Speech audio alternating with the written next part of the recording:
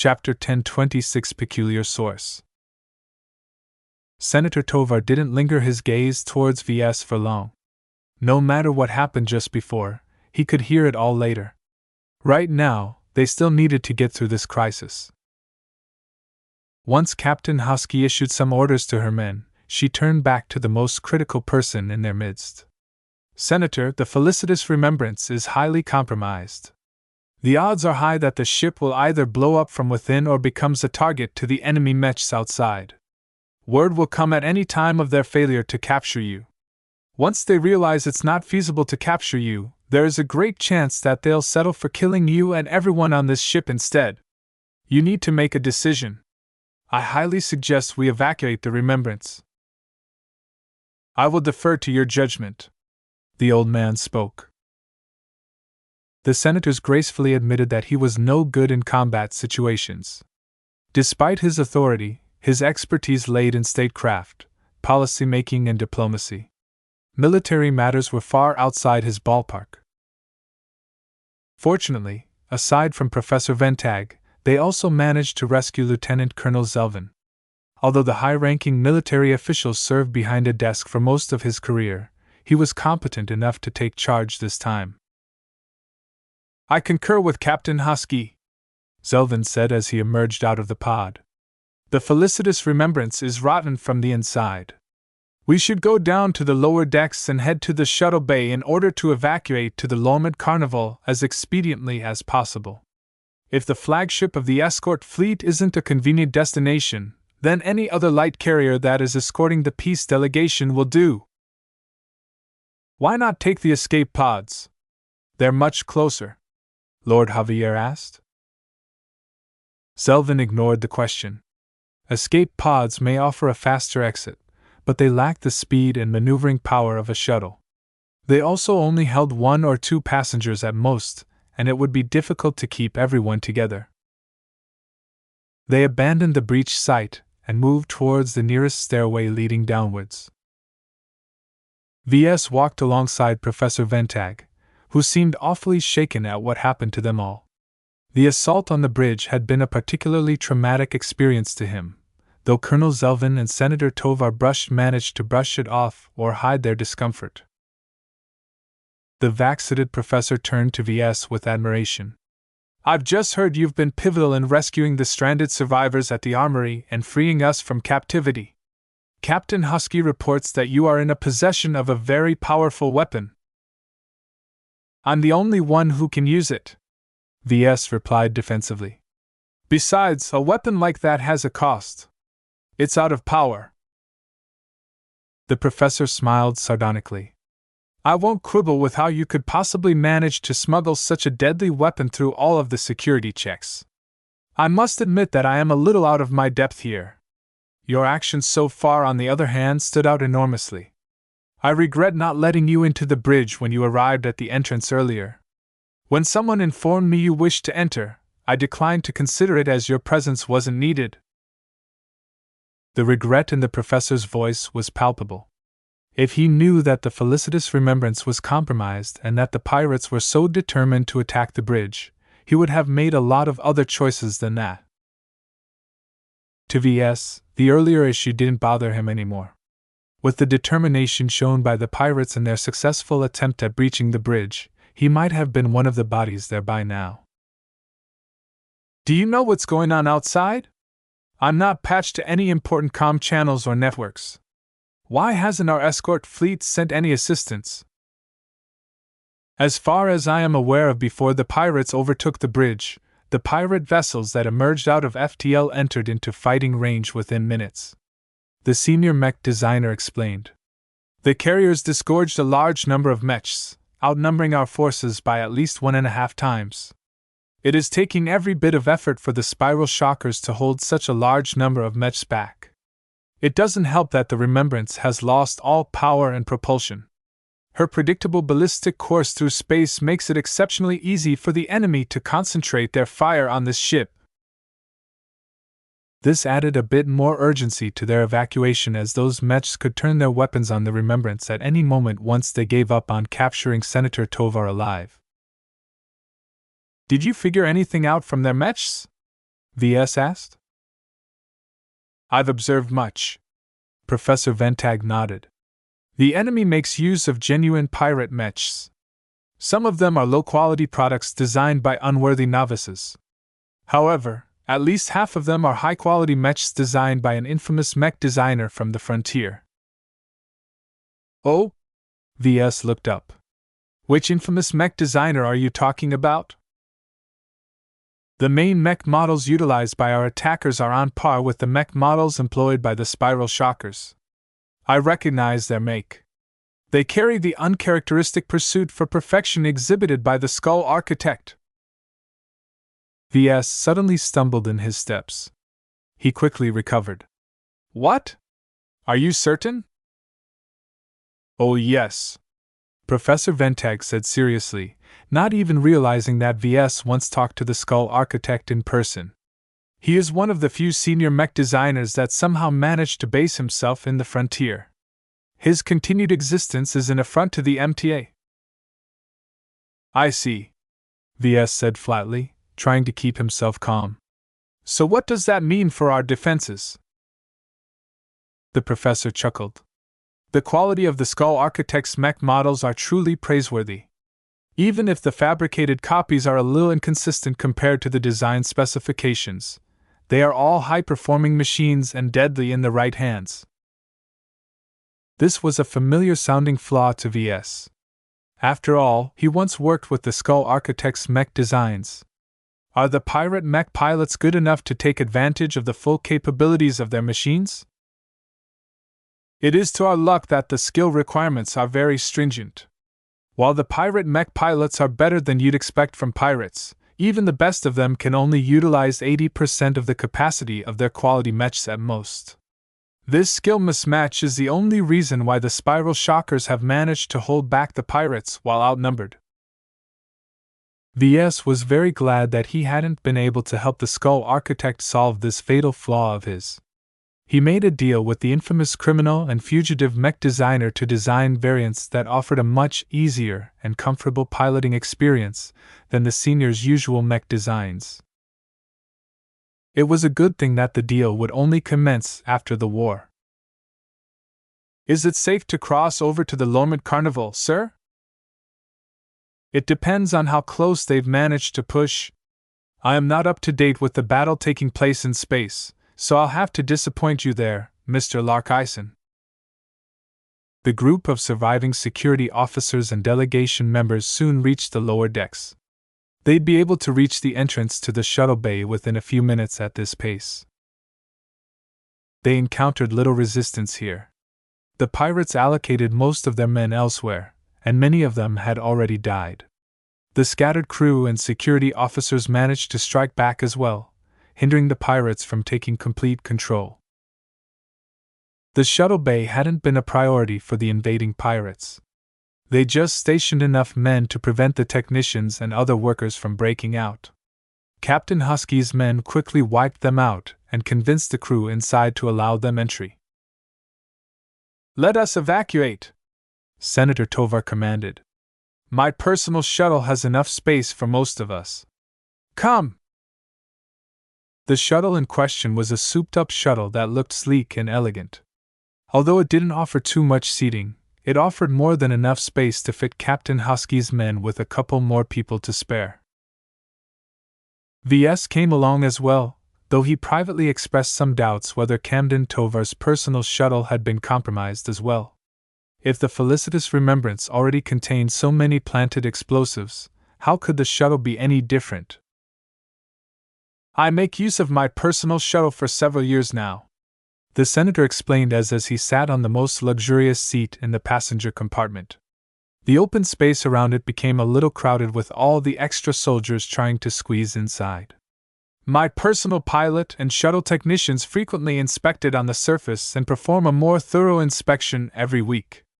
Their loyalty isn't in question, and even if there is something amiss there, my people always work alongside other technicians when performing their thorough inspections.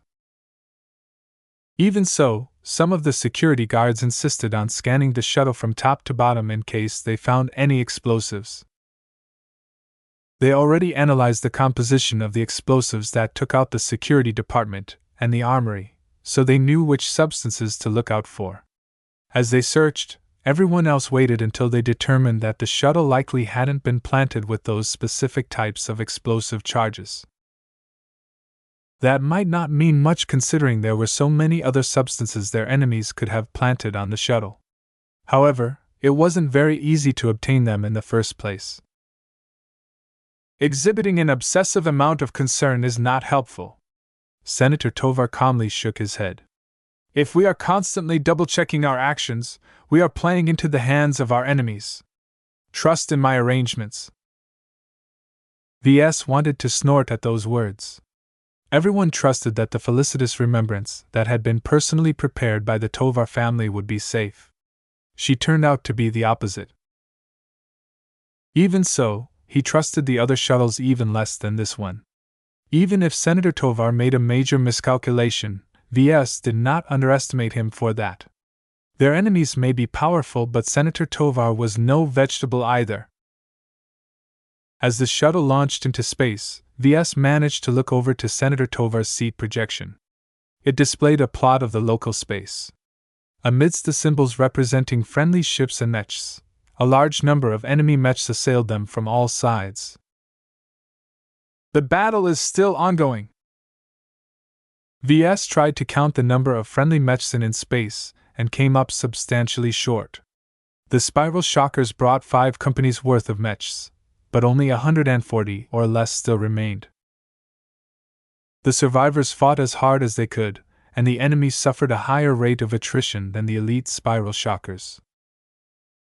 However, the disparity in numbers made it very difficult for the spiral shockers to utilize their advanced tactics.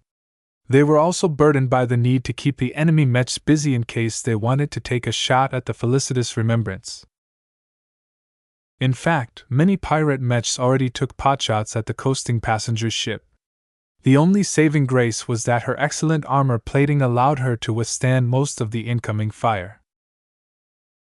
Even so, many holes still marred her surface. The artfully designed passenger ship would quickly reach the point of no return. Escape pods already started to fire out of various points of the doomed vessel. Ves found the felicitous remembrance's fall to be a tragic event. It was such a waste to trash such an expensive vessel. Anyone who managed to salvage the ship or scavenge the debris would make a killing. They'd earn as much as most mech companies earned in a year. If Ves still possessed a working comm connection to the galactic net, then he was half tempted to order the LMC to commence a salvage operation of this site. Of course, he would never go through with it. A precious battlefield such as this would attract all kinds of scum. As Senator Tovar's personal shuttle crossed over in open space, it managed to attract the attention of the enemy pirate mechs. While it wasn't the only shuttle flying through space right now, it differed from the others by its ostentatious design and appearance. Most of all, its exterior also carried Senator Tovar's personal mark. Alarms began to ring inside the shuttle. "We're being targeted!" Chapter 1027 Nepotism. Senator Tovar's personal shuttle might look good, but it also came with a raft of defensive features. How could the shuttle of a high dignitary be so simple? Deploy anti-targeting countermeasures. While the shuttle pilot juked the shuttle in a random pattern, the co-pilot activated a raft of features, the most dramatic of which was to unleash a canister's worth of sensor-blocking particles. The immediate space around Senator Tovar's personal shuttle became obscured in reflective fog. The tiny particles immediately denied most sensors and targeting systems the ability to peer into the cloud and fixate the shuttle's current position. Ves knew that the sensor-blocking particle cloud wouldn't shield the shuttle for long. It constantly dispersed, and the more it did, the less dense the fog became over time. However, a minute after its flight, the shuttle released another canister of particles, denying the enemy pirate mechs from targeting the shuttle. Oh, they tried. However, the spiral shockers piloting their disguised commercial mechs did their best to hinder the pirates from taking potshots at the shuttle. The elite mech pilots used teamwork, coordination, and timing to hinder the melee pirate mechs from going forward and harass the ranged pirate mechs with strafing fire in order to interrupt their aim. The defenders wouldn't be able to defeat the pirates very quickly at all due to the burden of having to shield a shuttle in open space from destruction. However, as long as Senator Tovar and his ride remained intact, they didn't fail their mission. The pirates were not resigned to being hindered like this, so they kept firing lasers and projectiles into the expanding clouds in the hopes of striking it lucky. Yet the large clouds quickly spread over kilometers, making it incredibly chancy for them to hit anywhere close to the shuttle. The huge distance between the pirate mechs and the escaping shuttle didn't help much at all. They had a better chance winning the lottery or finding a needle in a haystack than to land a hit on the shuttle in such a huge area of uncertainty. Even so, Ves and the rest spent a nerve-wracking moment hoping that the shuttle possessed more canisters and if the spiral shockers would be able to keep the enemy pirate mechs busy. "We're running out of canisters," the co-pilot reported. "Friendly mechs are on the way," Colonel Zelvin exclaimed as he intermittently exchanged messages with the Lormont Carnival, the flagship of the escort force. "They'll be with us in a moment. For now, hang on as long as you can. The pirate mechs are slowly being pushed back." Ves glanced at Senator Tovar's projection and saw that Zelvin may be exaggerating a little. The pirates, leveraging their advantage in numbers, concentrated more of their mechs at the flanks, lessening the pressure at the front but forcing the spiral shockers to spread their defenses thin. This gave their ranged mechs a lot more opportunities to target the fleeing shuttle. In the meantime, a huge explosion just racked the Felicitas Remembrance's engineering bay. Half the ship instantly ruptured from the blast, though her unusually resilient structure left her bow section largely intact. Even so, the luxurious passenger ship met an ignoble end without even reaching her destination. The unimaginable amount of waste pained Ves deeply, though he felt thankful enough that he made it out in time. A lot of shuttles and escape pods departed from the starship beforehand, so not as many crew and passengers lost their lives. However, the supplies, gifts, databases, and more all got lost, hurting the peace delegation's ability to negotiate with their Vision counterparts even further. Though Ves felt very nervous, this wasn't his first rodeo, so he maintained his composure. Colonel Zelvin and Senator Tovar likewise kept up a steely appearance. Professor Ventag, on the other hand, nervously shifted around his seat, aware that his custom vac-suit offered no protection at all should a laser or a huge ballistic round strike right into the shuttle. His lack of combat experience among the VIPs appeared exceptionally eye-catching. Even though he was a senior mech designer, his actual combat experience was actually close to zero. Even Camden Tovar experienced a few close calls throughout his long life, but Professor Ventag seemed to have too little experience in this regard. Ves didn't mean to be rude, but the professor's behavior started to discomfort the others. "Didn't you serve during a previous war?" "I did. But that was 2 generations ago in another time and place. However, the DCTI ensured I served well away from the front lines." Ventag plainly admitted his lack of exposure to direct combat. "I apologize for my lack of composure. I am constantly running the numbers on the probability of our shuttle getting hit.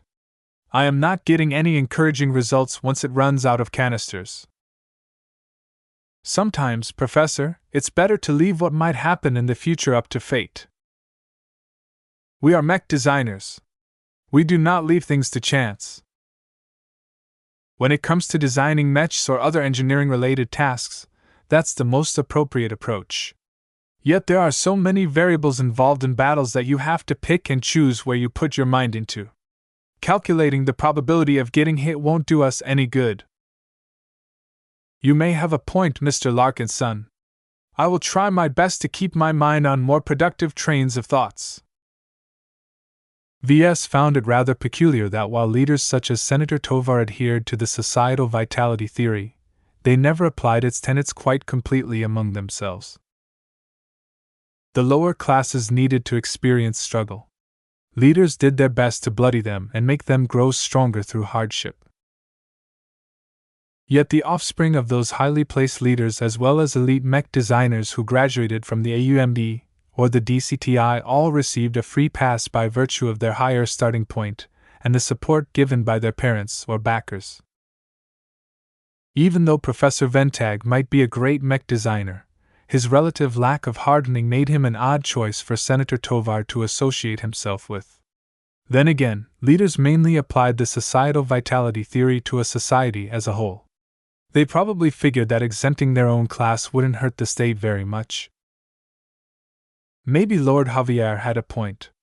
The Bright Republic's hypocrisy made it weaker than the Vigia Kingdom, whose rulers struggled just as much if not more than their commoners. While it might not be the best way for a state to determine their leaders, it at least made sure that those who took charge knew the hardships of battle. VS may not enjoy combat, but he survived so many battles that it left an indelible mark on his mech design style. He was familiar with its intricacies as well as the features that mech pilots appreciated but never drew much attention. How could a mech designer even design a good mech if they only witnessed combat from a distance? This was the supposed rationale for drafting the Bright Republic's mech designers during the wars. Bloody them and reduce their numbers until the survivors shaped up from their experiences. While VS did not entirely agree with such a wasteful method of drawing out the potential of an entire generation's worth of mech designers, it did have some good effects. Yet the nepotism at work in the Bright Republic exempted the most promising, privileged and talented mech designers from this risky process. VS shook his head as a new development happened. The shuttle ran out of canisters, but mechs dispatched from the flagship arrived in time to shield it from further damage. A pair of space knights surrounded the shuttle and held out their shields to absorb any incoming fire targeting the vehicle and the occupants within. Other mechs covered the other angles. Even if they got hit head-on, their armor plating could take it. If need be, they would continue to shield the shuttle until their mechs broke apart. Because that was their mission. The lives of Senator Tovar, Professor Ventag, and Colonel Zelvin was worth much more than their mechs. Through this sacrificial method, the Spiral Shockers managed to shepherd the vulnerable shuttle all the way to the Lormont Carnival, a well-equipped light carrier camouflaged as the flagship of Special Security Limited. Perhaps they shouldn't have bothered with the pretense and brought their military ships and mechs from the start. Obviously, the Tovar peace delegation failed to maintain secrecy. "We've arrived!" the shuttle pilot announced as the vehicle touched down onto the shuttle bay deck with a hasty clang. As soon as the hatch slid open, Captain Husky led her men outside to secure the immediate surroundings. Another squad of the Spiral Shocker soldiers greeted them with wariness, and it wasn't until Senator Tovar and the others verified their identities that they let down their guard. "The shuttle bay is too open and vulnerable to attacks," Colonel Zelvin stated as he stepped onto the deck. "Captain Husky, bring Senator Tovar to safety. The Lormont Carnival has a highly reinforced citadel compartment for just this purpose."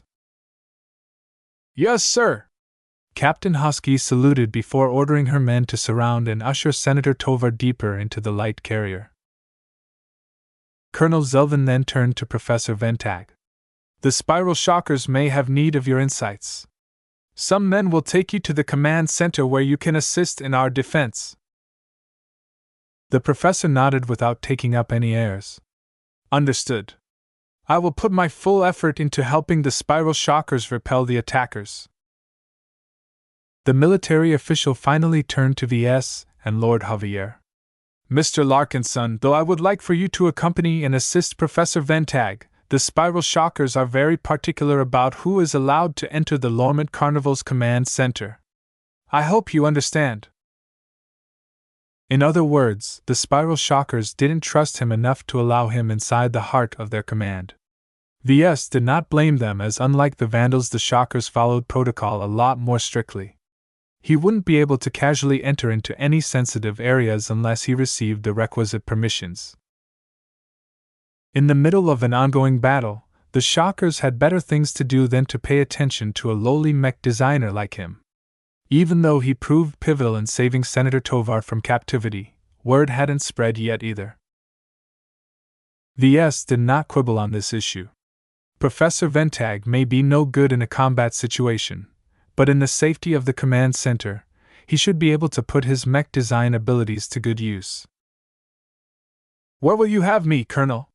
he asked, expressing his willingness to help in any way he could. The man thought for a moment. "For now, please keep an eye on Lord Javier. As we have not prepared any adequate quarters for a man of his station, he'll have to spend some time in the brig." "Hey! I'm not some lowly criminal or drunkard waiting to be put behind bars," the noble immediately protested. However, Colonel Zelvin took little notice of his protestations. He turned around and left for Else, issuing orders as he marched. 4 guards arrived to usher Lord Javier to the brig.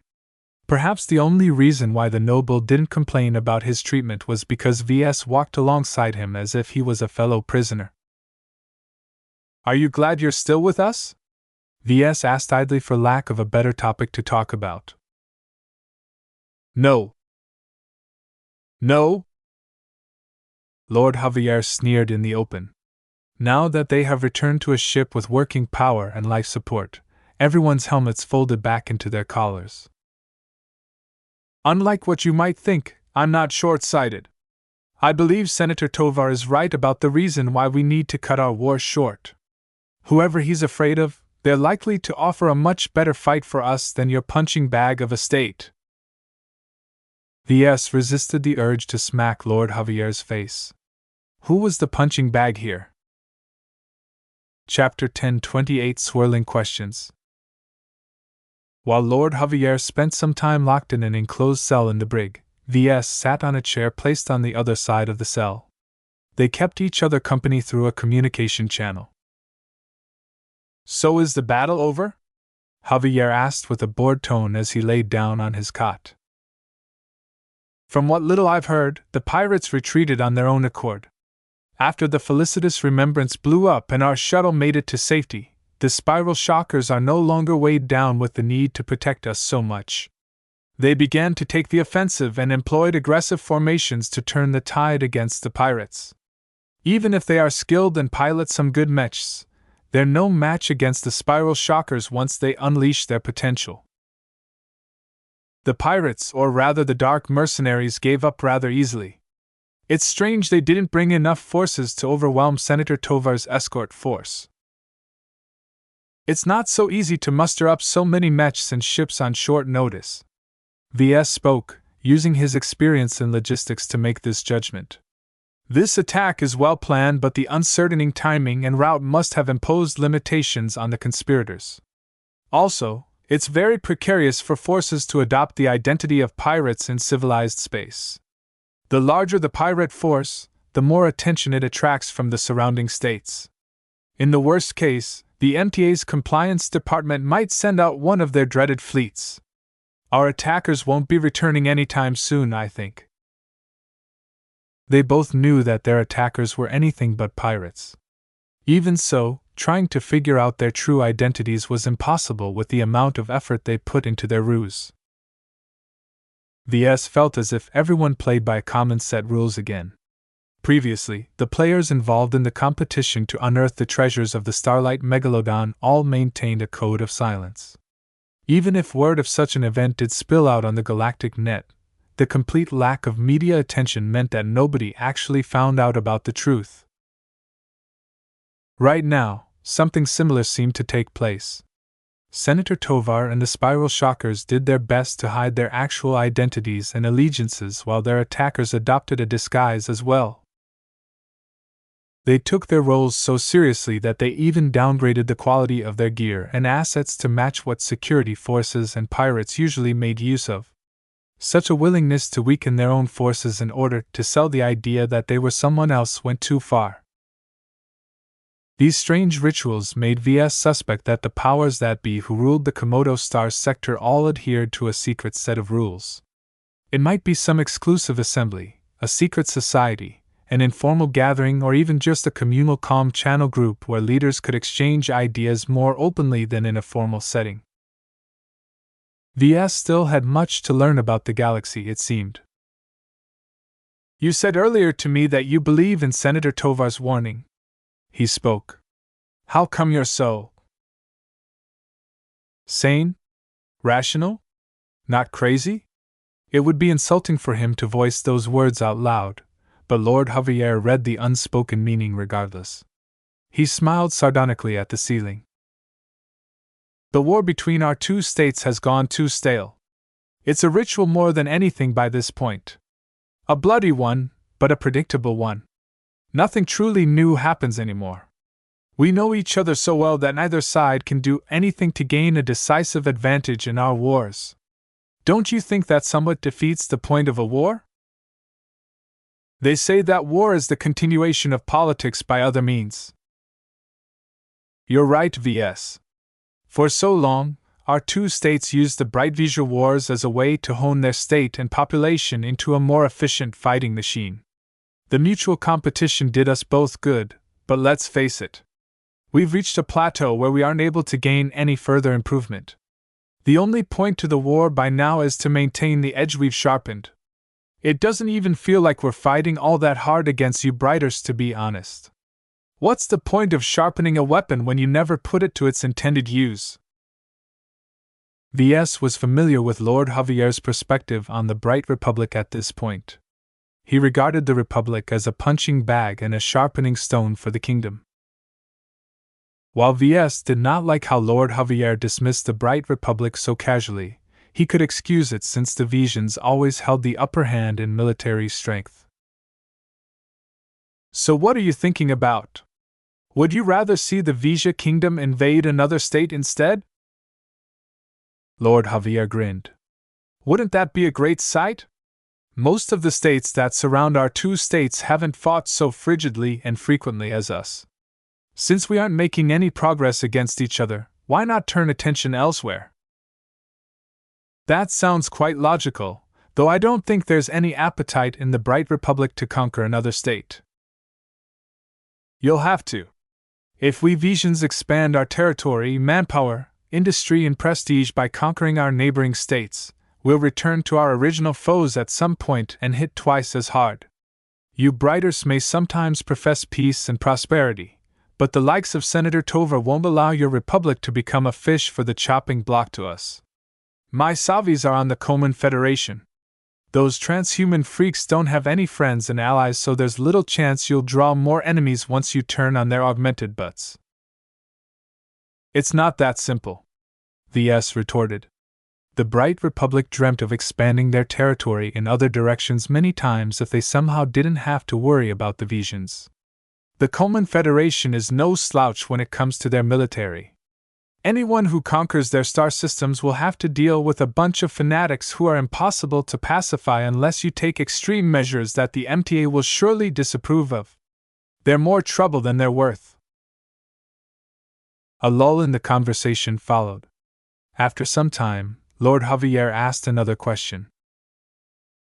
"Do you think we'll ever see a time where Brighters and Vesians fight alongside each other against a common foe? It will have to be a very serious threat for us to band together. Anything short of an apocalyptic threat to our states won't be enough to force our people to set aside the hatred and animosity built up over centuries of intermittent war." "Why not? We managed to become friends, right, Ves?" Ves snorted. "I wouldn't exactly call us friends. We're just familiar with each other that we no longer repel each other. By my definition, that's friendship in a nutshell."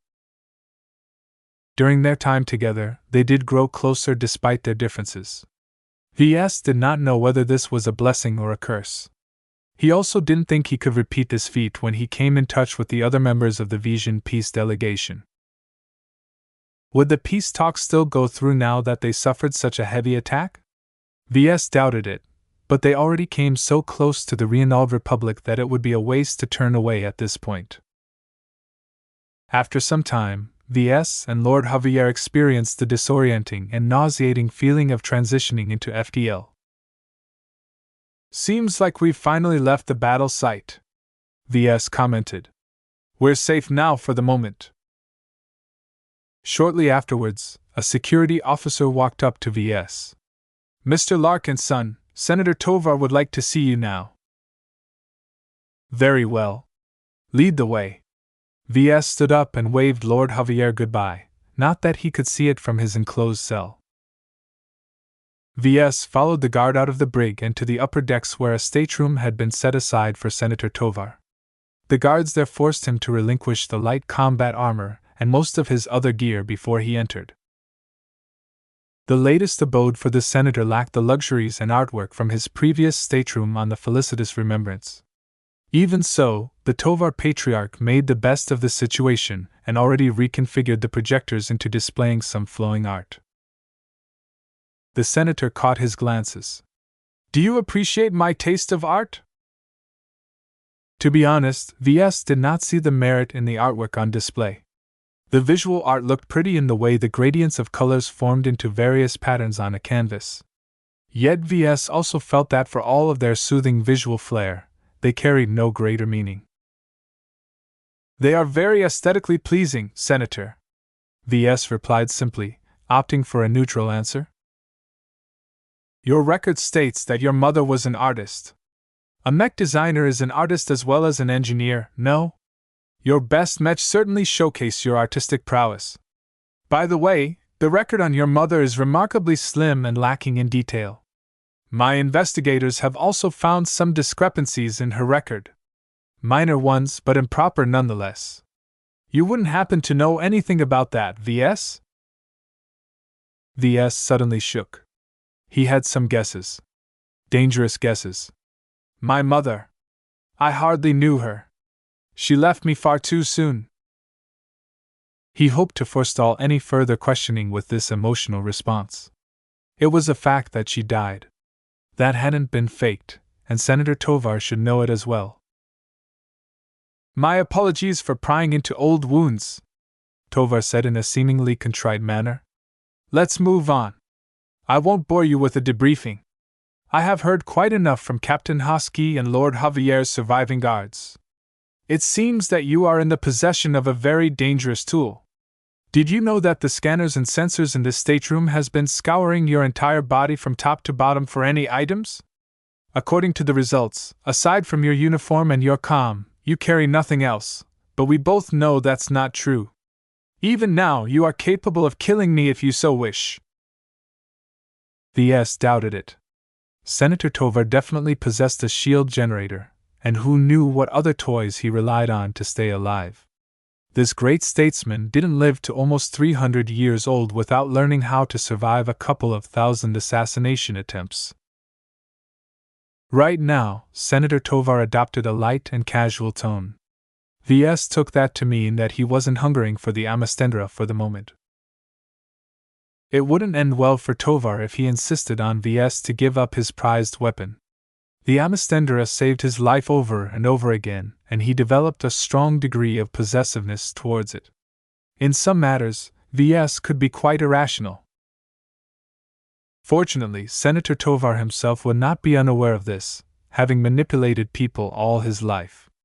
Besides, as a man near the height of his power in his own state, he did not lack for toys.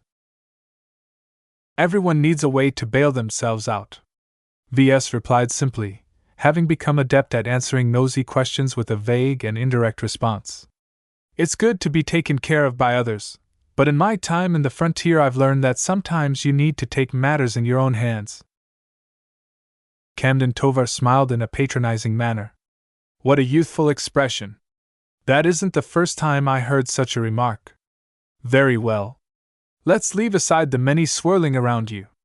Despite your complications, I am not blind to your service to the Republic and myself. I will make sure you are adequately remunerated once we return to the Bright Republic. For now, We need to deal with what is immediately ahead of us. If we experience no further attacks, we will reach the Larkinson system within a week. You've visited this star system some time ago, correct? Please give me your impressions. Ves was glad that Tovar changed the topic. Even though he doubted if his impressions of the Larkinson system would be of use, he did what he was asked to do and began to ramble about his experiences in the Larkinson system. He had the feeling that Senator Tovar specifically scheduled some time to indulge him. Ves didn't know whether that was good or bad for him, especially since he likely made enemies with some of his own family members. Chapter 1029 Devoid of Character. The loss of the felicitous remembrance severely damaged Senator Tovar's prestige. The pirate attack also unleashed a wave of suspicion, and everyone came under greater scrutiny. Even the spiral shockers dared not to exempt themselves for suspicion. Morale on the Lormont Carnival dipped quite a bit after the battle. While the spiral shockers gave a good account for themselves, their failure to uncover all the sabotage planted throughout the luxurious ship as well as their near failure to rescue Senator Tovar from being taken away in a stealth shuttle severely damaged their self-esteem. The spiral shockers didn't spend their time wallowing in their pity, though. They took their failures to heart and strove to increase their training and inspections to prevent a repeat of the attack. Not that Ves thought such a blatant incident likely. The Renault Republic's honored ones responded really poorly at pirate attacks happening in their own territory. Anyone wanting to make a move on the Tovar peace delegation needed to use other means than sicking pirates on them now that they entered the borders of this murky state. Back when Ves described the Renault Republic to Senator Tovar, he did not cast them in a good light. They were so money-mad that they let certain sectors become rife with corruption. The honored ones were also largely untested in an actual conflict, having spent most of their existence in peacekeeping efforts instead. Even so, the recent large-scale attack on Larkinson certainly woke them up. The earlier fiascos that took place on that resort planet shouldn't be happening again unless the Renaudans were complete fools. Setting the site of the peace talks in the Larkinson system is a stupid decision. Certainly, more was at play to hold the talks in the Renault Republic, but Ves really didn't trust them to be competent in protecting them against sneak attacks. He felt that this earlier incident would not be the end of the attacks on the peace delegation. Too many people from the Bright Republic and the Ves Kingdom wanted the war to continue. Other states, including the Renault Republic, might also be glad to see the two at odds for a time. However, Ves also felt that the upcoming negotiation might involve more than just a cessation of the war. Senator Tovar put a lot of effort into this plan, and he did not shy away despite barely avoiding captivity. During the remainder of the journey to the Larkinson system, Ves did not quite fit in with the crew. As a member of the peace delegation, the spiral shockers did not allow him to assume any duties, let alone giving him access to their mechs. Even if some of them heard of his surprising performance that proved pivotal in saving Senator Tovar's hide, they were unlike the Vandals in that they did not bend the rules just because they appreciated some of his exploits. While Ves admired the spiral shockers for their confidence, skill, discipline, and dedication to their duty, he also felt that they lacked something essential. He couldn't quite put his finger on it, but somehow he liked the Sword Maidens and the Vandals over the Shockers despite the latter's obvious superior combat strength. The answer came to him suddenly. The other two both fight for something. The Sword Maidens value their sisterhood and their dream to elevate the status of women in the frontier. The Vandals fight for their comrades who have been forgotten by most of the Mech Corps. As for the Spiral Shockers? What little he experienced so far showed him that they'd been trained to serve the Republic to a fault. They were also loyal to their fellow comrades, but there wasn't any special quality there. The ideals and beliefs of the Spiral Shockers seemed remarkably bland and tame to Ves. It was as if they were all fighting for an abstract ideal instead of something more grounded and closer to their hearts. Their tools. Assets to be used at will. Every mech regiment and outfit served a purpose. Anyone who bothered to invest in building them up always expected a return on their investment. However, that didn't necessarily mean that those who became part of these forces ignored their own pursuits. Even though the sword maidens and vandals suffered the fate of tools being put to heavy use, Ves admired their martial tradition. Their values, beliefs, cultures, and customs all colored the way they fought and the way they organized themselves. They have personality. They have character. They develop their own distinct identities. As for the Spiral Shockers, its proximity to the headquarters of the Mech Corps put it in extremely tight control. Headquarters determine almost every aspect about the elite Mech regiment, optimizing them for great performance yet stifling any attempts at developing their own idiosyncrasies.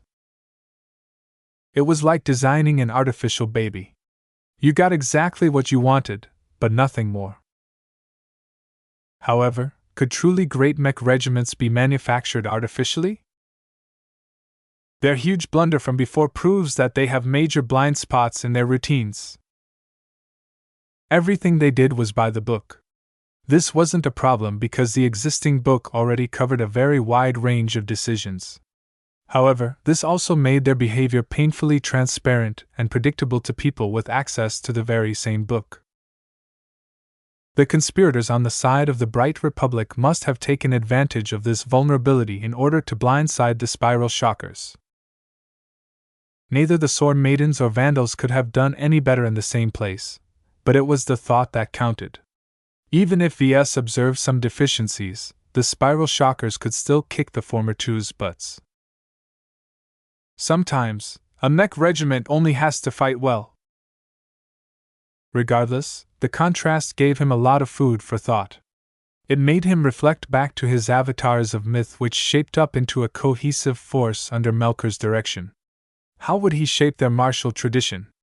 What values would he attempt to instill in the Mech pilots who signed a contract to serve Ves for a number of years? Every choice led to different outcomes and came with different implications. Creating a Mech force was akin to designing a Mech. While humans couldn't entirely be controlled like the components of a Mech, they could still be shaped and directed in a way that fell in line to a greater design. Same with a Mech force could also possess a personality if their designer willed it so. In fact, it was much easier to do so with the latter. Therefore, Ves thought it was a missed opportunity for the Spiral Shockers to develop their own distinct character. It was like the Mech Corps wanted to train an elite Mech regiment, while stamping out any uncontrollable factors. To Ves, it was as if the military killed the spark of life of the Mech regiment before it could mature into a living identity. He pushed aside his thoughts on this issue when he met with Lord Javier in the Carnival's much less luxurious lounge.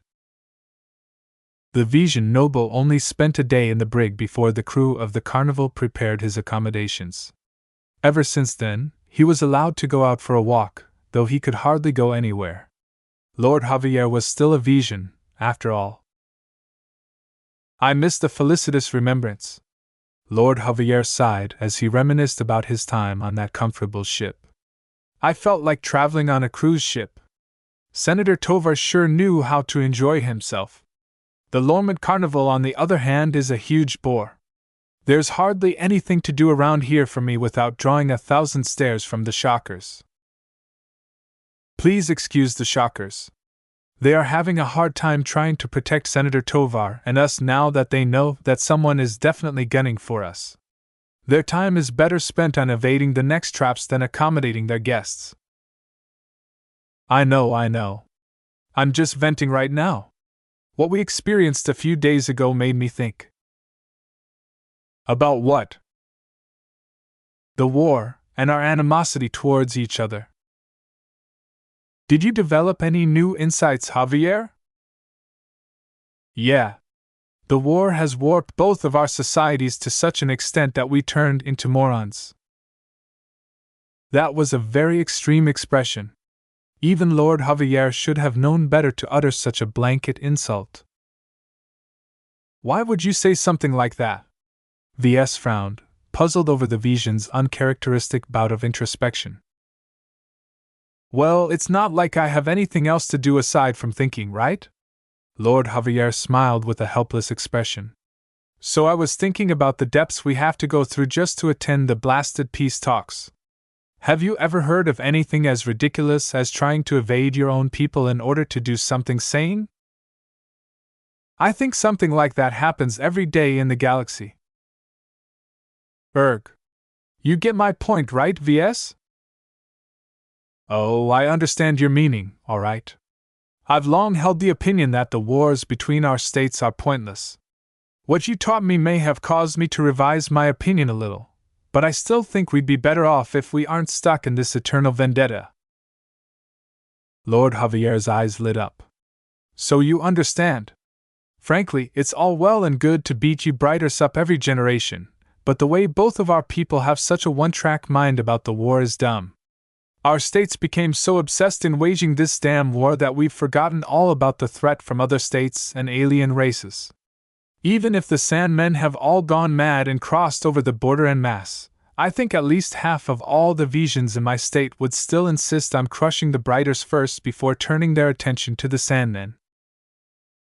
That was a very bleak remark, but what VS witnessed so far, that might be exactly what the conspirators against the peace talks were doing right now. Although I can't speak for the Bright Republic, for what it's worth I agree with you. There are good reasons for us Brighters to hate you Visians and vice versa, but is this the defining trait of our states? Our hatred against each other? The Bright Republic and the Visia Kingdom often got referred to each other in pairs in the rest of the Komodo Star sector. The squabbling siblings fighting over the possession of the toy that was the Bentheim system. The married couple that should have learned to live in peace but would rather fight every night. How many ways had the Komodo Star sector described their perplexingly persistent conflict? It was as if the Bright Republic began to bleed their society of all of their states in order to fuel their burning hatred against the Visia Kingdom. The same could be said for the Visians as well as their nobles used the war as a perpetual pretext to fire up their commoners, and use up their lives for political gains in their courts.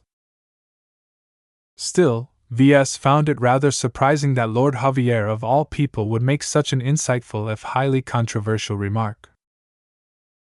You know, we'd be unstoppable in the surrounding region if we ever allied with each other. It would be even better if he came together in a union like the Friday Coalition. VS snorted at such a fanciful notion. That would never happen and you know it. Although it sounds intriguing, people have long memories and it will take at least a couple of generations to wash away the memories. So it's still possible. It will just have to take a while. They kept up this outlandish talk for a while at the lounge. It wasn't until VS received an alert from his comm that he interrupted his conversation. What's this?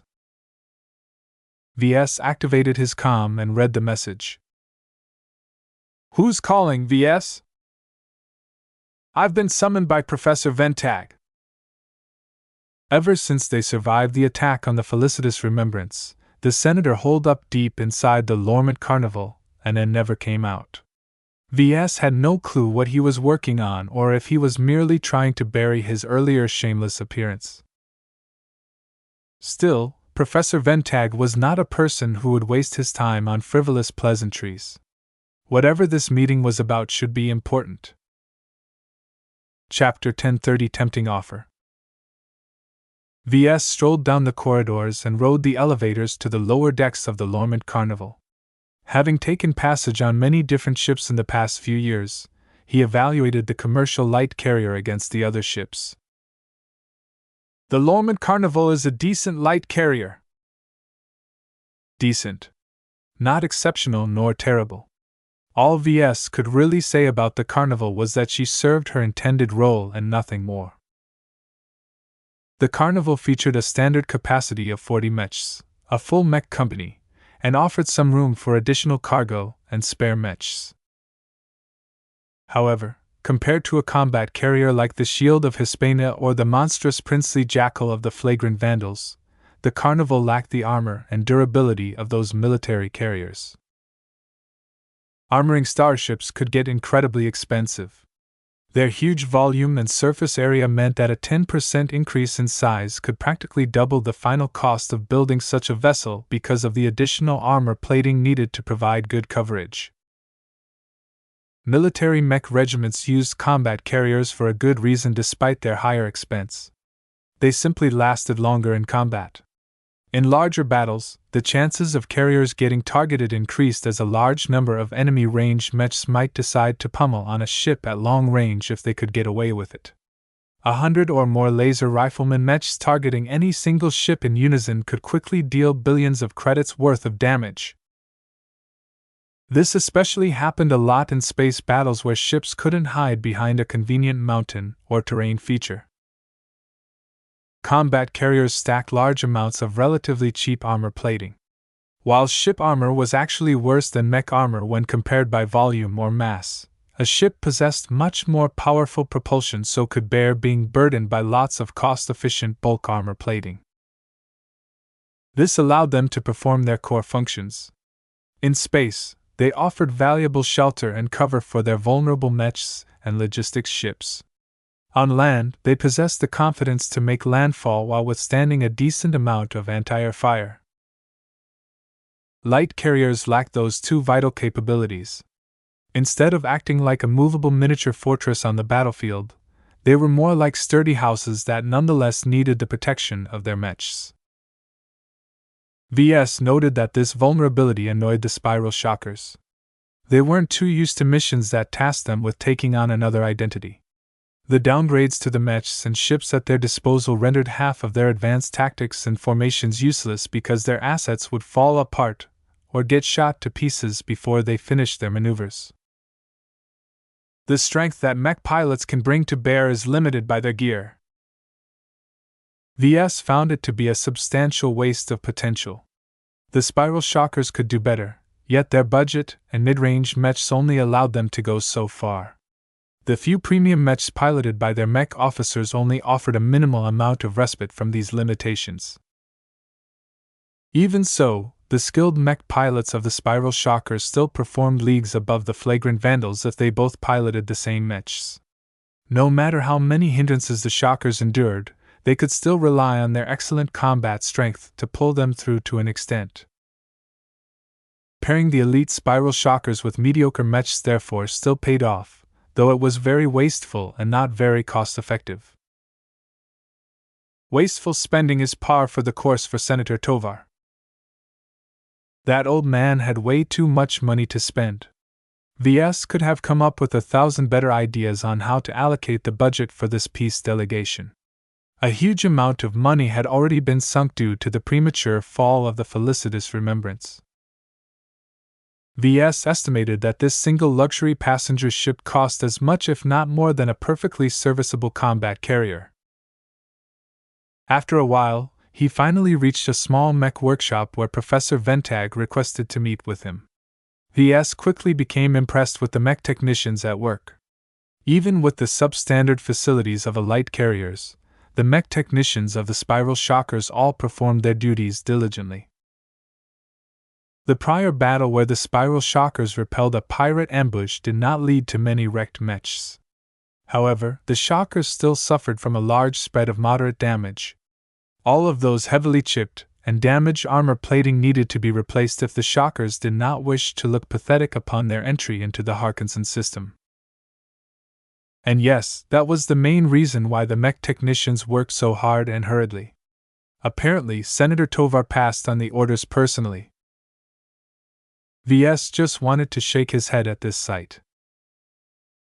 Mr. Larkinson. A ship rating greeted him with respect. The professor is awaiting your presence in the office. Please come this way, sir. Very well, lead the way. They passed by the mech technicians who mostly ignored Ves even if they heard he did something amazing a few days ago. The shockers possessed their own pride and wouldn't easily show their admiration to someone else, unlike the vandals. Come in, Ves, Professor Ventag said in a warmer tone. Ves entered an office configured into a small design studio. The professor sat in the center of a small bank of terminals. Why have you called me here, Professor? Ves asked boldly. I have been thinking about how to reward you for your aid. Strictly speaking, Senator Tovar must have already arranged a suitable bonus for you once the peace talks are over and return home. However, that only covers his gratitude, not mine. I wanted to show my appreciation to you for saving me from captivity. You may not be fully aware of this, but there are many uses for senior mech designers as long as you can get one under your thumb. If I am fortunate, I would be able to buy my freedom with an enormous sum of money. If I am less fortunate, I'd be treated as a slave for the rest of my life. Ves already witnessed a taste for that in the frontier. Even Lydia's sword maidens relied on slaves to fulfill their shortage in technical personnel. An enslaved mech technician already held a decent amount of value, but an enslaved mech designer, especially a high-ranked one, was easily worth hundreds of billions of credits if not more. I was merely doing my duty, Ves replied modestly, unsure whether he even wanted to accept Professor Ventag's gratitude. No matter my current role in the peace delegation, I am still a serving mech designer of the Mech Corps.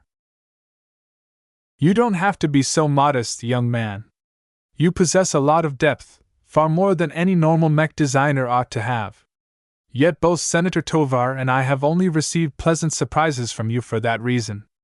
I took the liberty of asking the senator to access your complete classified record.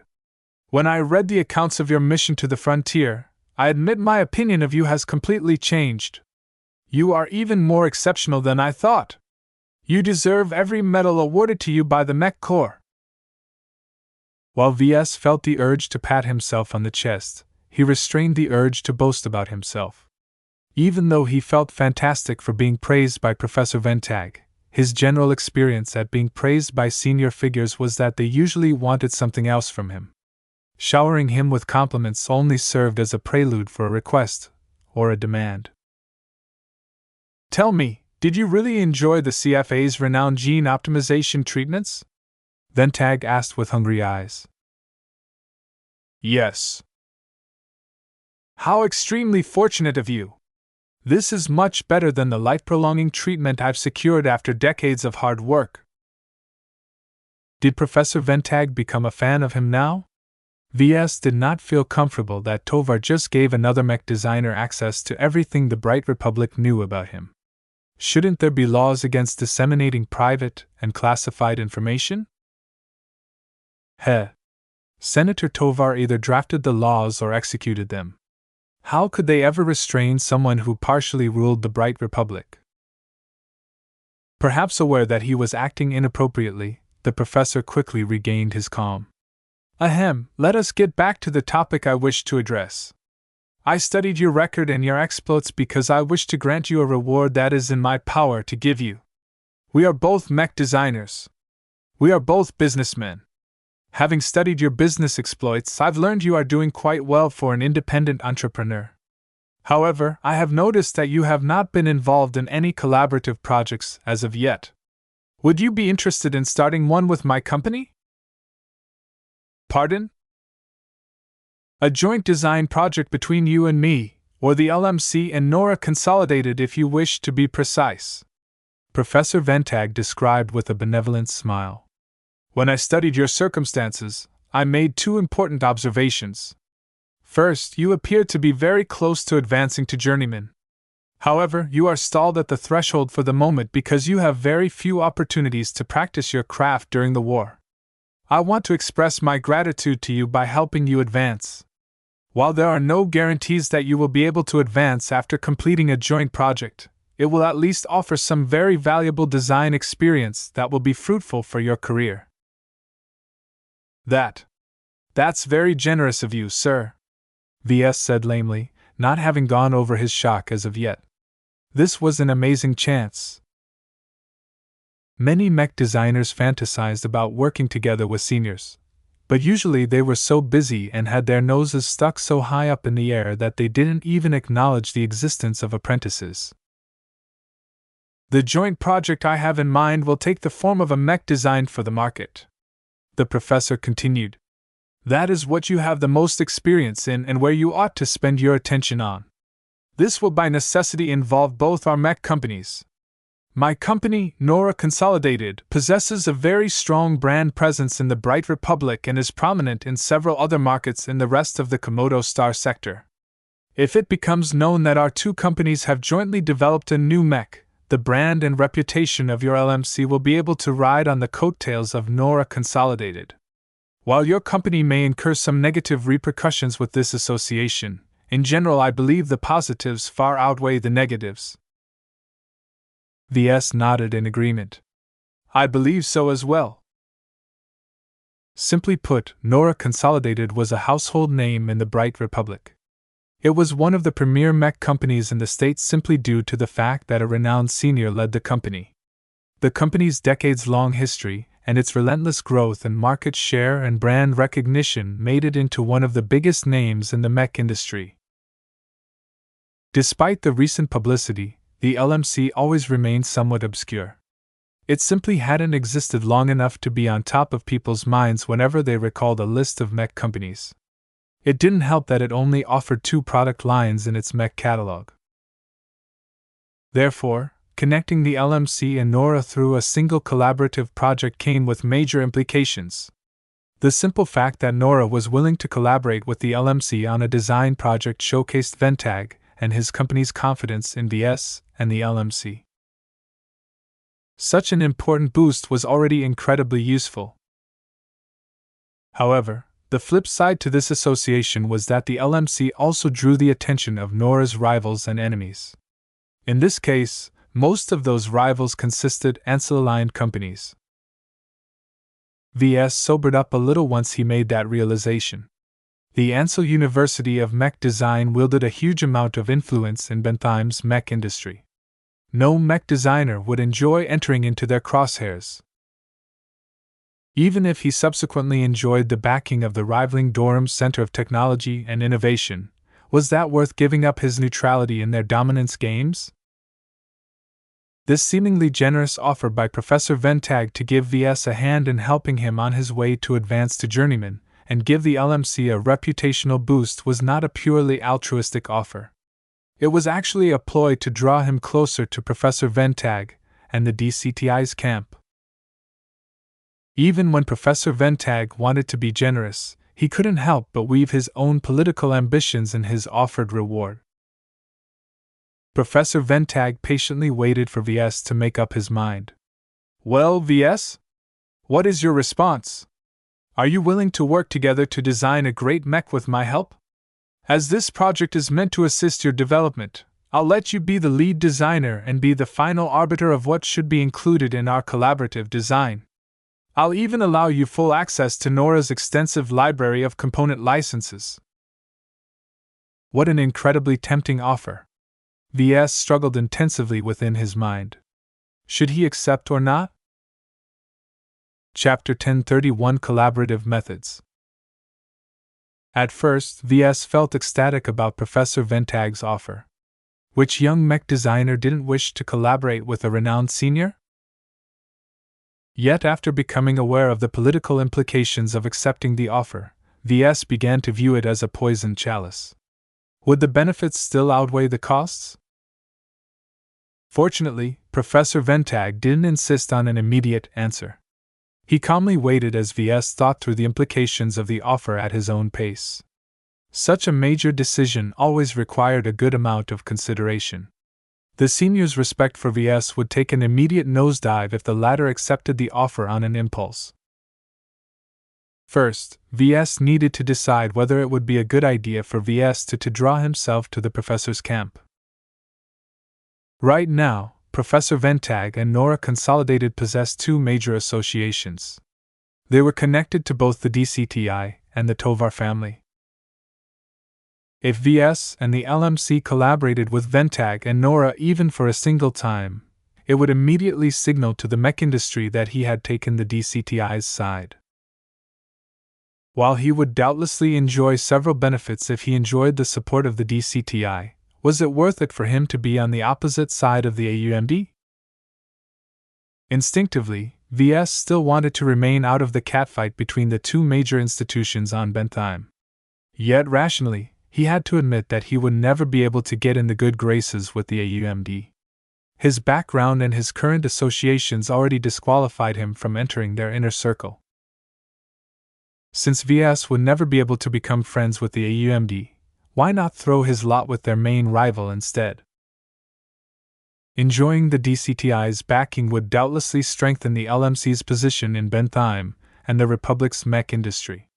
He would have access to better suppliers, enjoy better protection in the market, and open up opportunities for further collaboration with worthy colleagues. Therefore, in exchange for closing the extremely minute and unlikely opportunity to become friendly with the AUMD, Ves would be better off cashing his chips with the DCTI immediately while Professor Ventag was still in a generous mood. However, the DCTI was not an independent institution. The higher school in turn enjoyed heavy support from certain factions within the government, particularly the Tovar family. If Ves threw his lot with the DCTI, he indirectly moved closer into Senator Tovar's camp as well. This was an even heavier implication that would permanently color V's standing within the Bright Republic. Still, Senator Tovar seemed to favor him increasingly more. Was it really such a bad choice to accept the senator's generosity, especially since he already benefited substantially from his earlier rewards? A lot of people would kill to catch Senator Tovar's attention and favor. Ves had a leg up from the rest with his various exploits, the most important of which was being instrumental in helping the old man prolong his life. Such a gift was of an incalculable amount of value, so Camden Tovar already thought of Ves quite fondly. While Ves did not have any interest in becoming involved in any of the 5 founder families, he figured he would be propelled into their circle sooner or later as his company grew and became increasingly more prominent. If he followed a normal trajectory, he would have to work long and hard to become appreciated by any of the families.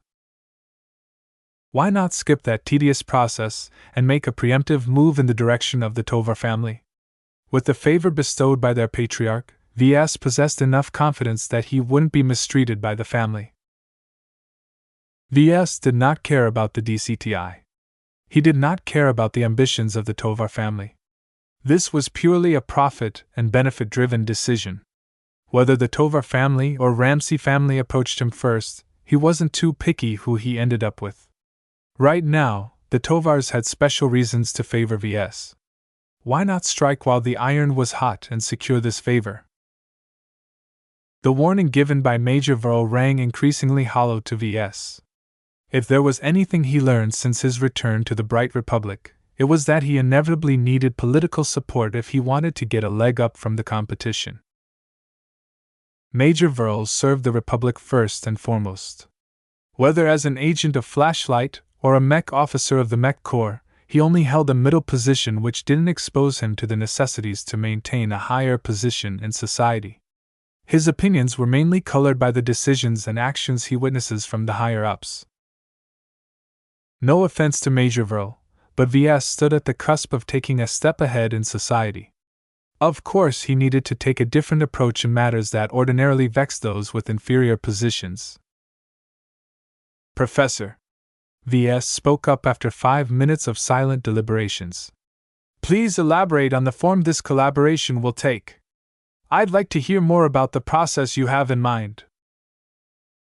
Asking for clarification bought Ves some time and filled up the increasingly tense silence between the 2 mech designers. Professor Ventag was happy to oblige. Collaboration between mech designers can take many forms.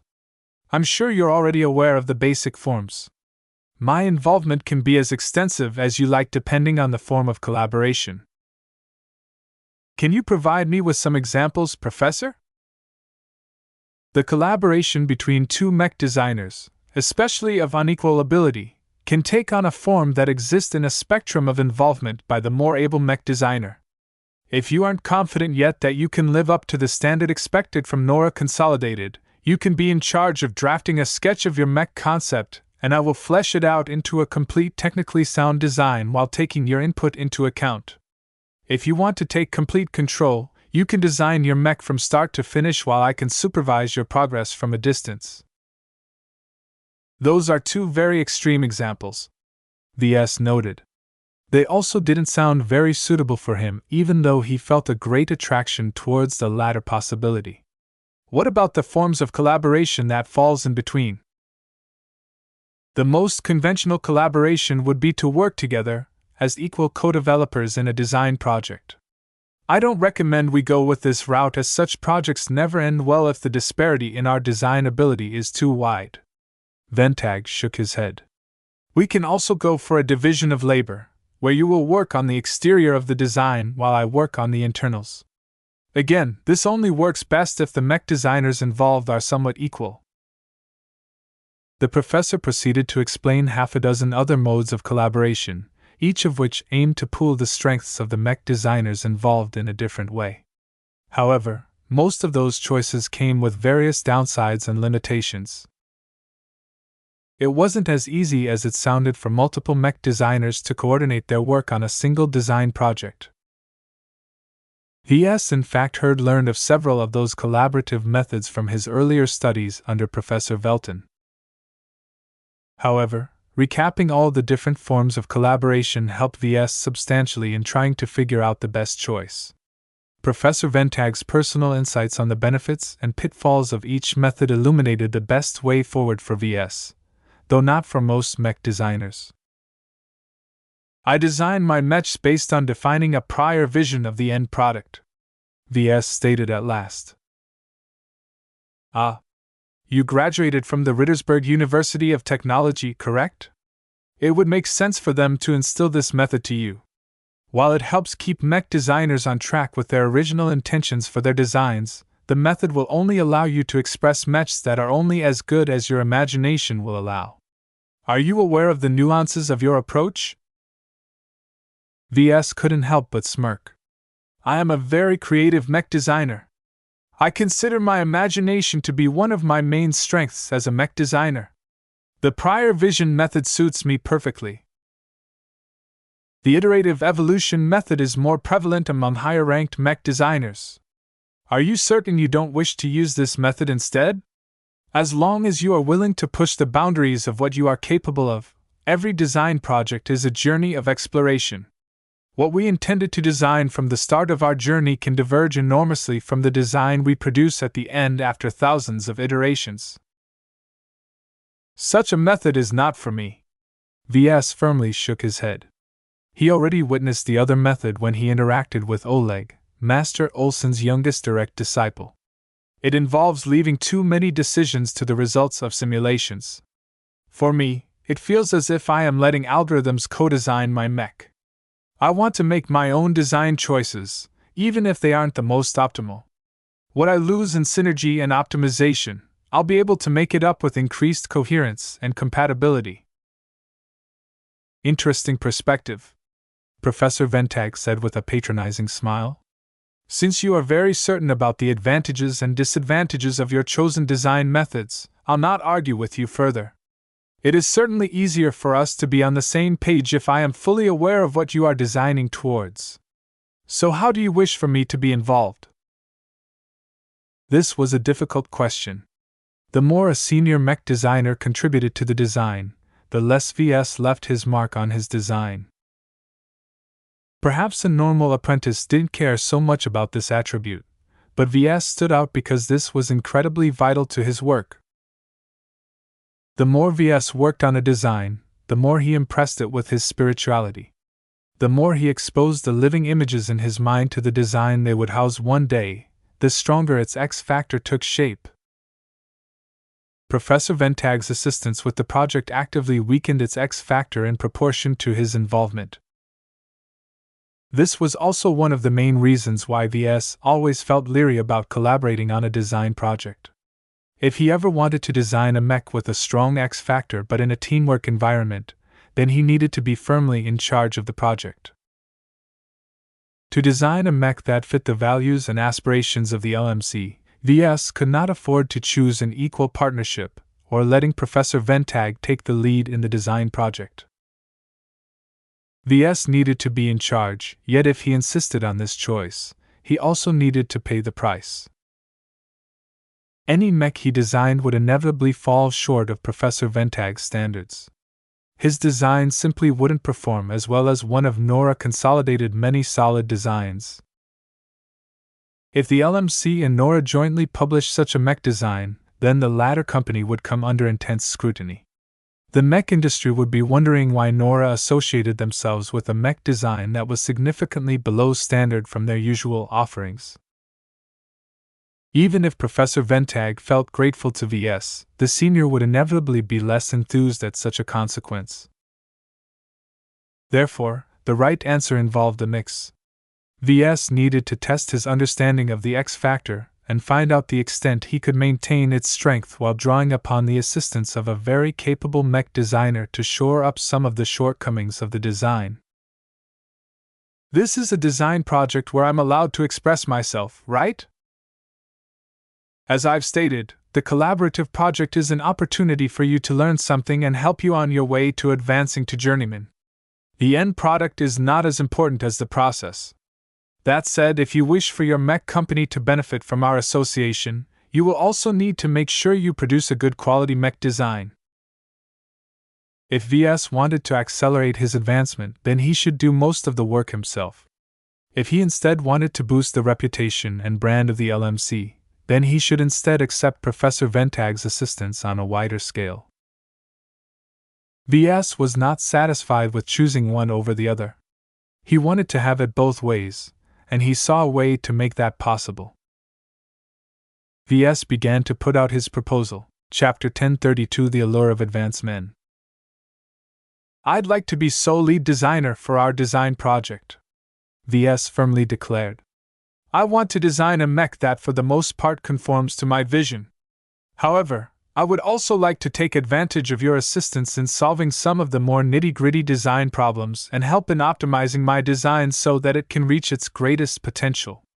In effect, I would like for you to play the role as a contributing designer to the project. Good choice, though you will need to have the skills to back up your ambition. However, I like your confidence. Professor Ventag evaluated. How much contribution do you expect from my end? VS tried to imagine how much would be acceptable without severely impacting the cohesion of his design's X factor. How about a 75 to 25% split? I will be responsible for the majority of the design choices, but I will leave you with the smaller and more difficult ones. Professor Ventag smiled ruefully at VS. You're not leaving me with much autonomy. Do you know that this is a rather disrespectful way to treat a senior? This is the best way for my company and I to gain something from the experience. I hope I can rely on your assistance in this form, VS replied boldly. He knew that this was an exceptional circumstance, and where the usual rules didn't apply. VS would be a fool to forego greater benefits in favor of making a better impression of the professor. Fortunately, Ventag was in a generous mood.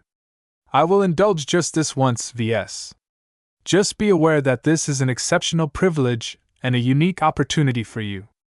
Not just any apprentice has a senior at their disposal who can refine their work and polish it into a greater design than they are ever capable of producing themselves. I'm actually rather intrigued whether your bold gamble will succeed. The senior did not exaggerate when he described the collaborative design project as a gamble. It depended heavily on whether VS could set an inspiring vision and make the correct design choices during the design process. In a collaborative project where Professor Ventag would only be responsible for 25% of the design work, he would not be able to steer the design too strongly in a different direction. If the senior received a good base for a mech design, then he would be able to elevate it into an excellent end product. On the other hand, if Professor Ventag received a trashy design from VS, then no matter how hard he worked, the end product would never be able to be more than junk. Even with these perils, VS still maintained confidence in himself. His various advantages and experiences were no less than most journeyman mech designers. He believed he could already design a mech that surpassed the Crystal Lord in design excellence by himself. Drawing upon the bountiful expertise of a senior mech designer to increase the performance of the joint design while retaining all of the major traits set by VS, would only result in a mech that embodied the strengths of both designers. VS already envisioned if the joint project led to success. He'd be credited with designing a mech that exhibited most of the technical excellence from the work of a senior, while carrying the spark of life that only a unique mech designer like VS could bestow on his mechs. Such a great mech was worthy to represent the LMC and Nora Consolidated. Of course, it wouldn't be easy to reach such a height. V's mood sunk back from the clouds as he started to consider the practical decisions associated with the joint project. "So you accept my proposition?" Professor Ventag reiterated. "Let me consider for a few more minutes." Even though it wasn't an entirely good idea for VS to accept the offer and thereby throw his lot with the DCTI and the Tovar family, he simply couldn't resist any longer. If there was one activity a mech designer loved the most, it was designing a new mech. Right now, VS not only received the opportunity to do so, but also take advantage of the expertise, resources, experience, backing, and reputation of a genuine senior. VS was well aware that Professor Ventag held ulterior motives when he threw out this piece of bait. Yet the professor crafted this bait specifically to attract someone like VS. He swallowed the bait knowing that he'd be reeled in by the fisherman. This was because he believed that if he swallowed this bait, he would very likely be able to transform from a tiny goldfish into a majestic carp. A major collaborative design project like this that resulted in a mech design for the market had very major implications. It might even be a bestseller in the best-case scenario. Achieving such a wide impact would very likely push him over the threshold that always held him back from advancing to journeyman. As an apprentice who had been stuck at this rank for only a couple of years, he already felt the numerous limitations associated with this status. The Mech Corps, the Bright Republic, the Komodo Star Sector, the Frontier, the Mech Market, the Mech Industry, the MTA, the CFA, Senator Tovar, Professor Velton, Professor Enoch, Professor Ventag, the Skull Architect, and everyone else all treated apprentices like kids. As soon as he advanced to journeyman, VS would be able to experience a sea of change in the way those people and organizations treated him. He would finally be able to join the ranks of adults within the profession and be able to take part in very consequential decisions. When VS imagined the power, wealth, and influence wielded by Kater and Navis of the KNG, he always aspired to reach the same height. Even though VS was pretty sure that he'd be able to advance within 5 years if nothing hugely adverse happened to him, advancing earlier rather than later immediately improved his circumstances. At the very least, Senator Tovar, Flashlight, and the Mech Corps wouldn't treat him as a disposable pawn anymore.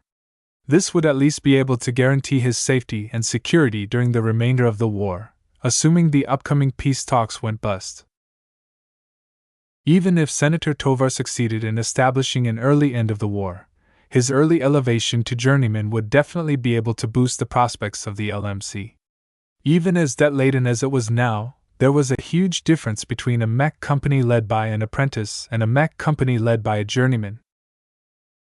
The sooner he righted the ship of the LMC, the sooner he could begin to accumulate a war chest in preparation for the impending introduction of the new generation mechs and mech technology.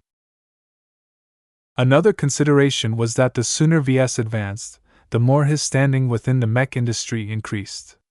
Someone who advanced before reaching 30 standard years would definitely be earmarked as someone with high potential. VS considered it to be a vain competition within the mech industry. A journeyman who just advanced at 50 years old could design a mech just as good as a mech designed by a journeyman who recently advanced at 30 years old. Yet because the latter enjoyed more growth prospects and possessed a higher chance to advance to senior and master, these younger talents received a lot more preferential treatment from their colleagues, various institutions, and even the mighty MTA. What did this mean? 30 years was an important if highly arbitrary dividing line. If VS somehow took his time and advanced at 31 years old, he wouldn't enjoy any preferential treatment. This was because he was a fossil compared to the younger and nimbler talents who already became journeymen while they were 25 years old or so. This was how the mech industry worked. Ves did not feel completely confident in advancing to journeyman before reaching 30. Reaching journeyman was a very difficult chance to grab at the best of times. Nobody could predict how long it took. Yet this collaborative project might make a huge difference in securing this elusive chance. Even if Ves could always fall back on the system to help him advance his career somehow if he failed to stand out in the mech industry, he would rather rely on his own achievements. In the end, he closed his eyes before opening them in a determined glint. I am certain of my decision now. I accept your offer. I'd like to collaborate you with a design. Good. We can sign the contract and paperwork later, Professor Ventag jubilantly declared before settling down. Now, while you are still drafted by the Mech Corps, I can easily ask Senator Tovar to arrange for you to be assigned to me and my company for the duration of your recovery from the injuries you've sustained from the assassination attempt on you. That's pretty much the excuse that the Mech Corps has already adopted when they allowed you to take part in his peace delegation. Ves nodded in understanding. How much time do I have? I am a very busy man, so while I am willing to collaborate with you, let us not linger too long on it. 6 months. That's long enough for you to produce a good design without any major flaws. I'm good with that. Shall I work on it immediately? You can work on it whenever you are not fulfilling your original obligations to Senator Tovar. As long as the peace talks are still ongoing, you should put your full effort in advancing Senator Tovar's interests. I understand my priorities. Ves nodded again. The peace talks wouldn't stretch for months and contact wouldn't take place every moment, so Ves was sure that he could sneak in some design work during his breaks. How do you wish to split the profit gained from sales? It was best for them to set the money matters at the start. Leaving it for later would only lead to disputes. It depends on our relative contributions, the value of our contributions, and which companies will be responsible for production. I highly suggest you leave the production of the mech model to Nora Consolidated. My company will be able to ensure that quality will be maintained even at a high rate of production. Ves did not entirely agree with the senior there. Perhaps it would be okay to do so for the bronze and silver label editions of his mech, but he still wanted to retain the right to fabricate the gold label edition of his mechs in his own facilities by hand. He negotiated for this possibility as well as a variety of other terms. Although they only made verbal agreements right now, they both recorded the conversation and Professor Ventag would make sure to put them into a formal contract. A senior wouldn't stoop so low to fudge the terms of the contract to his advantage, though Ves resolved to read the entire contract carefully later on to make sure. Overall, as the weaker party who greatly took advantage of the help offered by Professor Ventag, Ves inevitably had to give up the majority of the profits. Eventually, they settled for a relatively generous split for Ves where the LMC received 25% of the profits, while Nora Consolidated ate up 75% of the profits. This was basically the reverse of their level of contribution in the joint design project. While it sounded incredibly unfair, in actual fact the split heavily undervalued the huge amount of assistance provided by a senior mech designer and his huge mech company. Ves believed he absolutely gained a bargain with such a profit split. This was because if the design lived up to everything he hoped for, it wasn't impossible for sales of his mechs to reach tens of thousands, or even 100,000 units sold per year. Grabbing a smaller piece of the pie was acceptable if the pie was big enough. Of course, in order to bake this huge pie, Ves needed to put an incredible amount of effort in designing the best mech he could ever produce as an apprentice. He immediately arrived at his first major design decision. What type of mech do you wish to design? Professor Ventag asked. A land-bound mech? An aerial mech? A spaceborne mech? Do you wish to design a light skirmisher or a medium knight? Do you wish to reiterate your old work or break new ground by designing a mech type that isn't part of your existing mech catalog? Chapter 1033 Design Requirements. Now that Ves came around to accepting this mixed blessing of an offer, he wanted to take maximum advantage of this opportunity. Seniors rarely accommodated apprentices when it came to designing mechs.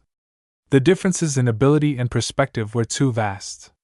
If they showed off their prowess too much, not only would the role of the junior mech designers be diminished to grunt workers polishing the design from the side, they might also be incalculably damaged by the exposure to advantage techniques their minds couldn't comprehend. Ves happened to be fairly resistant to the latter problem. He was like a journeyman in that sense, as his mind was strong enough to bear the exposure with minimal effects. At least he thought so. Well, his previous flirting with trying to understand high technology worked well enough for him, he figured, so what was the harm? Another reason why seniors didn't let apprentices take charge was because it was usually detrimental to their own advancement trajectory. Mech designers needed to learn how to design mechs and mech parts through their own efforts. While this did not preclude any assistance from fellow mech designers, there was a difference between teamwork and hand-holding. The assistance of a senior could easily turn into outright hand-holding as the latter fixed all of the mistakes of the former. This was a very real risk with the current joint project. However, Ves did not plan to involve the senior at all until the latter stages of the design phases, where he completed taking all of the major conceptual decisions that defined his design. If Ves made some mistakes at this juncture, it would be very inconvenient and time-consuming to correct them. It would also break the integrity of his vision if he needed to reverse course due to a mistake. Therefore, simply put, Ves needed to put on his very best performance. His fourth original design, after the Black Beak, Crystal Lord and the Enduring Protector, needed to be a stellar mech even before Professor Ventag got his hands on the design. To put it in another way, Ves intended to design his mech in a largely solo affair and deliver a feature-complete product that could immediately be brought to market after some testing. Instead of doing so, he would hand the design over to the senior, who would make an extensive pass over the design and tweak and optimize it in a limited fashion. The goal at this stage wasn't necessarily to add new features, but to improve and optimize the existing ones while working away at any flaws that didn't take too much effort to mitigate. Such a method actually reminded him of the superpublish function, which he had only used once some time ago to give his Crystal Lord some extra oomph. It was too bad the superpublish function came at a high price.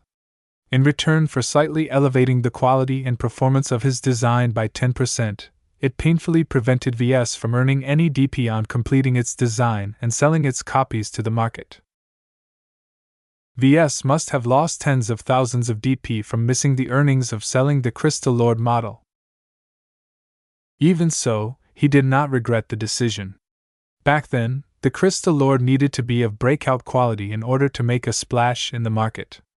If not for designing a mech whose quality surpassed his current ability back then, it wouldn't have been such an enduring seller these days, just when the LMC most needed a steady cash flow. At this time, Ves did not have access to the system nor its superpublish function. Instead, he had something even better. The formidable ability and experience of a senior could potentially elevate the parameters of a design by much more than 10% in some areas. Best of all, Ves did not have to give up his right to claim the DP earnings from selling the mech, although he did wonder how the system would treat sales of mechs designed in collaboration. Would Ves be able to earn the full DP amount, or only a proportion of his contribution? No matter. Just like with credits, Ves was ready to accept a cut in his DP earnings so long as the mech became a major hit and much of Nora Consolidated existing customer base bought the new product in large quantities. Professor Ventag saw Ves still deliberating on the choice of what kind of mech he wanted to design. In order to help the younger mech designer along, he provided some guidance. You should keep the current conditions of the mech market in mind. We are in the twilight of the current mech generation. The next generation will set upon us within 5 to 10 years. What you need to do is to come up with a vision of a mech that will not only sell well in the current generation, but also in the next generation. Ves looked up at that. Ventag may have some insider knowledge on this transition. Do you know exactly when the MTA will introduce the next mech generation? Nobody knows, least of all the MTA. Ventag shook his head. The contents and timing of the introduction of new mech technologies, standards and regulations is a complex affair that involves many different interests in the galaxy. Both from within and without, the MTA is constantly being lobbied by every mech designer with a stake in what kind of standards the organization wishes to popularize and standardize. Each decision will make some influences a big winner while relegating many other influences to losers. Even now, negotiations are still very much ongoing, and until they end, a new generation won't arrive. In other words, it was anyone's guess on what the exact date would be. However, the general time frame of 5 to 10 years was already sufficient enough to plan around. So if I want to design a good mech, I'll have to straddle between the generations, huh? That is my advice if you want to avoid designing a mech that will only be relevant for 5 to 10 years. In general, the price categories of your mechs downgrade by one level after the transition to a new mech generation. For example, your Black Beaks and Crystal Lords are both categorized as premium mechs. In the next generation, they become less attractive as their performance won't be able to keep up with the newer mechs that come out. Your LMC will be forced to discount them by at least 20%, pushing their prices down into mid-range territory. Do you understand? Ves got the point. He also grappled with this issue several times. A premium mech in this generation will only be able to sell for the same price as a mid-range mech of the next generation. A last-gen mid-range mech can only be sold for the price of a current-gen budget mech. A budget mech can only be sold for the price of a bargain bin mech. Ventag chuckled. What an odd term, but yes, the last decision you want to make is to go on to design a mech at the bottom price category. A cheap mech with a listed price of 3 million credits will quickly devalue to 2.5 million credits or less after the change to the new generation. While the drop in prices doesn't sound very steep at first, the profit margins of those mechs are razor thin to begin with. When you only earn 50,000 credits per sale, a price drop of 500,000 credits plainly relegates your new mech design to the archives. What Professor Ventag just described also came with another message, one that Ves was keenly aware of. The other important point that I have to keep in mind is that my new design better feature a high profit margin, right? Correct. The senior nodded gently. Certain products are more easily sold in high volumes. Yet high demand also attracts a lot of competition. The increased supply of mechs depresses everyone's profit margins as they seek to lower their prices in order to capture market share. In such a case, designing a mech in a highly contested product category should only be left to the confident, capable, and clever companies of a certain scale. The requirements of this upcoming mech design bumped up even further. Ves not only needed to design a great mech that was worthy of Professor Ventag and Nora Consolidated's attention, but it also needed to make an ample amount of profit. Considering an overall price drop of 20% in list prices whenever current-gen mechs turn into last-gen mechs, at a minimum his new design should offer a profit margin of 40% to be an enduring seller across 2 generations. Asking Ves to fulfill such difficult criteria would take every bit of effort. He would have to squeeze as much potential he accumulated, and thereby design a mech that might very well push him over to journeyman. Only now did Ves realize that Professor Ventag's offer did not only serve the purpose of rewarding him and pushing him into his camp. Participating in the joint design project also served as a test of his abilities. It was a shrewd decision. It made sense that Professor Ventag wanted to test what Ves was capable of firsthand. Records and archival data could only tell so much, especially when most of his designs were several years old and did not represent his current abilities. If VS came up short for this test, then Professor Ventag's expectations in him would inevitably diminish. Senator Tovar might also follow suit. Now that VS joined their camp, it was imperative for him to keep building his relations with these powerful figures. One day, VS would be able to grow to a point where other people needed to look up to him for protection and favors, but until that time arrived, he needed to keep his head down and work towards his advancement. "Can I think about it some more?" VS asked. "I think I will need some time to contemplate on what type of mech I want to design and what my initial vision for the mech will be. I'd rather prefer to be by myself when I exercise my imagination." He preferred the solace of quiet isolation when he came up with these ideas. As much as Professor Ventag's presence offered him a convenient source of information whenever he had questions, ultimately the joint project revolved around his design, not the senior's design. VS wanted to emphasize his ownership of the design in order to maintain the strength and purity of its X factor. The professor nodded. "Take all the time you want. The project runs for 6 months, and it isn't unusual for mech designers to take months to deliberate on the archetypes and criteria their designs need to fulfill. Even so, don't waste your time trying to second-guess yourself all the time. If you are confident in your decision, just make it and move on. Perfect design concepts don't exist. Stupid ideas can result in brilliant innovative mech designs, while clever ideas may end up producing garbage designs." Basically, Professor Ventag warned VS that it was the execution of the design process that really mattered. The initial concept and vision of a mech did not have to be as perfect or exceptional as possible in order to form the base of a best-selling mech. As VS exited the design studio, he slowly walked back to the lounge instead of his cabin.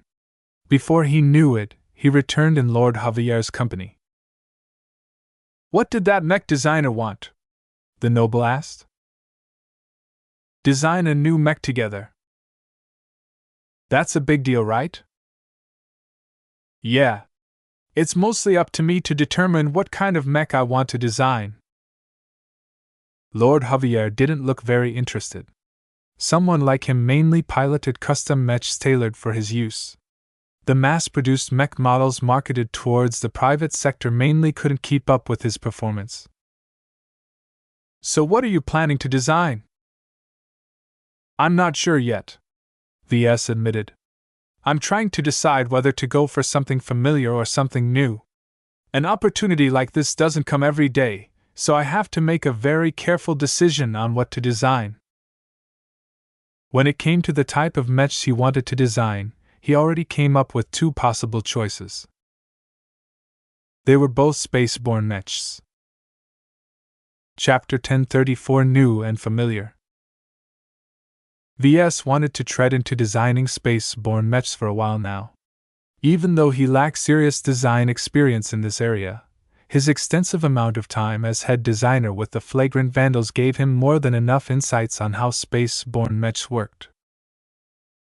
Witnessing the likes of their internally developed Inheritor and Hellcat mechs in combat, and dealing with the aftermath of every battle tended to bring him up to speed with this class of mechs even if he never designed one from scratch. He knew their main design traits and their strengths and weaknesses. Different from landbound mechs, their legs didn't serve as the foundation of their mech frames. Instead, all of that importance went into the flight system mounted on their backs. This flight system not only consumed a lot of energy, it was also a major weak point present in every space-borne mech due to its fragile structure. Unlike legs which could be armored and weighed down as much as a mech designer wanted, the flight systems were as fragile as sticks in comparison. Armoring them helped protect them against shrapnel and incidental damage, but the current state of flight system technology didn't allow them to be covered under many layers of armor. This basically forced any space-borne mech to carry around a permanent target on their backs. The various dynamics introduced with the addition of a flight system onto any mech put aerial mechs and space-borne mechs into drastically different machines compared to land-bound mechs. Even so, VS felt ready to make the step into designing a space-borne mech. Leiden Vis tutoring, his own studies, his broad experiences in working with space-borne mechs with the flagrant vandals, his design work on the evaporating spear during a ritual duel with the Church of Hotamak, and also his work as a supervisor for the mech designers working as analysts to dissect the Vision mech models at Frozen Point Research Base all gave him an ample amount of theoretical preparation for this task. It was harder to design a space-borne mech than a land-bound mech. While many mech designers immediately hit the ground running by designing space-borne mechs from the start of their careers, such a luxury was only relegated to the rich, powerful, or well-prepared among starting mech designers. Even VS did not dare to enter the market for space-borne mechs until now. The added difficulty and complexity around space-borne mechs meant that there was significantly less mech models for sale from the bottom end of the market. However, the competition was just as fierce regardless. Having successfully brought 2 different mech models to markets, VS did not fear the challenge of trying to compete in the busy space-borne mech markets. Still, just like before, he needed to be prudent and thoughtful on how to position his next product in the market. Even with Professor Ventag's help, it was extremely unlikely that his products would be able to capture a big chunk of market share in any of the major product categories. "What kind of mech do you want to design, VS?" Lord Javier idly asked as he took a swig of his mug of beer. VS first explained his rationale. "I want to design something new. The LMC won't benefit if I design a successor to my 2 prior mech designs when they remain enduring sellers. Yet I also wanted to stick to my strengths. I would be doing Professor Ventag and the market a disservice if I rashly design a mech from an archetype I don't have sufficient experience in working with. Considering these concerns, I've come up with the decision to design a Space Knight or a Space-borne Rifleman mech. I also considered designing a Space-borne Light Skirmisher inspired by the inheritor mechs of the Flagrant Vandals for a time." That caused Lord Javier to raise his head. "A Light Skirmisher? That sounds interesting. Why did you rule it out?" Yes, VS truly considered designing a space-borne light skirmisher. One of the most prevalent mech models he fixed and tweaked while he held the position of head designer was their ubiquitous inheritor mechs. He held very strong feelings for this modest but extremely mobile-centric mech model. Such inspiration served as great fuel in any design endeavors related to the inheritor mech model. Yet practical concerns hindered him from pursuing this particular passion. A light skirmisher is by nature more affordable to manufacturers and buyers that want a quick and cheap option to bolster their numbers. Rarely do you ever hear of premium-priced light skirmishers, while mid-range light skirmishers are also in low demand. They're predominantly sold at budget or bargain bin price levels. Not only that, the competition is so high that profit margins are thinner as well. If I want to keep my mech design relevant for at least 20 years instead of just 5 years, then I will have to start with a high profit margin. The higher the profit margin, the longer his mech model remained economically viable to produce and sell. The longer the LMC and Nora Consolidated sold copies of their joint design, the more they continued to associate with each other. As long as the joint design remained relevant in the market, the LMC would continue to be able to borrow the reputation of the larger and more successful company. It was like an older brother helping his younger brother get his footing. After witnessing the scale and prosperity of the Caternavis Group and knowing that the Nora Consolidated dwarfed that company, VS had no illusion that the LMC was merely a footnote in comparison. It could definitely benefit from the help offered by a big brother.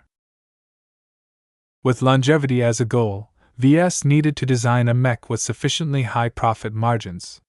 This gave him greater room to adjust the pricing of the mechs based on the design according to the circumstances.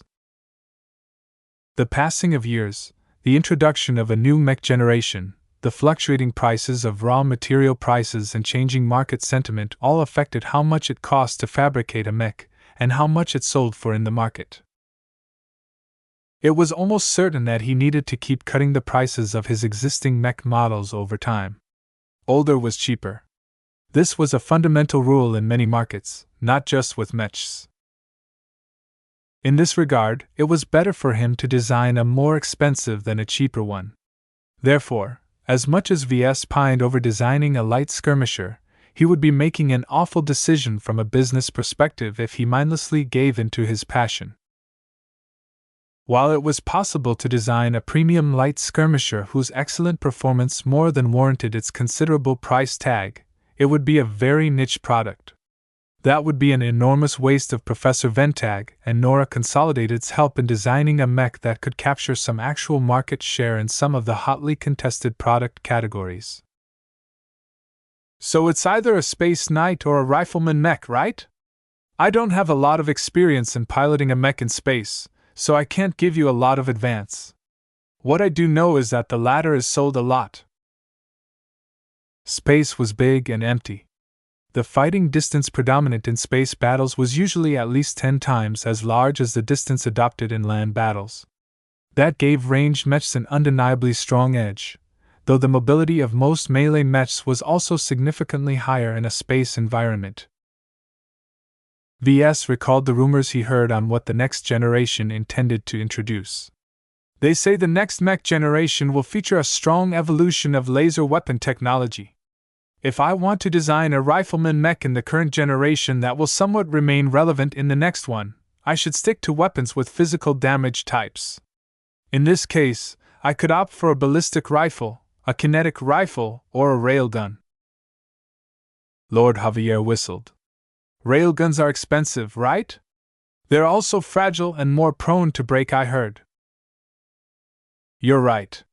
Ves nodded in agreement. They're not very practical in states like the Bright Republic. Ballistic rifles are usually cheap, but there's not a lot of profit to be made there.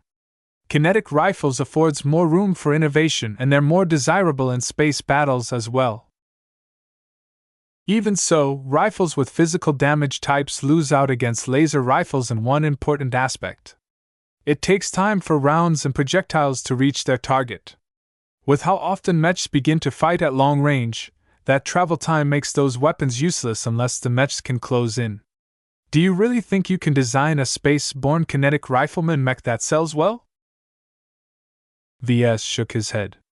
The flaw pointed out by Lord Javier was a serious detriment to the value of any kinetic rifleman mech design. At least railguns propelled their slugs and physical projectiles fast enough to mitigate the impact of travel time at longer ranges, but conventional rifles lacked that power. Now that I think about it, it's just not a good idea to publish a ballistic or kinetic rifleman mech unless I'm absolutely confident my mech comes with a compelling feature that compensates for that critical weakness. A gimmick like the alien crystal technology incorporated in the Crystal Lord served as a good example. His land-bound laser rifleman mech design would never be able to stand out from the market without the exotic features the alien tech brought to the table. Right now, though, Ves couldn't think of any exotic tech that he could apply to a space-borne kinetic rifleman mech design.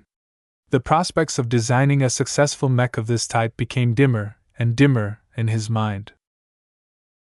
He decided to shift his attention to his third choice.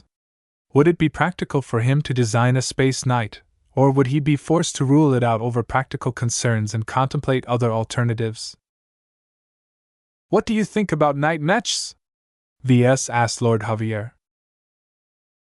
Since he had a skilled mech pilot at his disposal, he might as well milk him for all he was worth.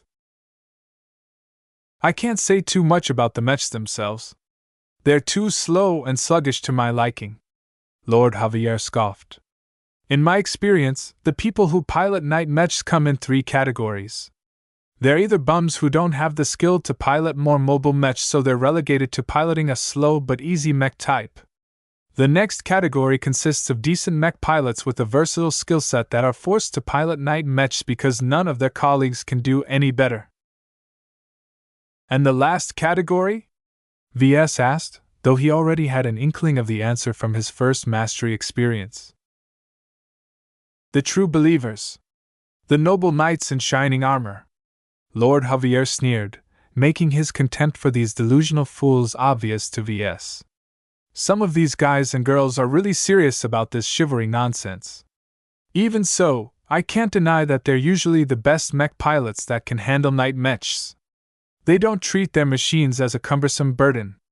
They embrace its sluggish mass, its formidable protection, and combine it in a momentum-based fighting style that allows them to hit harder in a single blow than any other mech type except Lancer mechs. Ves neglected to distinguish between the different kinds of users of his mechs. Influenced by his mastery, his previous Black Beak design squarely aimed towards the chivalrous mech pilots, though it did not exclude other types of customers. However, there was no doubt that this mech was harder to pilot due to its higher mobility and performance ceiling. The question was whether Ves should design a Space Knight with similar parameters to his old Black Beak, or diverge from that and break new ground. There aren't actually a lot of mech pilots in the third category, right?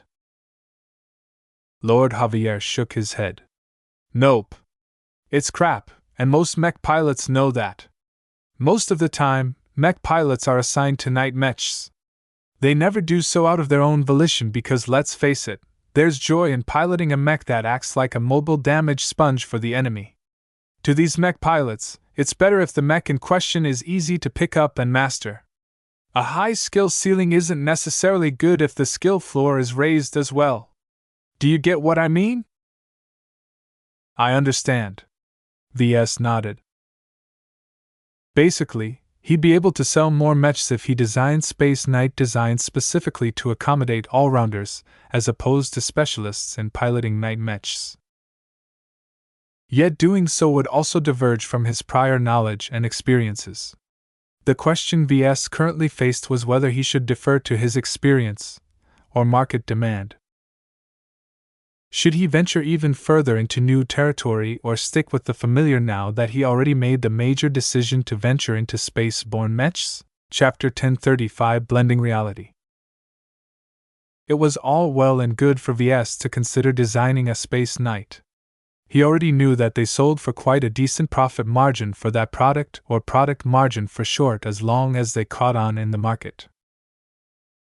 Night mechs were more expensive than other mechs at the same level of specs due to the high cost of armor. The most expensive component of a mech by far was its armor plating. The thicker the armor, the greater the cost. However, this also allowed mech manufacturers to get away with charging more for night mechs than, say, a light skirmisher.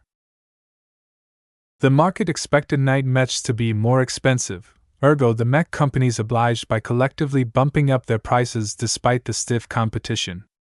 Any mech that was cheaper than the predominant price levels were usually sold by small, struggling mech companies. The danger in maintaining a thin product margin when selling something like a night mech was that they became immensely vulnerable to fluctuations in the prices of raw materials needed to fabricate the armor system of the mech model. Because armor factored so hugely in the production cost of a night mech, a modest fluctuation in price could immediately double or outright wipe out the product margin of a night mech model on the market. Any small mech company that tried to sell night mechs at a margin of 5% or less was really playing with fire. In short, as long as Ves designed a good Space Knight that Professor Ventag subsequently elevated to a higher level of performance, it wouldn't be too difficult to introduce his new product at a product margin as high as 40%. His silver label Black Beak started selling at 65 million credits apiece when they initially came out. With a production cost of around 45 million credits per mech, the Black Beak's product margin was roughly 30%. This was very high for a mech designed by a new entrant in the mech industry. If Ves managed to succeed in achieving such a generous product margin with his first original mech design, then he held a sufficient amount of confidence that he could top that for his fourth original mech design. Of course, the true cost picture of a mech model wasn't as simple as that. Licensing costs, taxes, after-sales services, and more all served to muddle up the profits generated from sales. Even so, starting high was better than starting low. Right now, VS made a rough determination of the market demand for Space Knights. According to Lord Javier, every mech force needed at least a couple to cover for their more vulnerable mechs. Space battles aren't my thing, but I've trained for it in case I ever need to jump into the cockpit of a space-borne mech, the noble stated as he stared down his empty mug of beer. Still, I've hung around with enough mech pilots to know that every space-borne mech force needs them. On land, many mech companies can get away without bringing night mechs because on most battlefield there's sufficient hard cover on land for mechs to take advantage of. Many times you don't get that luxury in space. Space-borne mech forces either had three choices there. The first choice was that they could take the offensive and hit the enemy so hard and fast that they didn't become exposed to ranged fire. Lancer mechs and light skirmishers came to mind. The second choice was that they could fight around their much larger carrier vessels. They could take advantage of their huge bulk to shield their more vulnerable mechs from enemy fire. This was usually considered as a desperation move because carriers served as motherships to any space-borne mech force. Once a force lost a carrier, they lost the ability to move around a large amount of mechs. They became stuck and shackled in the star system the battle took place. The third and most sustainable choice was to field a number of defensive Space Knights. Space Knights took advantage of a combination of formidable defensive power with decent mobility in space to offer continuous cover under changing circumstances. The tactical flexibility they offered turned them into an indispensable mech type for most conventional space-borne mech troops along with rifleman mechs. In other words, this was a product category that always sold well and in relative large numbers. A high and stable sales pattern as well as increased tolerance for higher price margins in the market all led to stiff competition, however. VS knew that his Space Knight design must be a truly exceptional piece of work in order to capture even a fraction of a percentage of this huge product category. While VS could rely on Professor Ventag's contribution in the joint project to push his design up to that standard, it depended heavily whether VS could design a compelling mech of sufficient quality. He had the confidence to design a good mech. But did he have what it takes to design a compelling mech? It depended on his creativity, imagination, inspiration, and passion. His black beak design did not emerge from a whim. Neither did his Crystal Lord design. He came up with the visions for both mech designs when he became inspired by external influences. This was the artistic side to mech design. It didn't matter how skilled VS was in the technical side of his profession. Without a bountiful imagination, he could forget about crafting an exciting concept for his night mech design. VS was not in an inspired mood right now. He glanced towards Lord Javier, who went on to order another mug of beer, and decided that he wouldn't gain any inspiration from the man. Thanks for answering my questions. I'll be off now. Keep me in the loop on your progress, VS. Will do. As VS returned to his cabin on the Lormont Carnival, he began to consider his approach. If he wanted to come up with an inspired concept for his mech, then he needed to stoke his passion somehow. Thinking back to the past, VS knew that he would get fired up to design a mech in two different instances. The first instance would be when he came under intense pressure. This always enabled him to exert his full potential during competitions and design duels when a lot was at stake. The second instance was when he became inspired by a good story. In fact, VS always designed his mechs around stories. Stories enlivened his mechs by breathing life into the images he conjured up in his mind with the triple division technique. Of those instances where VS made use of stories to enrich the spiritual essence of his designs, none were as effective as using stories that really took place. The Crystal Lord design is a shining example of this method.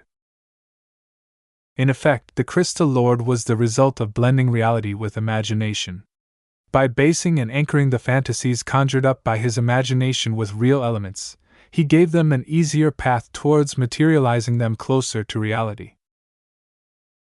By making use of the spiritual remnants and story of the leader of the miniature race of extinct crystal builders, Ves succeeded in designing his first mech with an X factor rated in the B grade for the very first time. If Ves wanted to justice to himself, the LMC and Professor Ventag's faith in his ability to design a mech, then he needed to at least match his previous high point in his career.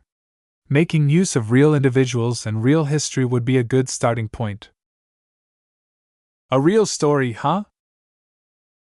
Ves experienced a lot of harrowing adventures and ordeals ever since the war broke out. His time with the flagrant vandals left a strong and indelible mark on him, sometimes for the worse but oftentimes for the better. No matter how mixed he felt about the journey to the Aeon Corona system and the mission to uncover the treasures of the fallen Starlight Megalodon, he was never quite the same when he came back. He idly chuckled as he sat behind his terminal in his cabin. He hadn't turned it on because he couldn't do much with it anyway with his current authorizations. While he suffered through many awful situations, it wasn't always bad. He witnessed new wonders, outsmarted several enemies, and managed to come back alive with plentiful treasures, the most important of which fixed the many flaws on his hybrid alien physique and improved its overall parameters. Ves wanted to commemorate his time with the flagrant vandals by designing a mech that embodied an aspect of that unforgettable adventure. I've witnessed many exciting battles and strange events, but which ones are relevant to space knights or night mechs? Not so much, at least on the top of his head. Ves tried to go over instances related to defensive mechs, and only came up with a couple of examples that didn't really inspire him that much. Perhaps the most defining moment took place we tried to pass through the Venids Duchy. A detachment of the frosty meteors of the Venidson Mech Legions cornered the Vril task force sometime after departing from the Deepman system after a successful raid. What struck Ves the most was that despite their lack of numbers, the heavy armored mechs of the frosty meteors inexorably closed in on the stranded fleet of the flagrant vandals.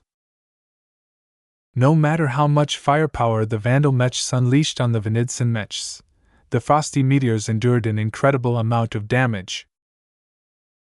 If not for Venerable O'Callaghan moving into action and whittling down the incredibly sturdy mechs of the frosty meteors one by one, as well as the sacrificial mobbing tactic employed by the vandals at the end, they might have never been able to survive their escape from the Vesia kingdom. The flagrant vandals didn't survive this disastrous crisis unscathed. Half of their space-borne mech pilots lost their lives and even more mechs got wrecked or sustained heavy damage. If not for their subsequent recovery at the Larkinson system, the space-borne mech contingent of the flagrant vandals would have never been able to stand up on their own 2 feet again. This story contained a strong emotional attachment to Ves. Yet would it be appropriate for him to use the events of this battle as the basis of his 4th original mech design? Ves shook his head. We beat the enemy, but lost almost just as much.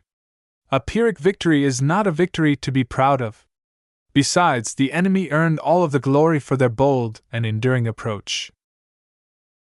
The Vandals only won that battle because they outnumbered the small detachment of frosty meteors and made use of that advantage in the stupidest and most destructive way possible.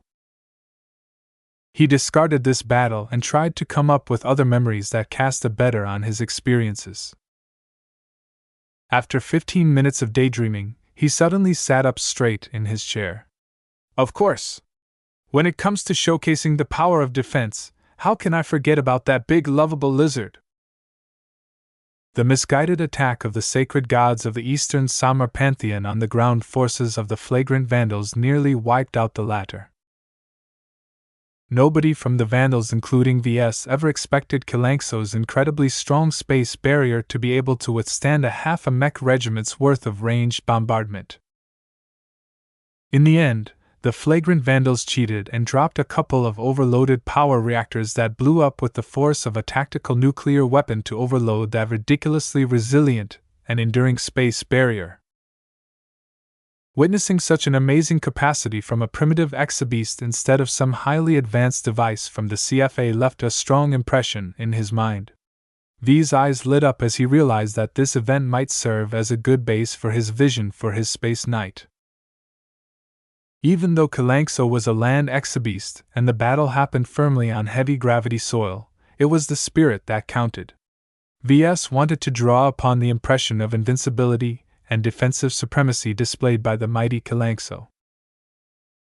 Best of all, unlike the earlier example, VS and the flagrant vandals eventually made up with Kalanxo. How strong would his Space Knight design become if he became inspired by her example? It's not possible for me to implement an actual space barrier as a defensive measure for my upcoming Space Knight design, VS conceded. However, what kind of effect would VS be able to achieve when he incorporated such a strong phenomenon in the imaginary realm? Chapter 1036 Spirit of Innovation. An inspired mood struck VS. This was it. This was the magical moment he sought when he decided to design his fourth original mech. What was his strongest asset? His imagination. Yet his imagination was only as good as the inspiration that fueled it. Without material to work with, his imagination would only be able to produce generic and listless visions for his next designs. Perhaps the greatest benefit VS derived from the system was that it enabled him to boost his lackluster creativity attribute into superhuman territory. Even so, his creativity often led VS to conjure up garbage in his mind. Without any material to work with, it often pumped out ideas and thoughts with little basis in reality. The constant questioning also led him into bouts of suspicion and paranoia from time to time. In other words, having an overactive imagination didn't always help him out.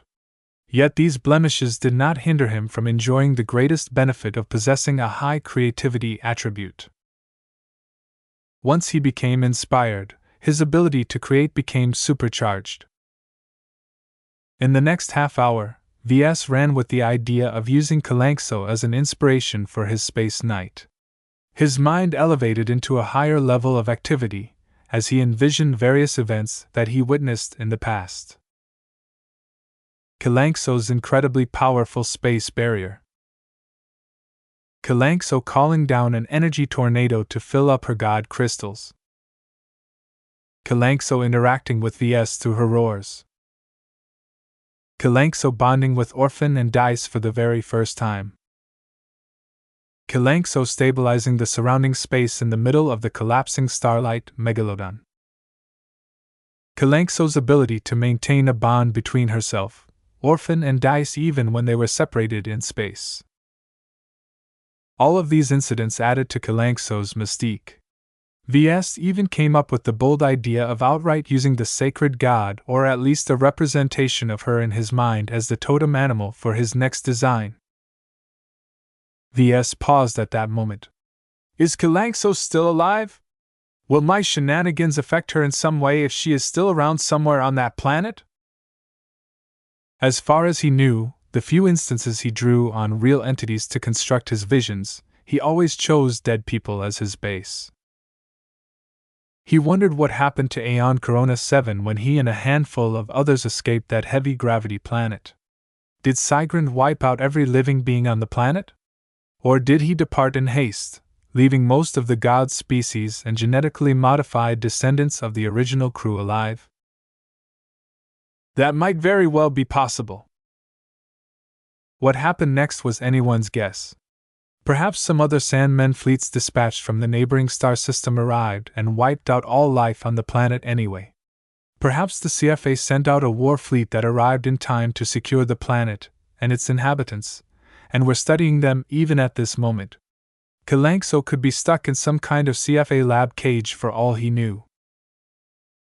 The implications regarding the existence of the god species, the blessed people and the cursed people were very significant. VS lamented that he hadn't been able to retrieve the files for Project Icarus and abscond them for his own use. If only that ominous mainframe hadn't been subverted by Sigrand. The uncertainty surrounding Kalankso's current state cast a shadow of doubt over his intention to use her as his inspiration. Still, an important question came up during his deliberations. So what? So what if I make use of a living entity? Will that even be detrimental to the mech? Ves came up with a daring notion that using someone or something alive might in fact lead to a stronger effect on the X factor of a mech. Although it seemed somewhat reckless to test this hypothesis on a pivotal project in his career, designing mechs was all about innovating and taking risks. His intuition sent some encouraging signs to him, which convinced him that he was on to something good with his current train of thought. This was worth experimenting on. The high stakes involved with making his fourth original design a great success increased the pressure on him. The extra pressure made sure he put in his best effort possible in trying to leverage this new variable to his advantage. The question that now occurred in his mind was how he should shape his vision in response to this determination.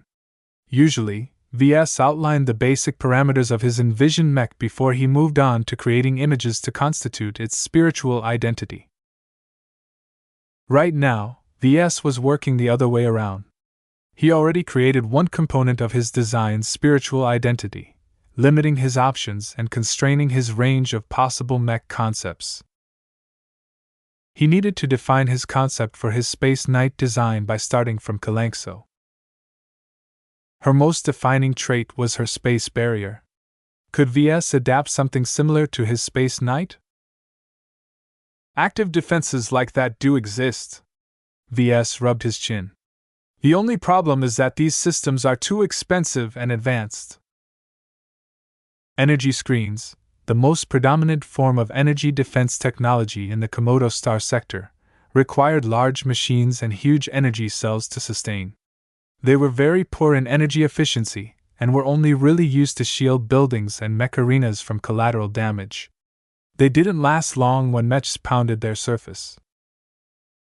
There was a good reason why third-class mechs did not make use of energy screen tech. Still, there's more ways to cook an egg. Standard energy screen tech is just one of many flavors. There are many other shielding techs available to mech designers. They're just not as well known and come with other difficulties. Ves could not come up with something right now and planned to bring this topic up with Professor Ventag. Even if the senior didn't have a convenient license on hand, it was no major disaster.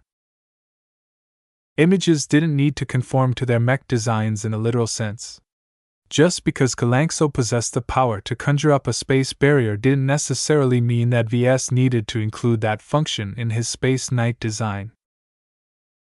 The totem animal component in the triple division technique first and foremost provided the X factor of a mech with animal instincts and reflexes. Back when Ves designed the black beak, the principal image for his first original mech design was a black phoenix.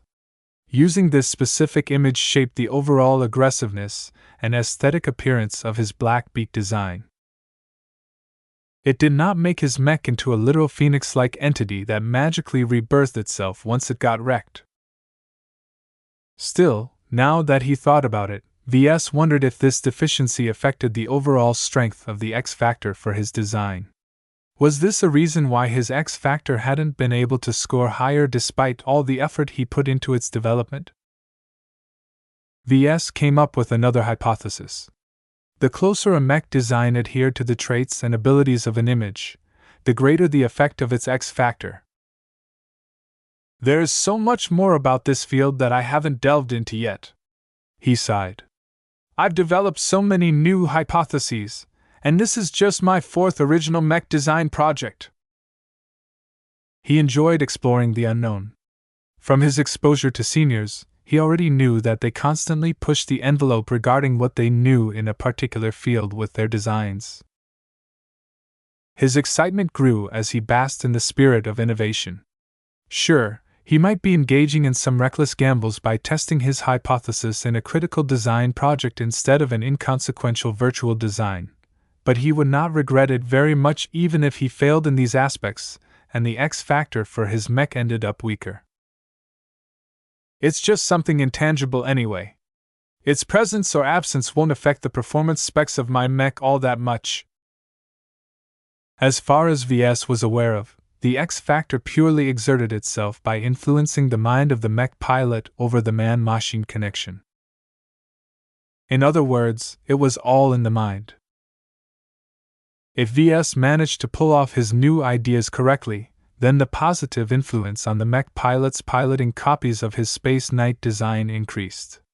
This would definitely boost their performance by a small degree and lead to higher customer satisfaction. The more a mech satisfied the mech pilot, the higher the chance of repeat business. Satisfying customers was one of the most basic techniques to get them to return and purchase another product from the same brand. However, even if Ves somehow botched the X factor up, it wouldn't do much harm as his mech model would be no different from all the other models in the market. With almost no one in the market except for himself aware of how to strengthen and shape the X factor of a mech, Ves practically held a monopoly on this feature even if nobody was really aware of what he possessed. Therefore, while he would certainly feel disappointed if he failed in boosting the X factor, he wouldn't shed any tears over it. Innovation was always like that. Success followed after countless failed experiments paved the way. I should get back to the concept of my Space Knight. He imagined Kalankso's giant form and drew out other traits from her existence. Kalankso is big. Very big. She's strong as well. Ves gained the notion of designing a heavy mech instead of a medium mech, but he immediately discarded the possibility. Unlike Patricia, he hadn't been groomed to design such difficult designs. He already ventured into new terrain by entering the domain of space-borne mechs. He felt no desire to complicate matters even further by designing a heavy mech. Besides, heavy mechs are rarely sold in the public mech markets. They're usually designed within the military and are almost exclusively used by well-funded military mech forces. He settled on designing a big, fat defensive Space Knight that pushed against the boundary of the medium weight class. Unlike the Black Beak, which he endeavored on preserving some of its mobility in order to facilitate its use as an offensive mech, his next design would be purely focused on defense. It didn't need to be too fast. Just fast enough to move around and cover for rifleman mechs. Though a lumbering Space Knight would never be able to keep up with the movements of a smaller and nimbler rifleman mech, they didn't need to. Most rifleman mechs zigged and zagged in every direction in order to dodge enemy fire. Their effective traversal in a given direction was usually a lot less than the actual distance they covered. It was like comparing a squiggly line with a straight line.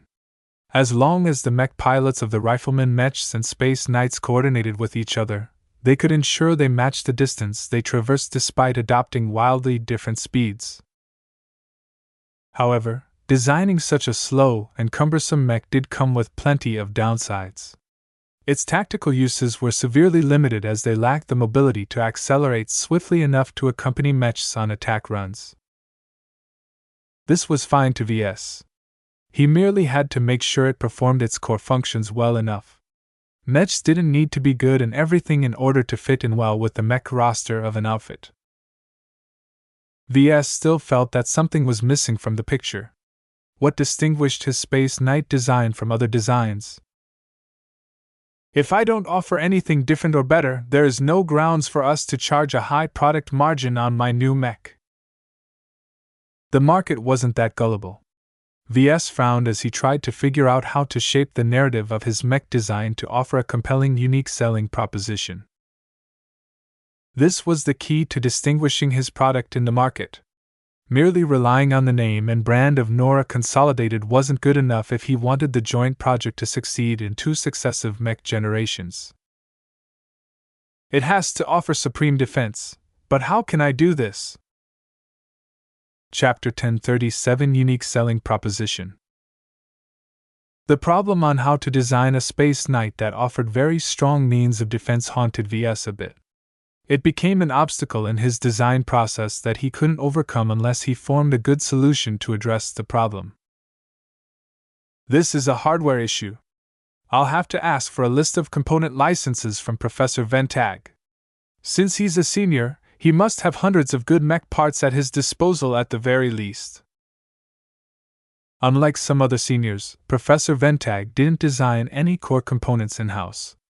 If he did design something, it would be purely something small and for internal use only. VS never heard of nor Consolidated publishing any notable component designs such as power reactors of mech engines. This reflected a difference in style and ideology. Some mech designers believed the correct way forward was to take an increasing amount of control over what was being put into the design of a mech. They wouldn't rest until every part of a mech was designed in-house. Other mech designers believed that diverting their attention to designing individual components missed the point about their profession. It wasn't their job to develop individual parts. Specialist developers already concentrated on that job. To these design purists, the core role of a mech designer was to take a collection of individual mech parts and put them together in a single cohesive design that maximized their synergies and minimized their incompatibilities. The fight between the so-called pure design and single-origin ideologies raged on ever since mech designers first emerged. The single-origin ideology was the predominant belief in the early days of the Age of Mechs. After all, not a lot of specialists published good components designs back then. The infrastructure surrounding the core mech industry was still in its infancy. Therefore, mech designers often resorted to designing their own components for their mechs by necessity. It was a given that the results were rather mixed. A mech designer excelled in designing mechs. As for designing individual components, they only became good enough at this job when they put in the effort. However, this was not always a bad idea, as they spent far too much time on distractions and not enough on their core function, which was designing mechs. The only instance where developing individual component designs was appropriate was when these specific components formed a core part of their design philosophy. For example, VS did not criticize Master Olsen and Oleg's preoccupation with designing mech engines because they formed such a critical aspect to their overall design philosophies geared towards longevity and endurance. After a few hundred years of continued evolution within the mech industry, the pure design ideology gained strength. It advocated for an increased emphasis on division of roles. Why should a mech designer be bothered to design their own components, and thereby slow down their own advancement when they could just as well leave the job to others? As the Age of Mechs gained steam and mechs became ever more ubiquitous, so did the demand for good mech components increased. An industry that revolved around designing mech components for licensing emerged ever since the MTA implemented the current licensing system. The competition in the market for component licenses was just as brutal as the competition in the mech market. This competition forced developers to continue to improve and innovate on the components they offered to mech designers, thereby ensuring they delivered better results than any mech designer who dabbled in this area. These days, which mech designer adhered to which ideology depended heavily on their education, upbringing, chosen design philosophy, and their learning ability. Some schools advocated for the single origin ideology, while others propagated the pure design ideology. It was much more rewarding for mech designers to design their own components. Yet if they weren't any good at it or derived too little benefit from this distraction, they shouldn't bother. VS did not possess a strong inclination for one ideology over another. They both had their good points. As far as he was aware of, a lot of higher-ranking mech designers did just fine by focusing on developing one or two components that played a strong role in their designs while making use of component licenses to fill up the rest. When VS approached Professor Ventag just before the fleet's arrival to the Larkinson system, he received a skeptical response. A defensive space knight is as standard as it gets when it comes to that archetype. Professor Ventag frowned. Are you not aware that you are making it difficult on yourself to develop a good, unique selling proposition for your design? I shouldn't be the first mech designer who came up with the idea in the Bright Republic. You just described the lack of feasibility with trying to implement modern energy screen technology into mechs. Not only would they be forced to carry around a bulky module responsible for generating the energy screens, but they don't offer enough protection against damage to make your Space Knight practical. There ought to be better shielding tech available, right? There are, Ves. Professor Ventag nodded. However, all of them come with various limitations and restrictions. They sometimes pop up in custom second-class mechs in the Friday Coalition, but you can forget about it if you want to design a third-class mech for third-rate states. It's too unaffordable. Ves encountered his first major setback.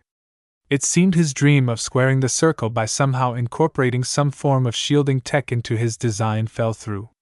His Space Knight wouldn't be able to emulate Kalanxo's space barrier functionality anytime soon.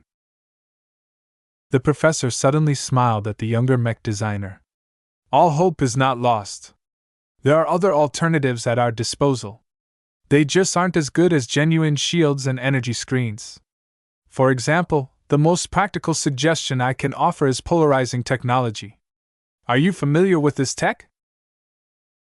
I've heard of it, Ves said with a hopeful tone. It's not exactly accessible to ordinary mech designers, though. Not to worry. I do possess a license for a mech part that can polarize certain sections of a mech. However, a polarizing generator comes with severe drawbacks. Not only are they energy hungry, they're also relatively bulky. They don't take up as much volume as an energy screen generator, but you'll have to make many compromises if you wish to fit the possibility to polarize a portion of the mech frame in your design. Please afford me access to the design specifications of your polarizing generator license, Ves requested. Professor Ventag activated his comm and transferred some files to V's comm. In the meantime, he described the underlying technology in further detail. Polarizing tech is a catch-all term for methods run armor plating or any solid surface for that matter with an electromagnetic field. This field offers a layer of protection to the surface against certain types of damage. It's most effective against energy damage such as lasers, but some applications of polarizing technology also makes them fairly decent against physical damage. It's fairly prevalent in second-class mechs, right? Correct. Professor Ventag nodded. Not all mechs from the Friday Coalition makes use of polarizing tech. They have the same considerations for this tech as we do with the decision to implement compressed armor in our third-class mechs. It's not cost-effective to employ them in cheaper mechs. The professor indirectly informed Ves of a major flaw in his plan to make use of polarizing tech. If the Friday Coalition finds it inefficient, then it's even more of a pipe dream for me to apply this tech to my Space Knight. The senior shook his head. All hope is not lost, Ves. I'm not deliberately leading you into a pit. The component specifications I just sent you describe a polarizing generator that is cheaper and weaker than the ones employed by second-class mechs. While the effect is subsequently weaker to the point of being ignored by the mech designers of the Friday Coalition, it might play a useful role as long as it's applied correct. What most mech designers consider inefficient can nonetheless be a valuable addition to mechs that operate on a different paradigm. That was easier said than done. Ves already received the professor's message that he shouldn't expect too much from the component license for a polarizing generator. Ves left the mech workshop and left the professor to his own work.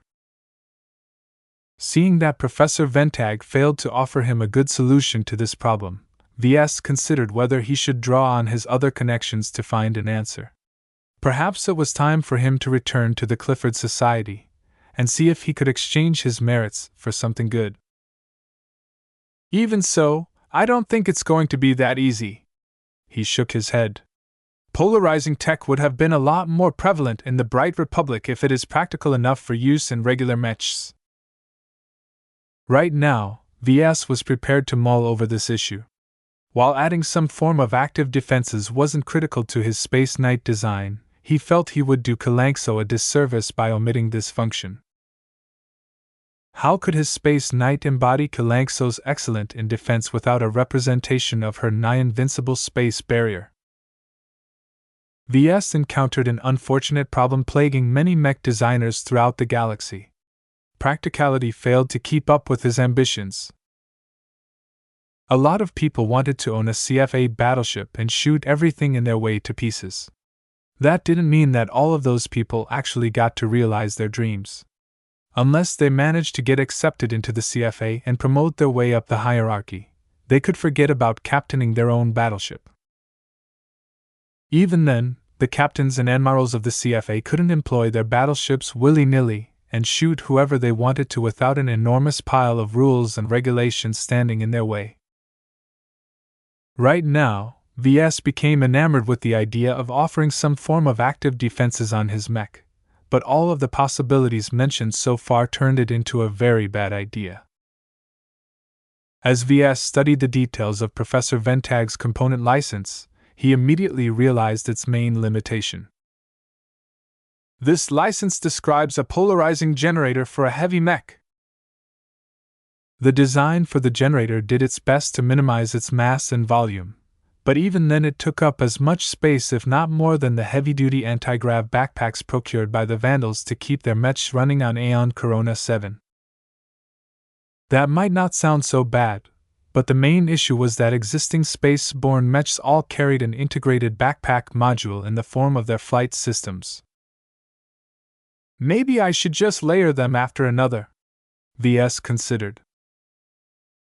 It wasn't unheard of to stack two backpack module-like components together. However, this led to unwieldy mechs with a very deep torso that bulged backwards, affecting the center of gravity and increasing their propensity to fall. This was a bit less of a concern for space-borne mechs, but even so it massively amplified the weak points of a space knight. Any enemy that managed to reach the rear would be able to inflict crippling damage to the mech. Such an easy vulnerability defeated the purpose of offering a defensive space knight. There shouldn't be too many compromises involved with the defensive capabilities of my design, he declared. This problem haunted him for so long that the fleet finally transitioned into the Larkinson system before he knew it. The Tovar Peace delegation successfully reached their destination, though not without suffering some losses. As Ves accessed a local plot of the system, he found it to be as boisterous as his first visit to this renowned star system. Many shady outfits and outright pirate gangs frequented Larkinson 3 to unload their ill-gotten gains. They subsequently used the proceeds to procure new mechs, ships, and supplies. The outfits also deposited their crews on Larkinson I for some much-needed shore leave. The large-scale attacks the resort planet suffered a couple of years ago had already faded after the Renault Republic made a concerted effort to repair the damage and promote it as an excellent vacation destination. Ves smiled cynically at the high amount of traffic running through Larkinson I's orbit.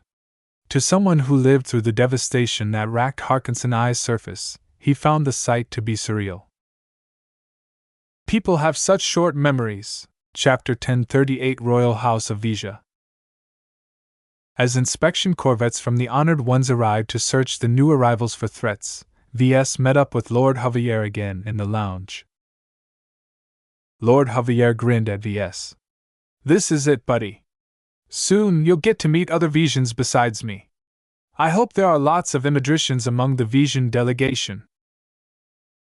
Will there be? Ves wondered.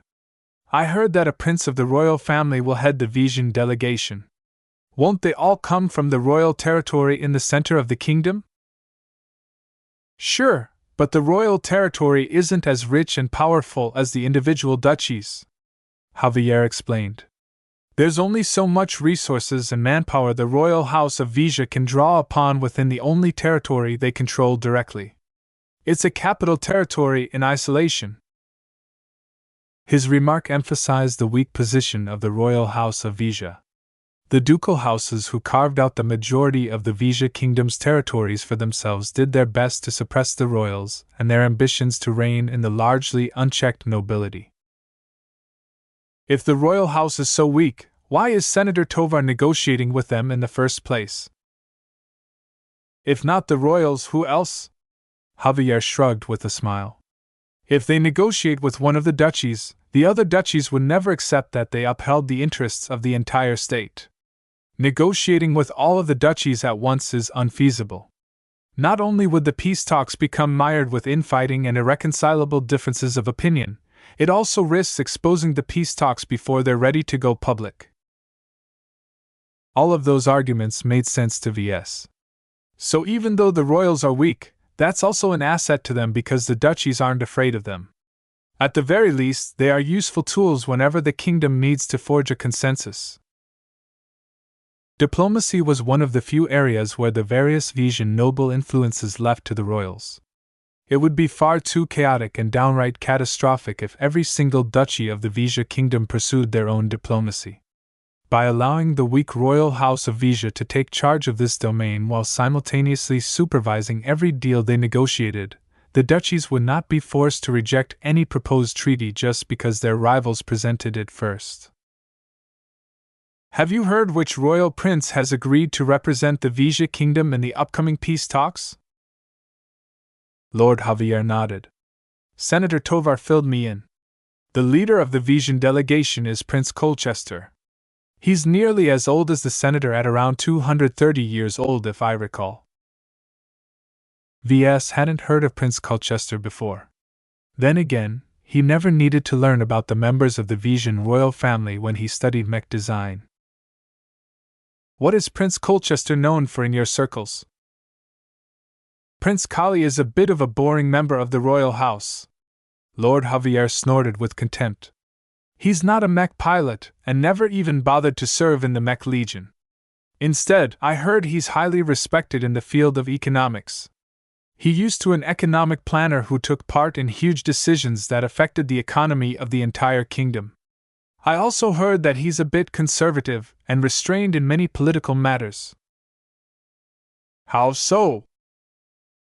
For example, Prince Kali is a big proponent of solidifying the class system. He thinks too many commoners are elevated into the nobility, and he thinks it's ridiculous that it's too easy for the aristocracy to lose their status after going through a tough time. Ves smirked. I think his own interests, and the interests of the royal house plays a large part in his standpoint on this issue. The old prince also thinks we should scale back the intensity of our wars against the Bright Republic because the losses we've suffered are very heavy. He isn't making a lot of friends with that extreme opinion. Only in a warmongering state like the Vesia kingdom would moderation and restraint be considered extreme, Ves thought. So a prince like that is leading the Vesian delegation? He's the most peace-loving idiot among the princes of the royal house. He doesn't have much credibility with the supporters of the war within the kingdom, but as long as his entire house backs him up, he might stand a decent chance of smacking the duchies back into sanity. While Ves doubted that the weak royal house could convince the duchies of stopping the war, Prince Colchester might surprise him, even if Lord Javier didn't think much of the old royal. The fact that Lord Javier didn't bother to address the prince as His Highness or the like reflected the Vesian lack of respect for the royal family.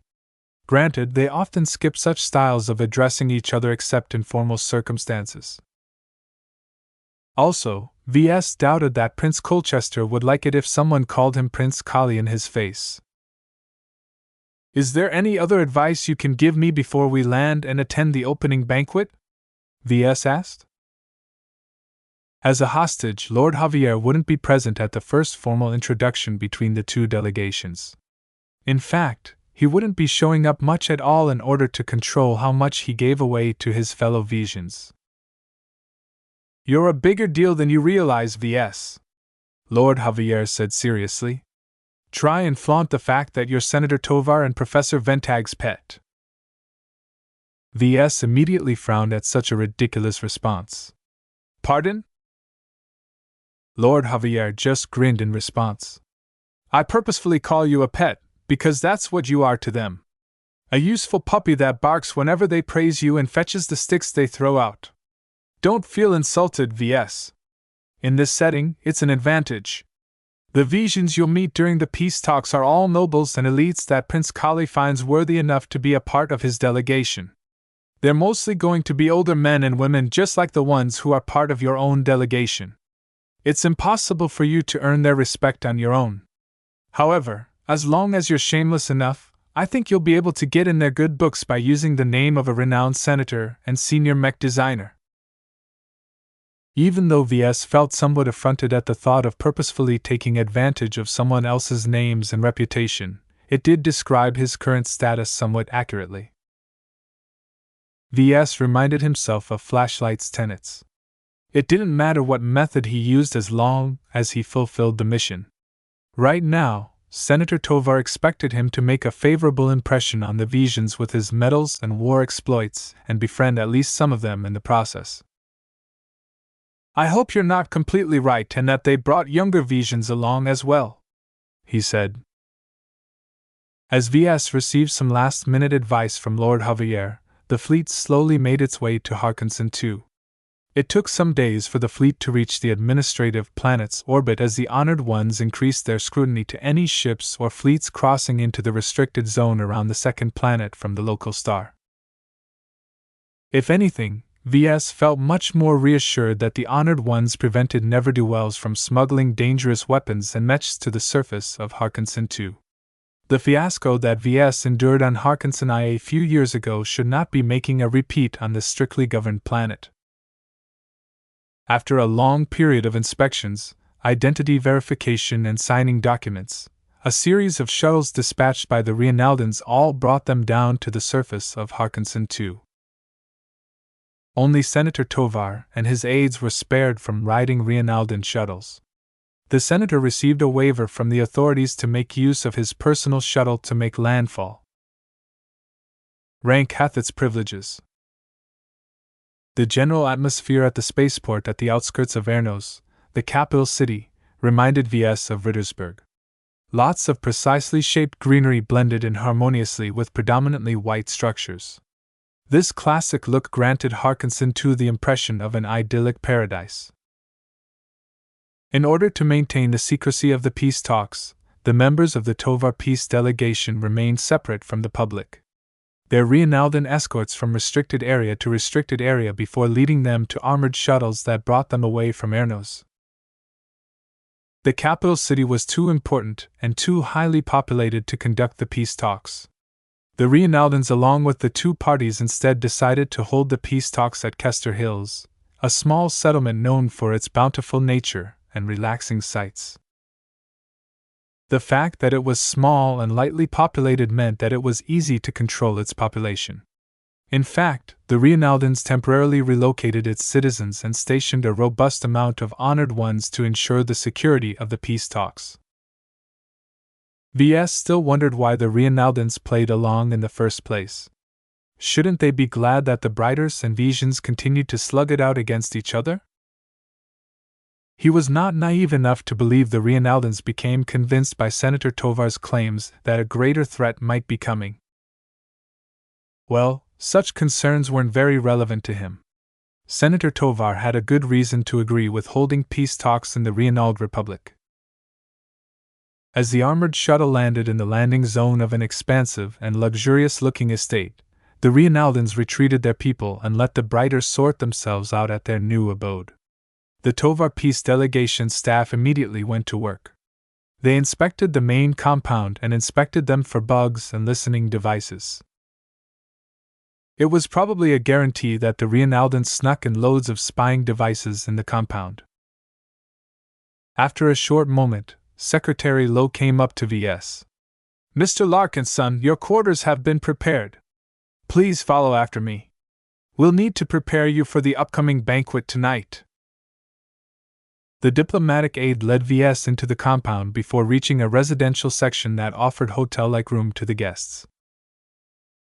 As they entered one of them, Ves saw that his luggage had already been delivered. Secretary Lowe immediately walked up to the main closet and drew out a cross between a service dress uniform and a formal black-tie dining outfit. "What in the galaxy is this abomination?" Ves asked with irritation. "It's your mess dress uniform." Lowe smiled. It's also what you will be wearing for tonight. A row of resplendent-looking medals had already been pinned to the front of the uniform. Obviously, ribbons wouldn't cut it for such a formal occasion. The main reason why Ves felt repelled by the uniform was that it included an excessive amount of golden frills and lacing. It was as if the designer of the uniform was afraid that the person who wore it wouldn't be able to draw attention. Secretary Lowe noticed V's discomfort. It's not an embarrassment to wear this uniform. Mind you, many of your peers will wear much more impressive-looking outfits. The only distinguishing feature that stands out in your case are your medals. Many Vesians are quite well versed in recognizing awards issued by the Mech Corps. With any luck, they will quickly come to learn that you are a war hero. It sounds like it's really important to hit that home. First impressions are critical. Considering the high stakes of these peace talks, we need every advantage that we can get. Therefore, the Senator hopes that you will exert your best efforts in representing the bright Republic in front of our Vesian counterparts. Your actions tonight will not only reflect on yourself, but also your patrons as well as your state. Do you understand? Ves nodded seriously. If the basic message was that if he screwed up somehow, he would be dragging down the reputation of Senator Tovar and the bright Republic. Such a disaster would weaken their bargaining position. Don't worry, Ves. Secretary Lowe patted his shoulder in reassurance. You're a junior member of the delegation, so you'll be sitting far away from the center where most of the attention will be drawn. Even if you poke your nose, the Vesians won't care. Somehow, that didn't sound very reassuring at all to Ves. I'll be sure to avoid poking my nose during the upcoming occasion.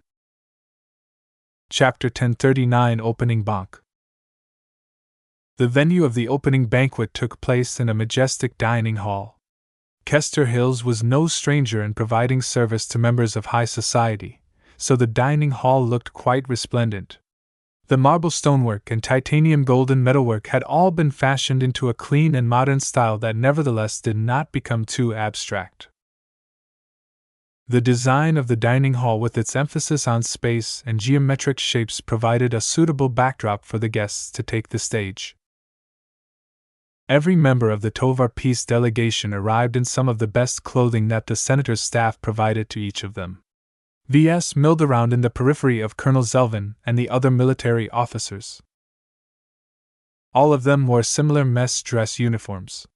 The senior officers boasted much higher numbers of medals, badges, and other awards.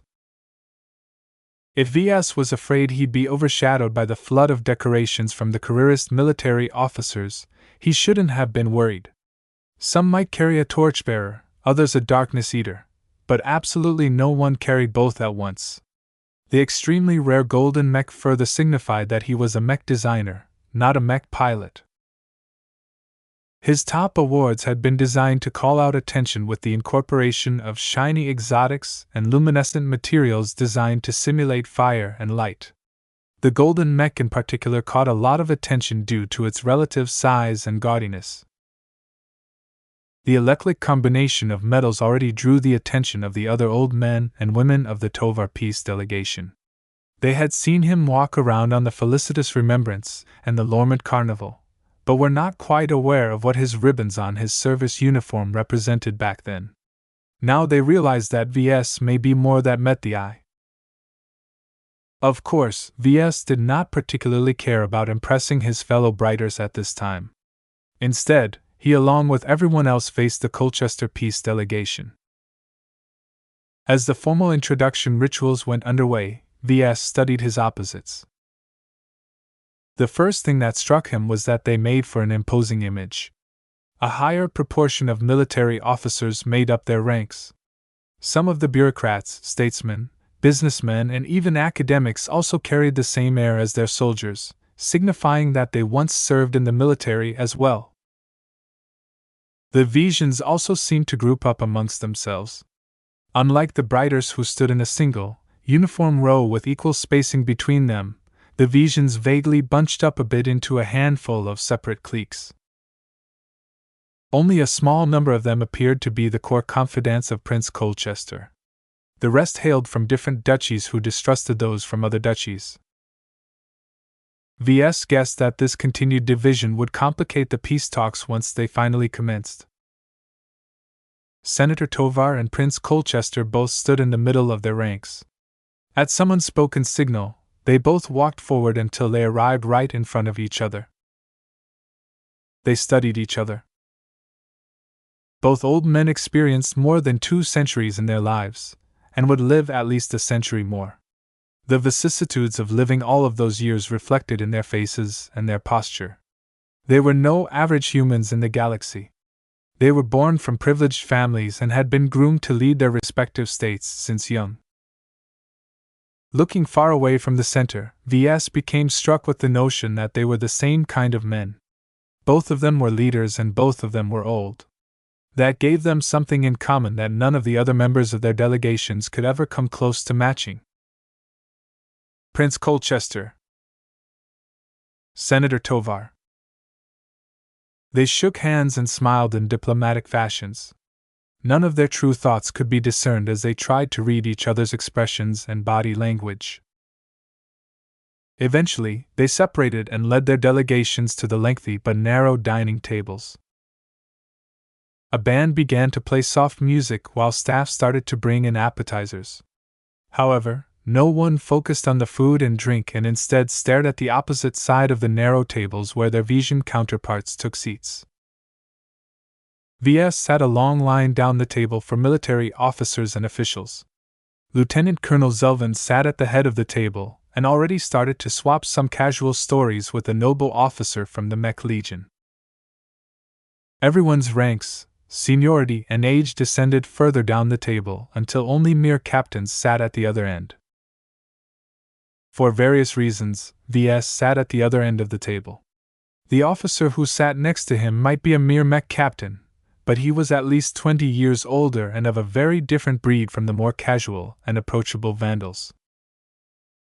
Ves instead turned his attention back to the Vesian military officers. He glanced at each member of the Mech Legion, trying to see if he recognized any of them, all the way until he came at the end where he met a pair of burning eyes that tried to poke holes at him for some reason. He blinked. He stared at the face surrounding those eyes and belatedly realized he knew this woman. "Venerable Foster! How can you be here?" he asked with a somewhat alarmed tone. He probably made a faux pas somewhere, but his shock had overridden his senses. The blonde woman in front of him narrowed her eyes. "My apologies for disappointing your expectations, Mr. Larkinson. It seems we both survived our missions. It's very strange what happened to the vessel back then. I almost didn't make it out. Yet strangely enough I find you here.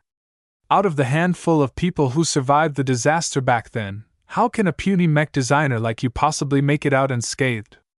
Did you have something to do with it, perhaps?" Ves laughed a little awkwardly, sweat already starting to pour down his brow. "I am not at liberty to discuss any details, let alone with a Vesian like you. Please mind our surroundings." They were in a very public setting right now. Even if Ves received permission to discuss the details of the Aeon Corona mission, he would never divulge any details to Venerable Foster just to satisfy his curiosity. She was the enemy. The other military officers noticed the tense dynamic between the two. They couldn't quite figure out why, even though they shared some traits in common. One was a decorated mech designer. The other was a decorated expert pilot. Both of them were roughly from the same generation and were younger than most members of their delegations. Ves felt increasingly pressured as Venerable Foster brought more and more of her ire to bear on him. His spirituality felt discomfited by her strong will. She was likely imagining killing him or something. As the waiters delivered the dishes and drew back, some of the guests began to dig in.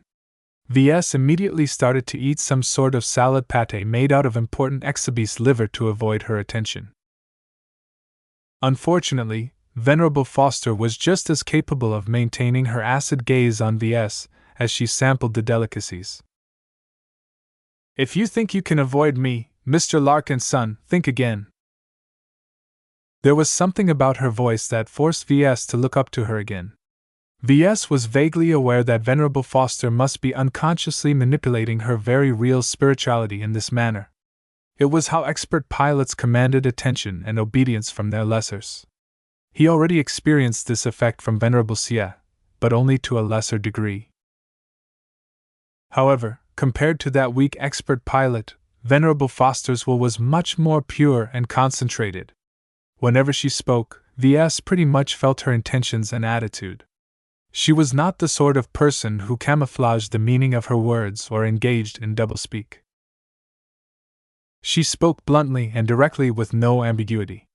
She was a woman who knew what she wanted, and that empowered her will into some sort of mental force field that aligned in the same cohesive directions like an electromagnetic field. It was as if a contest of wills took place in a realm invisible to everyone but VS. Perhaps because he possessed a tangled form of spirituality, he was actually more susceptible to this effect than a norm. He actively concentrated his mind in order to shield his spirituality against submitting to her will. Perhaps Venerable Foster noticed something about him, because she eased up on her invisible assault. "Looks like you're not as big of a wimp as you pretended to be back then. The Mech Corps isn't in the habit of awarding those medals of yours to wimps." VS smiled back in a strained fashion. Even if she became a bit more amiable for the moment, there was no doubt that she would rather stick a dagger in his stomach.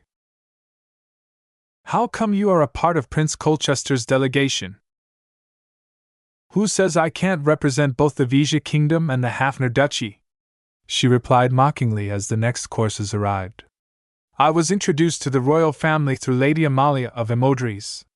Even though I love the Hafner Duchy and always consider it my home, expert pilots like myself ought to stand up for more than their own tribes." Some of the Vesian officers sitting close by looked askance at her. It seemed her opinion did not play well with her colleagues in the Mech Legion.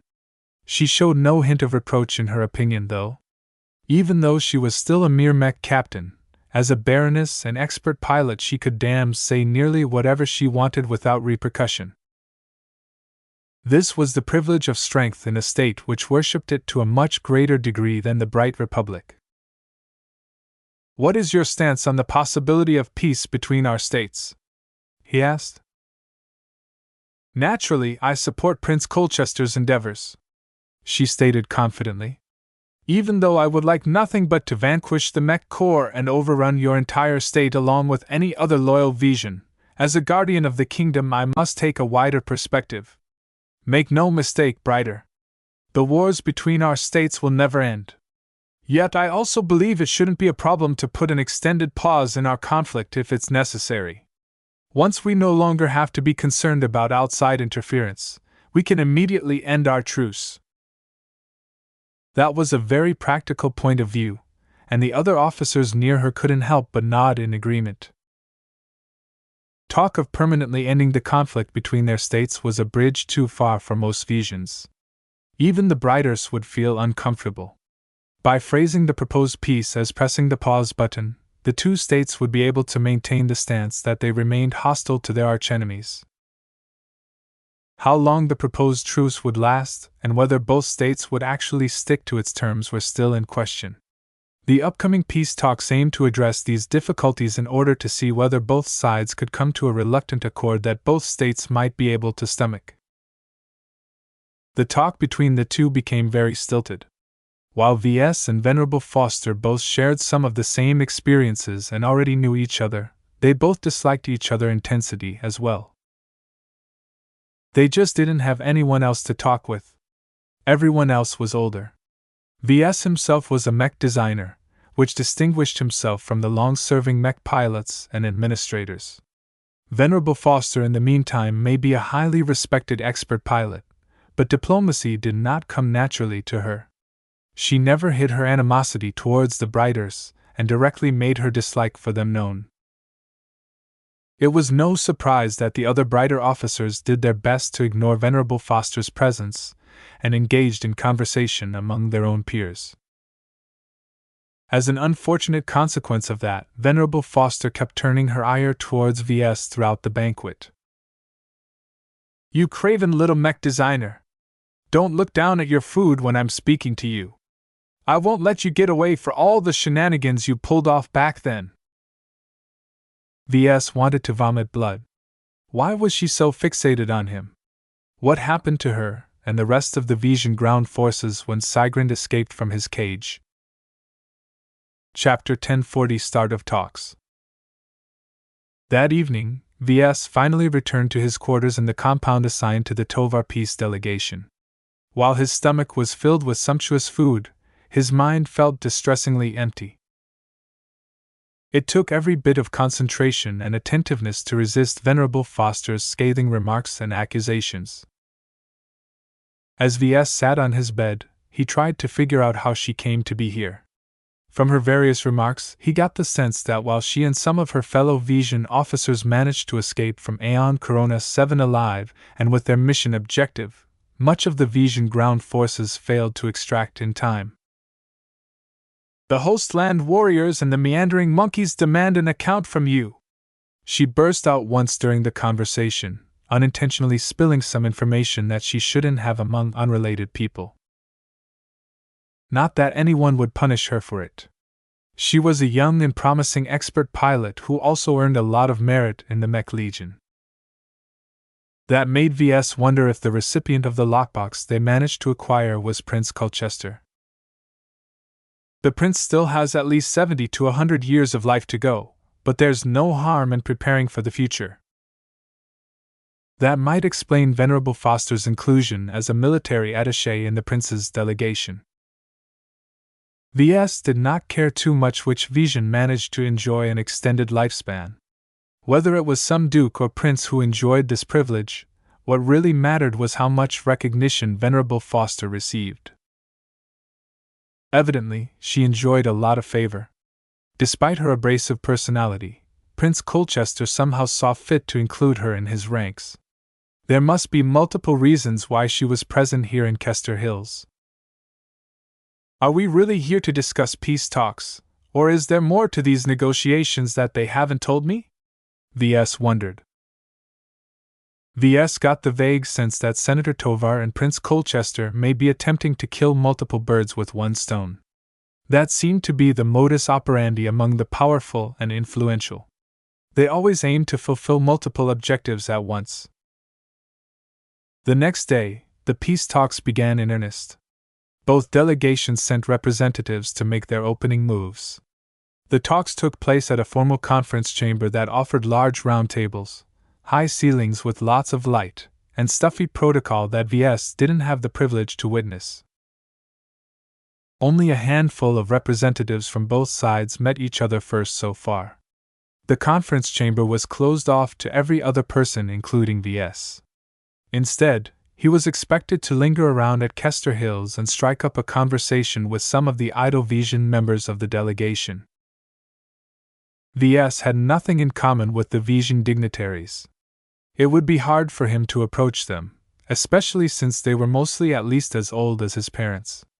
Both delegations mainly brought their powerhouses to the peace talks who were already familiar with the game. At least I'm out of yesterday's clown suit. Now that everyone who served in the military showed off their decorations in full splendor, they returned to their more sober and businesslike service dress uniforms. The only exceptions to the rule had only been brought to the peace talks as afterthoughts.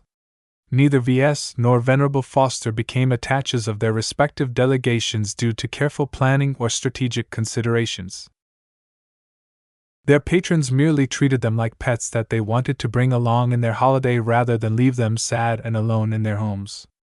At least that was the sense that Ves constructed in his mind. The lack of attention and expectation put on him also liberated him somewhat. Even if he sat down in the dirt and built sandcastles all day, no one would fault him very much. However, Ves knew that doing nothing substantial would lower Senator Tovar's good impression on him. If he wanted to show that he remained an asset to the senator's circle, he needed to put some actual effort in his current assignment. Besides, what else can I do in this tiny retreat? There's hardly any entertainment out here. Kester Hills normally served as a holiday retreat. The bountiful nature offered many opportunities for hiking, mountain climbing, kayaking, and other primitive activities for overworked managers tired of being surrounded by technology all day. Ves did have to admit that the locale gave a strong sense of peace and serenity to him. In fact, it reminded him of his native planet of Cloudy Curtain, except sunnier. It was too bad that the Reinaldans relocated most of the workers facilitating those activities away for the duration of the peace talks. Kester Hills became an invisible prison to him, with guards dispatched by the honored ones imposing order in the halls and on the streets. Some attaches already started to approach each other and engage in modest conversations. None of them lost their animosity towards each other, and not every conversation lasted long enough to forge some bonds. Ves in the meantime switched his gaze back and forth between the gatherings of business magnates and military officers. Who should he approach first? It's too difficult to forge a business partnership between the Bright Republic and the Ves Kingdom, he considered for a moment. Even if some collaboration can be forged between our two states, it won't be the likes of me who will get involved. Yet he couldn't just walk up to a high-ranking Vesian military officer and swap war stories with each other. Most of what he experienced in his short tour with the Mech Corps consisted of highly classified missions that couldn't be divulged to anyone, least of all a Vesian. Most of the advice Lord Javier had given him didn't put that much emphasis on generational differences. As long as Ves made a forceful impression, he'd earn their respect somehow. As Ves considered how to elevate himself into a big deal in the eyes of the Vesians, a slim but surprisingly strong hand grabbed hold of the collar of his uniform and dragged him out of the street and against the side of the wall of an empty estate. "Foster! What is the meaning of this? You aren't getting away this time," she hissed as she brought her furious will to bear on him. "One way or another, I'll beat the answer out of you of what happened at that time. The lives of thousands of Hostland warriors and the meandering monkeys demand justice." This was the second time Venerable Foster grabbed his collar and manhandled him against the surface. The last time, Ves enjoyed little protection, so he didn't dare fight back. This time was different. He narrowed his eyes and pushed back against Venerable Foster, both physically and spiritually. Though he did not possess the ability to infuse his willpower with his spirituality like an expert pilot, he nonetheless attempted to concentrate his spirituality into a dagger and send it out to Venerable Foster. The expert pilot winced a little, though she wasn't sure where the sting in her mind came from. During that brief interruption, Ves grabbed her hand that was grasping against his collar and wrung it away by using a greater fraction of his physical strength. Fortunately, Venerable Foster expected to face a pushover, so she hadn't exerted that much strength at all. In fact, she seemed surprised that Ves had the guts to resist her moves. Ves got the sense that people rarely said no to Venerable Foster ever since she advanced to expert pilot. "Venerable Foster, please be conscious of our current surroundings. We are not on the battlefield anymore." A foot patrol of honored ones already arrived at the side. An intimidating-looking exoskeleton soldier stepped forward. "Is there a problem here?" "Hopefully not," Ves responded. Venerable Foster snorted and drew back her hand from Ves. "I won't stir up any trouble, for now." "Please be more mindful of the rules, Venerable Foster," the honored one said with a hint of forced respect. There was no way he would piss off an expert pilot, even a Vesian one. "If you wish to discuss more sensitive matters, there are more appropriate venues in Kester Hills. Please guide us to one." Ves found himself being led to a small, isolated courtyard. He reluctantly took a seat next to a quaint round garden table with a pot of tea already prepared for them. He quickly poured himself some tea in his tiny glass and began to sip it for lack of anything better to do. In contrast, Venerable Foster sat on her chair with a straight posture and continued to study VS with her burning eyes. She obviously wanted nothing more than to confront VS of his past actions on Aeon Corona 7, yet her current assignment, as well as the ubiquitous presence of the honored, restrained her from doing what she wanted. Even if she was one of the most promising expert pilots to emerge from the Mech Legion in recent times, she didn't call the shots at the moment. Before she became an expert pilot, she was a soldier, and obedience to Vesian authority had long been stamped in her psyche. That left her with no opportunity to bring up the topics she really wanted to talk about. Hence the extended silence ever since they sat down at this table. So, VS began after he took a few sips of his soothing lavender tea. He found it regretful that the hosts hadn't served them chamomile tea. But then again, he couldn't have everything. Look, I get why you're not very pleased to see me right now. The feeling is mutual. However, our current bosses don't want us to make a scene. You agree with the goal of the peace talks, right? The expert pilot restrained her aggression to an extent and breathed deeply. Don't patronize me. I'm quite aware of what is necessary at the moment.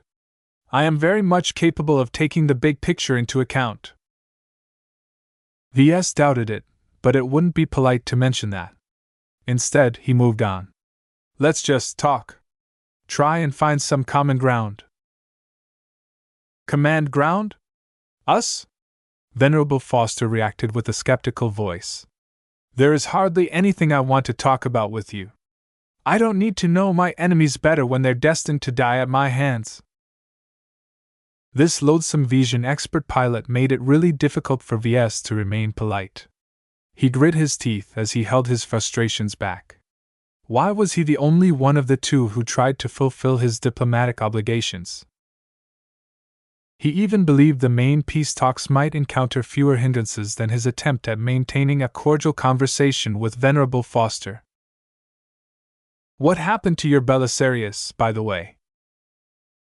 Lost, she replied unemotionally. It went down with the ship.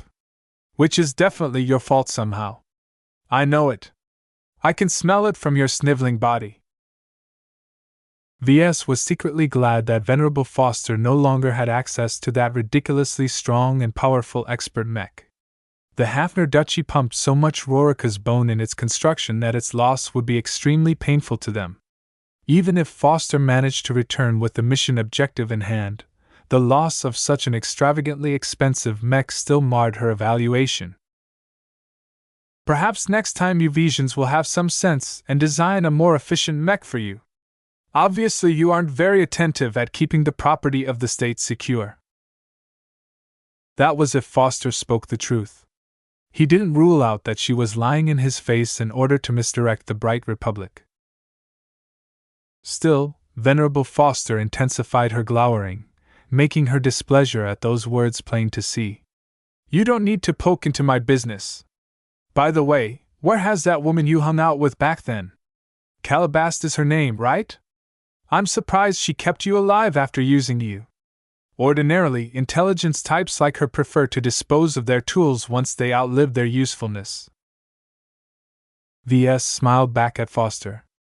Unlike a wasteful pilot like you who somehow lost a mech worth a literal fortune, not everyone is as sloppy as you. What the Hafner Duchy sees in you, I don't know. The tension between the two intensified. If the peace talks progressed this way at well, then VS didn't see much hope for an amiable resolution. Chapter 1041 Wildcards. The first couple of days since the start of the talks passed uneasily. Everyone involved in the beginning stages stormed out of the conference room in anger or frustration as they failed to come to a common understanding on the first items on the agenda. Sunny Kester Hills became racked by a cloud of tension and uncertainty, as neither side managed to make a breakthrough on anything. Still, this was just the start. It wasn't so easy to force the Brighters and Vesians to agree on anything. Just getting them to sit in the same room without drawing out their weapons was already a win in everyone's eyes. Unfortunately, some people noticed that he spent some time with Venerable Foster in the first day. Secretary Lowe dropped by his quarters just as he turned in for the night after a fruitless day where he tried to avoid Venerable Foster's odious company. The expert pilot still wanted to confront him for his alleged misdeeds against her comrades. "Secretary Lowe, what brings you here?" "I've arrived with instructions for you, Mr. Larkinson," the diplomatic aide responded.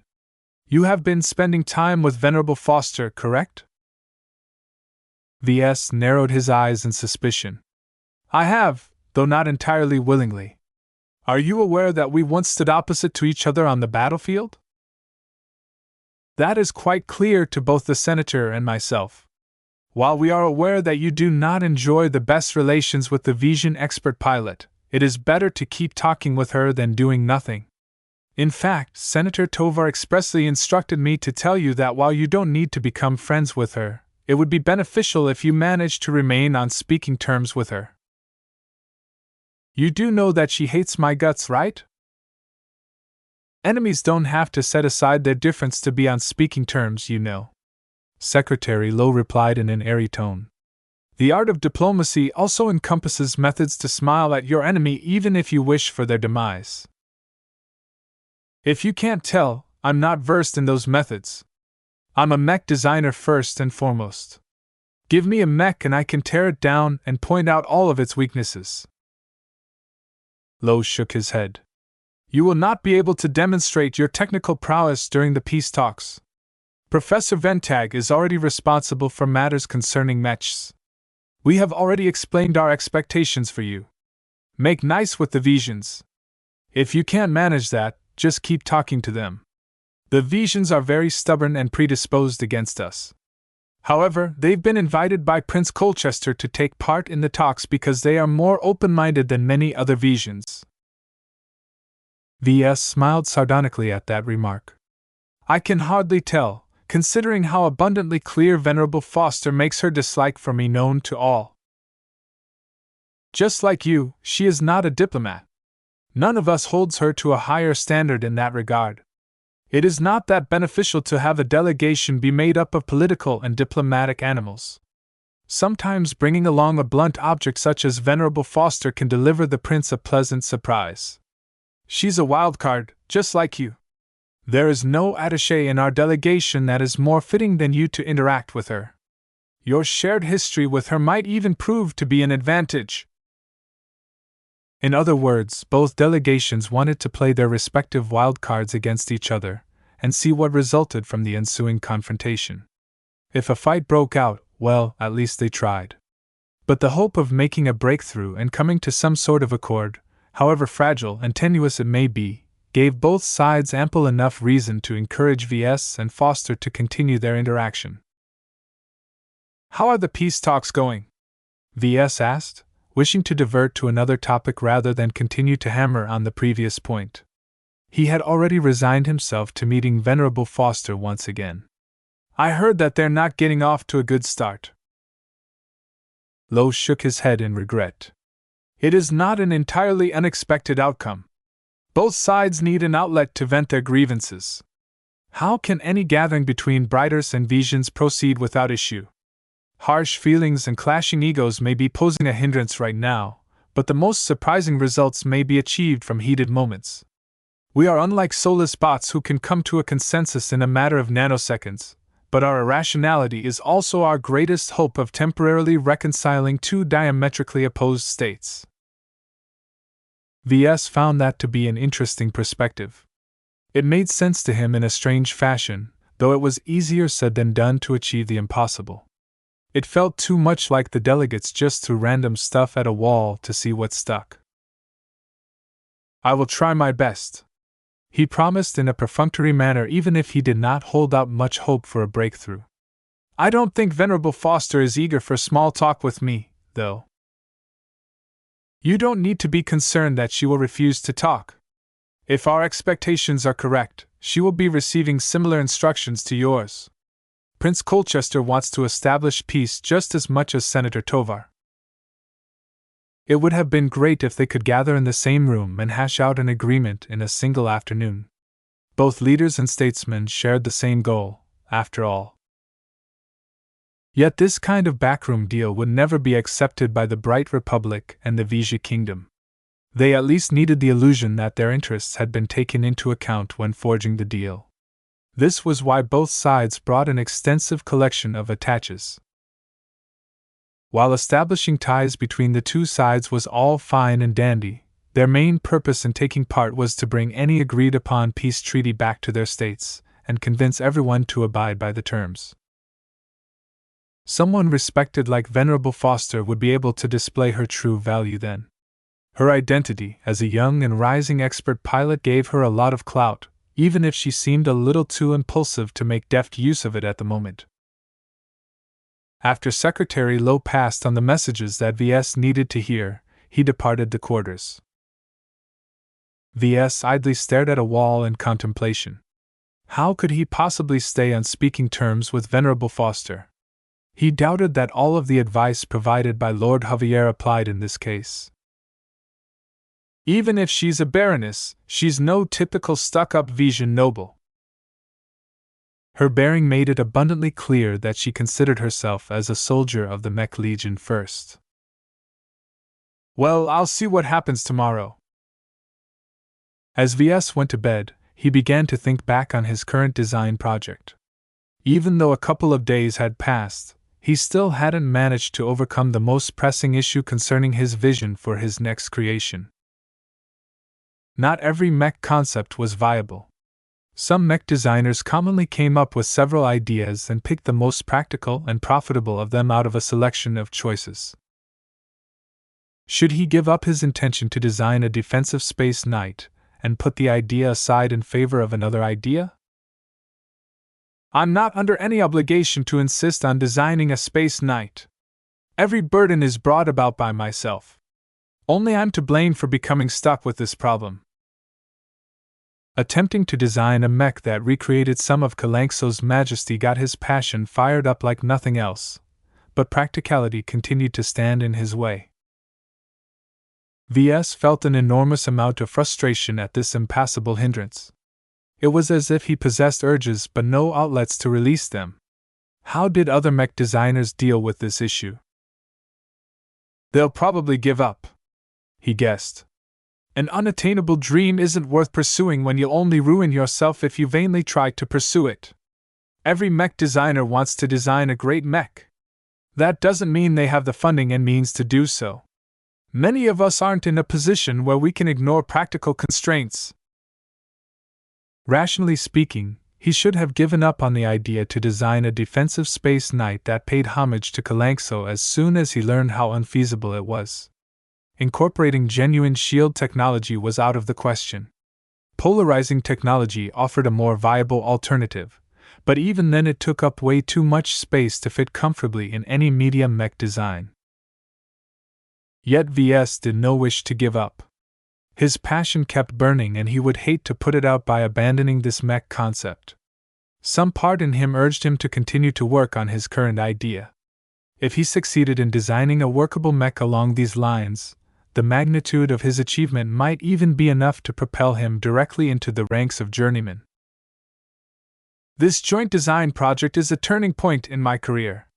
How can I walk back from the challenge for fear of practical concerns? Logic and emotion clashed against each other, and emotion won out. What was best for VS did not necessarily match with what he really wanted.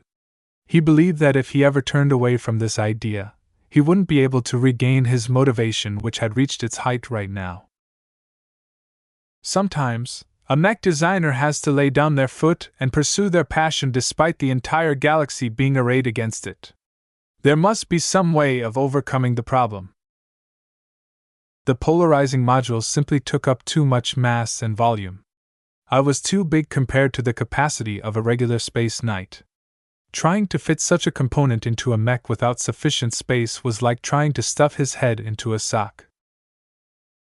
He took a step back and contemplated the problem at its most basic level. My head is too big and my sock is too small. What can I do to make my head fit into my sock? Two answers immediately came to mind. The first answer was to shrink his head. VS chuckled a bit at the thought. That's impossible. His head, and the polarizing module for that matter, came in a given set of dimensions. The developers of the polarizing module already tried their best to minimize their volume and mass. There was no way Ves could ever shrink that even further. Therefore, he moved on to the second answer. That was to enlarge his sock to a size that would just be able to slip over his head. That sounded fine and dandy in this funny metaphor, but when Ves came back to his mech concept, that basically meant increasing the size of the mech frame. The Space Knight doesn't have to be as large of a heavy mech, but it will already be well beyond the boundaries of a medium mech by the time it is able to fit the polarizing module. Ves performed a series of mental calculations in his mind. He estimated that his Space Knight needed to surpass the size of a regular Space Knight that already pushed against the limits of the medium weight class by about 20%. This essentially made his proposed mech concept at least 20% oversized and overweight. It's essentially an obese medium mech. From a conventional perspective, a fat mech did not offer any good performance. A medium mech that was too large and heavy didn't possess the mobility to dodge incoming fire and didn't possess the resilience to withstand it head-on for long. Yet, did this rule of thumb actually apply in this case? I automatically thought it does out of habit, but is that really the correct assumption to apply in this situation? Even if he designed fat medium mech, did that really detract from core functionality of his Space Knight? From the start, it was mainly intended to serve a defensive role. A mech did not depend too much on mobility anyhow. The real question was whether the trade-off in mobility would be worth the gains in defensive ability. Cost is also a major issue, Ves recognized. A mech that's 20% larger is at least 20% more expensive. Will anyone still be willing to buy one? I have to offer a compelling reason for people to buy my mech. What can my mech do that most defensive knights can't do as well? / Chapter 1042 Narrow Use Cases. A week went by as the peace talks made glacial progress. The cultural differences as well as the acrimonious dislike for each other prevented the Briders and Vesians from getting along. Both of them knew that they needed to forge some sort of bond at Kester Hills, but it was easier said than done to make friends with your worst enemies. The tense, silence-prone meetings that Ves held with Venerable Foster went no better. While Ves was rational enough to acknowledge his dislike for the Vesians but set it aside, Venerable Foster was remarkably stubborn in her animosity towards Briders. It didn't help that she disliked Ves in particular for his involvement in the Aeon Corona mission. She held grievances. A lot of grievances. From her scattered remarks, Ves inferred that just like the flagrant vandals, the Hostland warriors and the meandering monkeys suffered huge losses in their land-bound and space-borne ranks.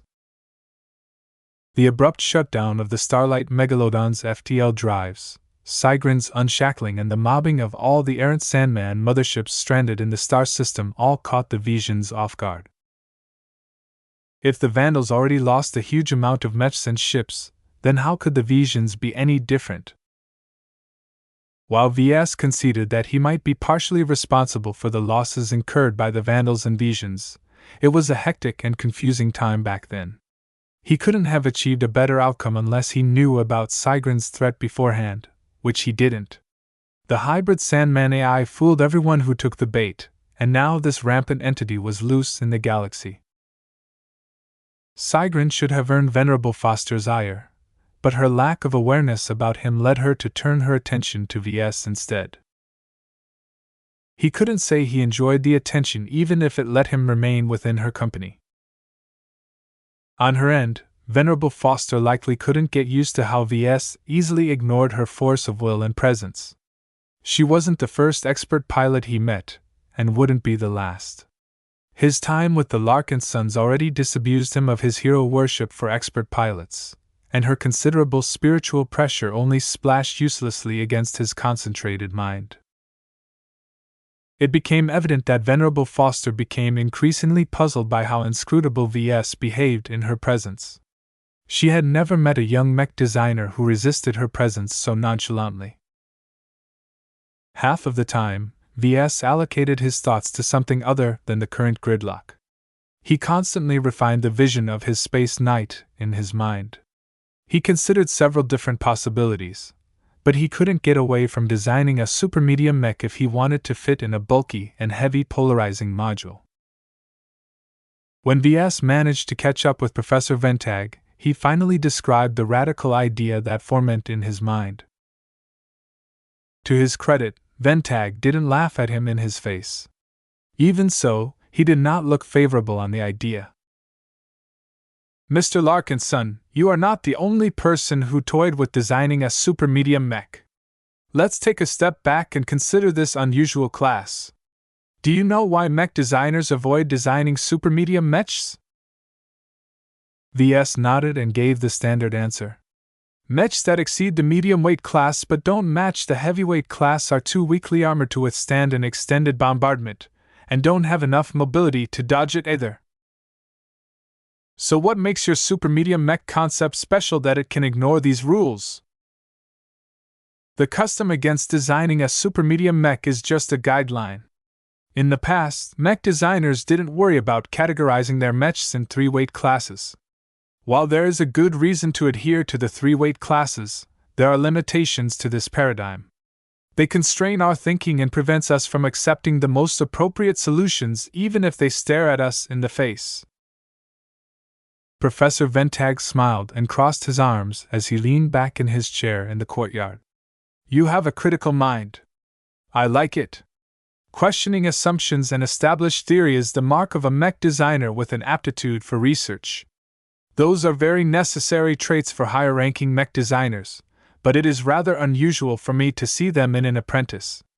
You are ahead of your peers in that regard. Thank you, sir. That said, inquisitive apprentices sometimes question assumptions too early in their career. Before you break the rules, make sure you understand their necessity. Now tell me what your supermedium space knight concept offers that regular medium space knights lack. Well, you see, sir, I made some calculations. Ves activated his calm and showed off his scribblings, his loose calculations and his sketches. While he hadn't drafted a complete design as of yet, he toyed with various sketches of supermedium mechs that somehow incorporated the large polarizing module. This sketch shows the most feasible approach so far, Ves described as he showed off his latest sketch. It kind of looked like an obese mech. The thick girth of this mech may look unwieldy, but the design is only roughly 25% larger than a typical medium defensive space knight. It features strong limbs, a large and sturdy torso, and a tall tower shield. What is the use of such a mech? It's purely allocated for defense. In exchange for giving up the ability to move fast in space, it offers much higher defense. While its mobility is severely constrained compared to regular medium space knights, some outfits never make full use of the mobility of this mech type anyway. Think about security companies or mercenary corps that are contracted to escort trade convoys. When pirates attempt to raid the convoy despite the presence of guards, possessing a supermedium mech that can take a substantially greater beating than regular space knights will help shield the vulnerable trade ships from collateral damage. I don't hear anything that a cheaper, more normal-sized medium space knight can do as well. You will have to offer more in order to convince the market and I of the merits of your concept, Mr. Larkinson. It's more cost-effective. Ves pushed another angle.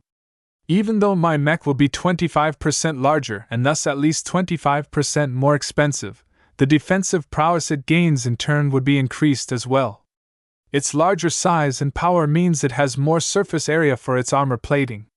This allows it to perform its core function for quite a bit longer. A mech that is 25% larger won't be 25% more durable, Professor Ventag said as he shook his head. concentrated fire on a single section of your mech will allow enemies to punch through its armor and cripple it without wasting their firepower on the rest of the mech. Its lone mobility will only increase the effectiveness of this tactic. But this is where the polarizing module comes in. Once it comes online and charges the sections of the armor plating with the effect, it can temporarily shield the targeted section on its exterior against enemy fire. It's particularly effective against laser beams, which boast the highest degree of accuracy in space battles. As for slower ballistic projectiles, their travel time is just long enough that my super-medium mech will still be able to move and cause them to miss their mark. This time, Professor Ventag furrowed his brows as he simulated V's arguments in his own mind. At first, he was dismissive of the radical idea of employing a super-medium mech. Yet the uses envisioned by Ves made a lot more sense. The senior looked increasingly more intrigued as he contemplated the intended use. I admit, your idea sounds more plausible than the minute. However, are you aware of how difficult it is to implement such localized polarization into your design? The polarizing module ordinarily polarized the exterior of the entire mech against damage. However, this wasn't very efficient as the polarizing field wasted lots of energy just by remaining active. The larger the field, the more energy the mech expended. Therefore, more advanced use of polarizing technology sought to reinforce smaller portions of a mech. However, this demanded a lot out of a mech designer. The polarizing field needed support from the internal architecture to sustain its effects, and therefore required space to integrate special channels leading up to various sections of the mech. The smaller and more granular the polarizing effect, the more channels required, taking up valuable space and increasing the complexity of the mech's internal architecture. However, Ves was nothing if not confident in his own abilities. I believe in my mech concept. Let me at least try before we rule it out. I think you'll be pleasantly surprised at the results. I'm not quite convinced by the appeal of your mech just yet. Professor Ventag frowned again. The polarizing module itself expends a lot of energy. Even if you are able to add more energy cells into your enlarged design, I can't see your mech sustaining the effect more than 10 minutes. Is that truly sufficient to be worth purchasing? Ves nodded gravely. My Space Knight won't earn any endurance awards. Most battles don't last that long, I think. In most cases, the armor of a Space Knight will get worn away long before their energy cells are drained. Also, think of it this way. The mech pilot of my Space Knight isn't just limited to polarizing its armor reactively against precision fire. It can also spread the effect over its shield or its armor and absorb enemy fire without sustaining material damage. Why does that matter? It's more cost-effective in shorter engagements. Any battle that Space Knights are involved in results in material damage to their shields or exterior armor plating at the very least. It not only takes money to replace or repair the armor plating, it also consumes a decent amount of manpower and time to do so. Think of treasure hunting fleets venturing out in the frontier. When pirates learn of their whereabouts, they'll trickle in and harass the treasure hunters frequently in order to wear them out. In such an instance, rather than taking armor damage, wouldn't it be better to let the polarizing field absorb much of the damage instead in these low-intensity engagements? The only damage my Space Knight will sustain is a couple of depleted energy cells. Ves came up with such a use due to his own personal experiences with the flagrant vandals. His stint as head designer made him intimately familiar with all of the headaches that emerged whenever the vandals survived a battle. Even when they won, it was a huge hassle and drain on resources to repair the damaged mechs. I think these cases sound plausible, Professor Ventag conceded, before playing devil's advocate again. Still, these scenarios are very narrow and specific. A normal Space Knight may not offer any advantages in those specific scenarios, but it offers a lot better performance outside them. Your Space Knight is very inflexible. Its lack of versatility in other types of engagements will heavily impact its appeal.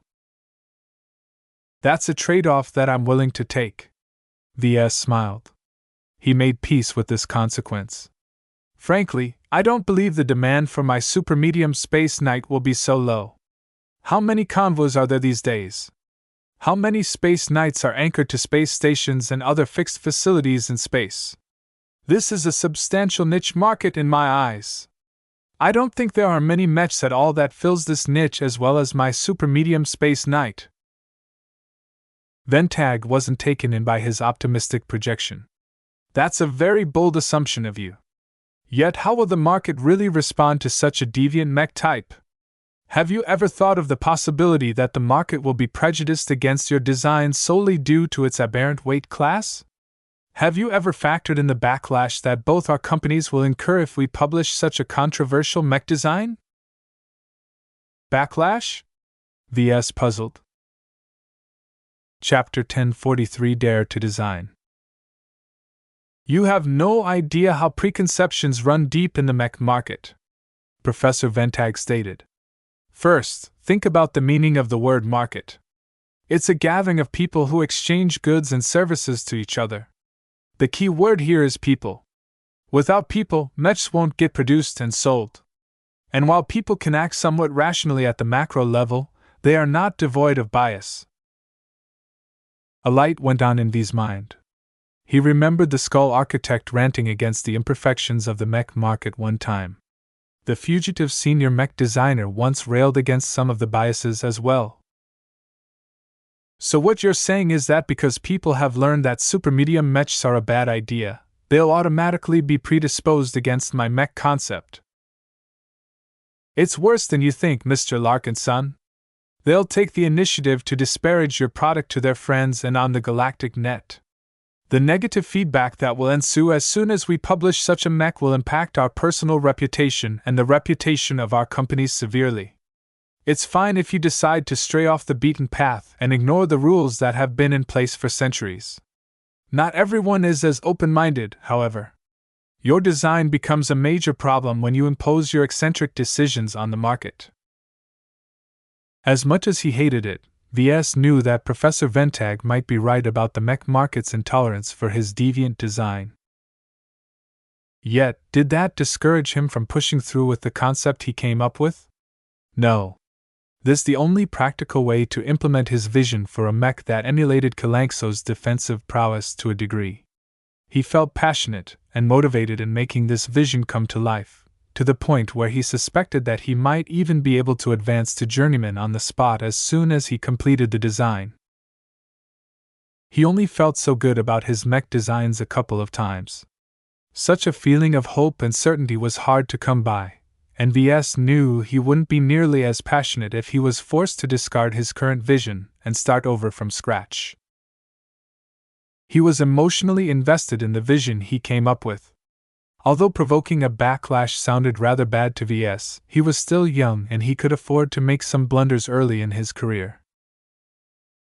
Yet it wasn't entirely different when it came to someone older and more established such as Professor Ventag and Nora Consolidated. His company spent decades building up its brand as a trusted indicator for quality mechs.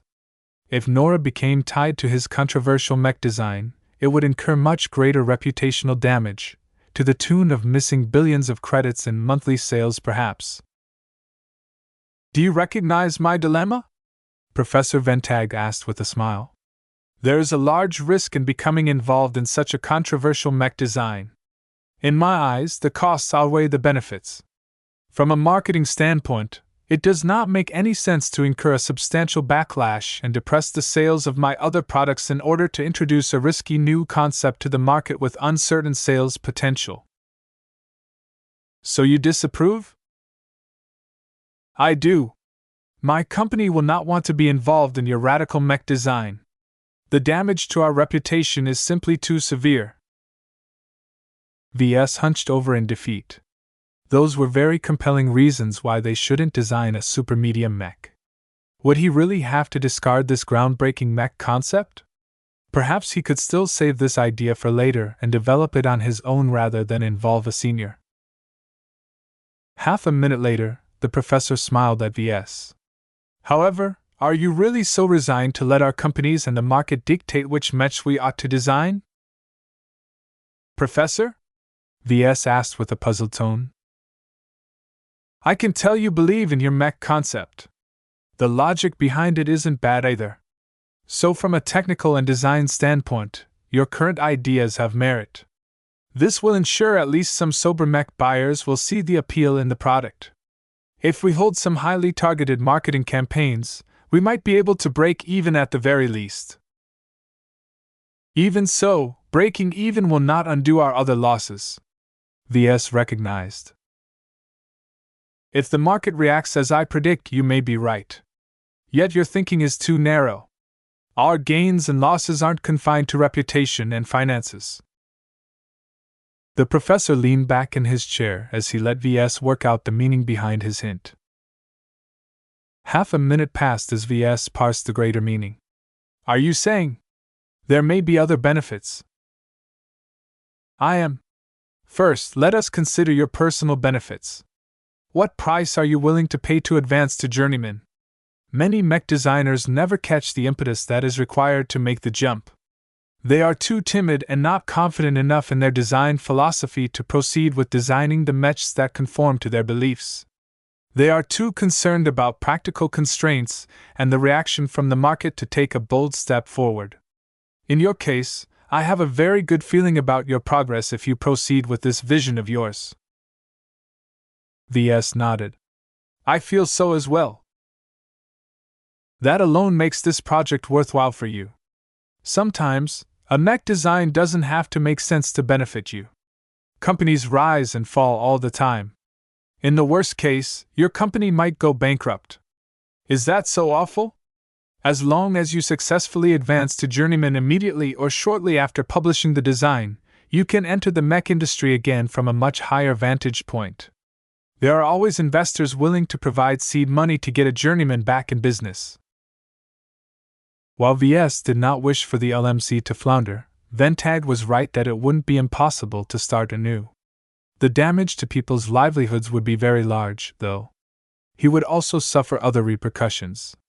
He wanted to avoid such a destructive outcome, if only to keep his power base on his home planet secure. What about you, Professor? Will you be able to benefit personally as well? I have some ideas. You've inspired me, Mr. Larkinson. The professor smiled amiably. Are you aware of my specialty? It took a short time for Ves to remind himself of that fact. You're specialized in damage control. Your mechs have a greater capacity for withstanding damage. Nora Consolidated's mech catalog featured products that possessed a higher average of redundancy and compartmentalization than its direct competitors. Even without the use of thicker armor or more expensive materials, their mechs were always able to survive one or two more hits while other mechs would have collapsed already. My specialty does not specifically favor any particular mech type. Whether I'm designing a knight mech or a rifleman mech, I can improve upon both of them when it comes to absorbing damage and maintaining their functionality even when their armor has been breached. However, the most significant aspect of my specialty is that the more room I have to work with, the more I can express my advantages. Ves lit up at that. Basically, Professor Ventag's strong point was designing an exquisite internal architecture for a mech. There wouldn't be much for him to tweak when it came to lean and narrow light mechs. Yet larger mechs offered much greater internal volume. This amplified the possibilities at Ventag's disposal. While a heavy mech would be ideal for him to showcase his talents, a super medium mech still offered distinct advantages compared to regular medium mechs. It wasn't much of a detriment for Professor Ventag to work on a super medium mech design. I admit that I have long adhered to the rigid division of weight classes, Professor Ventag said regretfully. I truly wish I possessed some of your open-mindedness. I have never truly participated in the design of a super medium mech. The thought simply hasn't entered my mind, and without a logical and compelling mech concept like yours, I would have never come up with a reason to do so. What seniors like me fear the most is stagnation and running out of viable ideas. So believe me when I state that I will make some definite gains in my own research if I work with your mech concept. That is worth the damage to our reputation and our earnings. So, reputation and money are just resources for us to expend in order to advance our ability to design mechs? The professor nodded in approval. That's the right mindset you should take. There are some who take it too far, but the best mech designers are those who pursue their own interests rather than pay an undue amount of deference to market demand and public opinion. It is never a bad idea to explore and apply your design philosophy in greater detail, even if it sets back your business career. An apprentice is an apprentice. A journeyman is a journeyman. The two are so vastly different that there is no comparison between their value. While Ves got his point, he still couldn't quite get over the consequences to their reputation and earnings. He also noted another point of concern. Our reputation is vital to keep our backers and allies content, right? If we drag down our own reputation, will our supporters still be so generous to us? This was a very real concern for Nora Consolidated because it possessed strong ties to the Tovars and Rittersberg. As for Ves, his principal backer was Flashlight, an organization who ruthlessly pursued their goals regardless of their means. If Ves tanked his own company somehow, he would be going against their pragmatism by reducing the value of his company. If Ves advanced to journeyman, he could make up for the losses somehow, but if he didn't, then Flashlight wouldn't be pleased. That is indeed a very serious concern, Professor Ventag conceded. Yet it is not as bad as you think. Innovation has a price. Innovation can also shape your reputation in other ways, not all of them bad. If you become known to produce innovative designs, even if they have mixed results, the few successes you've achieved will be sufficient to make up for your flops. So if I keep designing these kinds of mechs, the market will get used to my eccentricities. Correct. By starting with experimenting on unusual design concepts, you build up a tolerance in your reputation for designing mechs that do not completely conform to current market demand. That is a useful trait to acquire because it allows you to get away with mistakes more often. It can become a key part of your brand. Any backers you have will be much more pleased with that outcome because it is so rare in the mech industry. The professor's explanations were very high-minded, but Ves was sincerely convinced by the professor's answers. Everything had a price, but innovation was never easy. Advancing up the ladder should be the core focus of every mech designer. Ves was surprised that Professor Ventag maintained such a strong focus on advancement. He thought that the senior had lost himself into his political games, but it turned out he maintained a sober mind with regards to his associations with the Tovars, the DCTI and Rittersberg. Dare to design. Ventag summed up his point.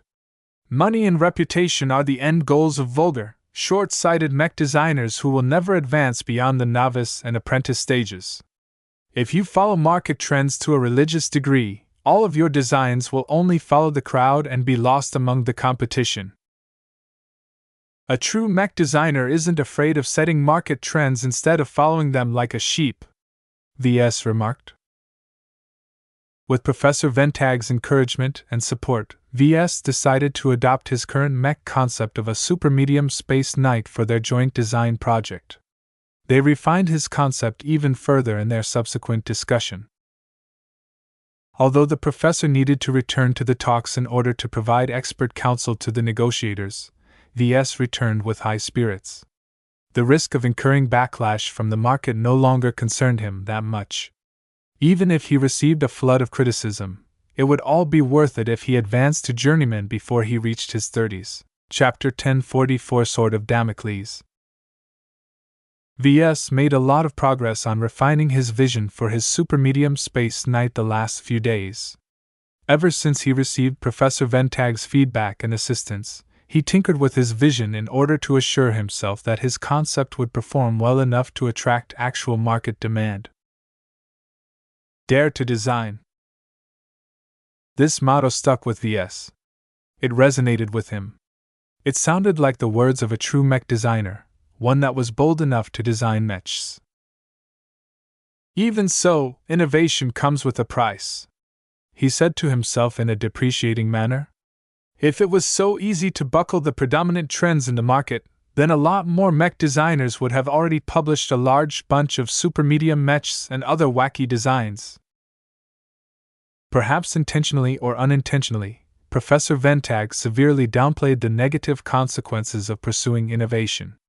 The senior painted a rosy picture of the benefits of pushing through with their innovative design, yet would the future really play out as the man described? It's impossible to predict the future, Ves believed. He was not so arrogant to the point of claiming to predict how the market, and everyone else with a stake in him, and his company would respond to this design. The backlash might be even greater and more enduring to someone like me than someone with a rock-solid reputation like Ventag. Chorus Ventag designed so many great mechs that he wouldn't be suffering that much of a hit to his reputation when he acquired a single blemish. As for Ves, while it was true that the market would forgive him for his missteps since he was so young, it would be hard to regain his old height after proving to the market that he was fallible like many other average mech designers. In addition, mech designers defied the market at their own risk. What is his super medium space knight design acquired such a negative reputation that even those willing to give it a try would be turned off? Ves feared that all of the criticism would depress the sales of his design, and thereby limit its proliferation in the Bright Republic and the Komodo Star sector. A mech designer derived a large part of their satisfaction and motivation on how widespread their designs proliferated. A struggling novice who worked months or years on a single design, only to sell 10 or so copies in its lifetime, would feel as if their work hardly mattered. He already learned that the impact of a mech designer's work affected a mech designer's chances of progressing and advancing. Someone who designed a dozen virtual mechs a year likely wouldn't be able to match the progress of someone who designed only a single mech a year. That was because their concrete impact on society differed hugely, with the designer of the real mech directly affecting the state of the galaxy in a small but very real fashion. An artist does not produce art for their own enjoyment. Art is made to be shared and appreciated. The same applies to mech design. Someone could train for hundreds of years to be the best painter in the galaxy, but what was the point if they hoarded their art and stuffed them in the closet? Besides, who knew if he was really the best if he didn't showcase his work to the public and listen to feedback? Without going through the rigors of public exposure, art held little meaning. Mech designers design mechs because they are meant to be used. If the mechs we design don't fulfill this essential purpose, what is the meaning of their existence? There isn't any. It's no surprise that mech designers who can't even find the meaning of their own designs stall in their growth.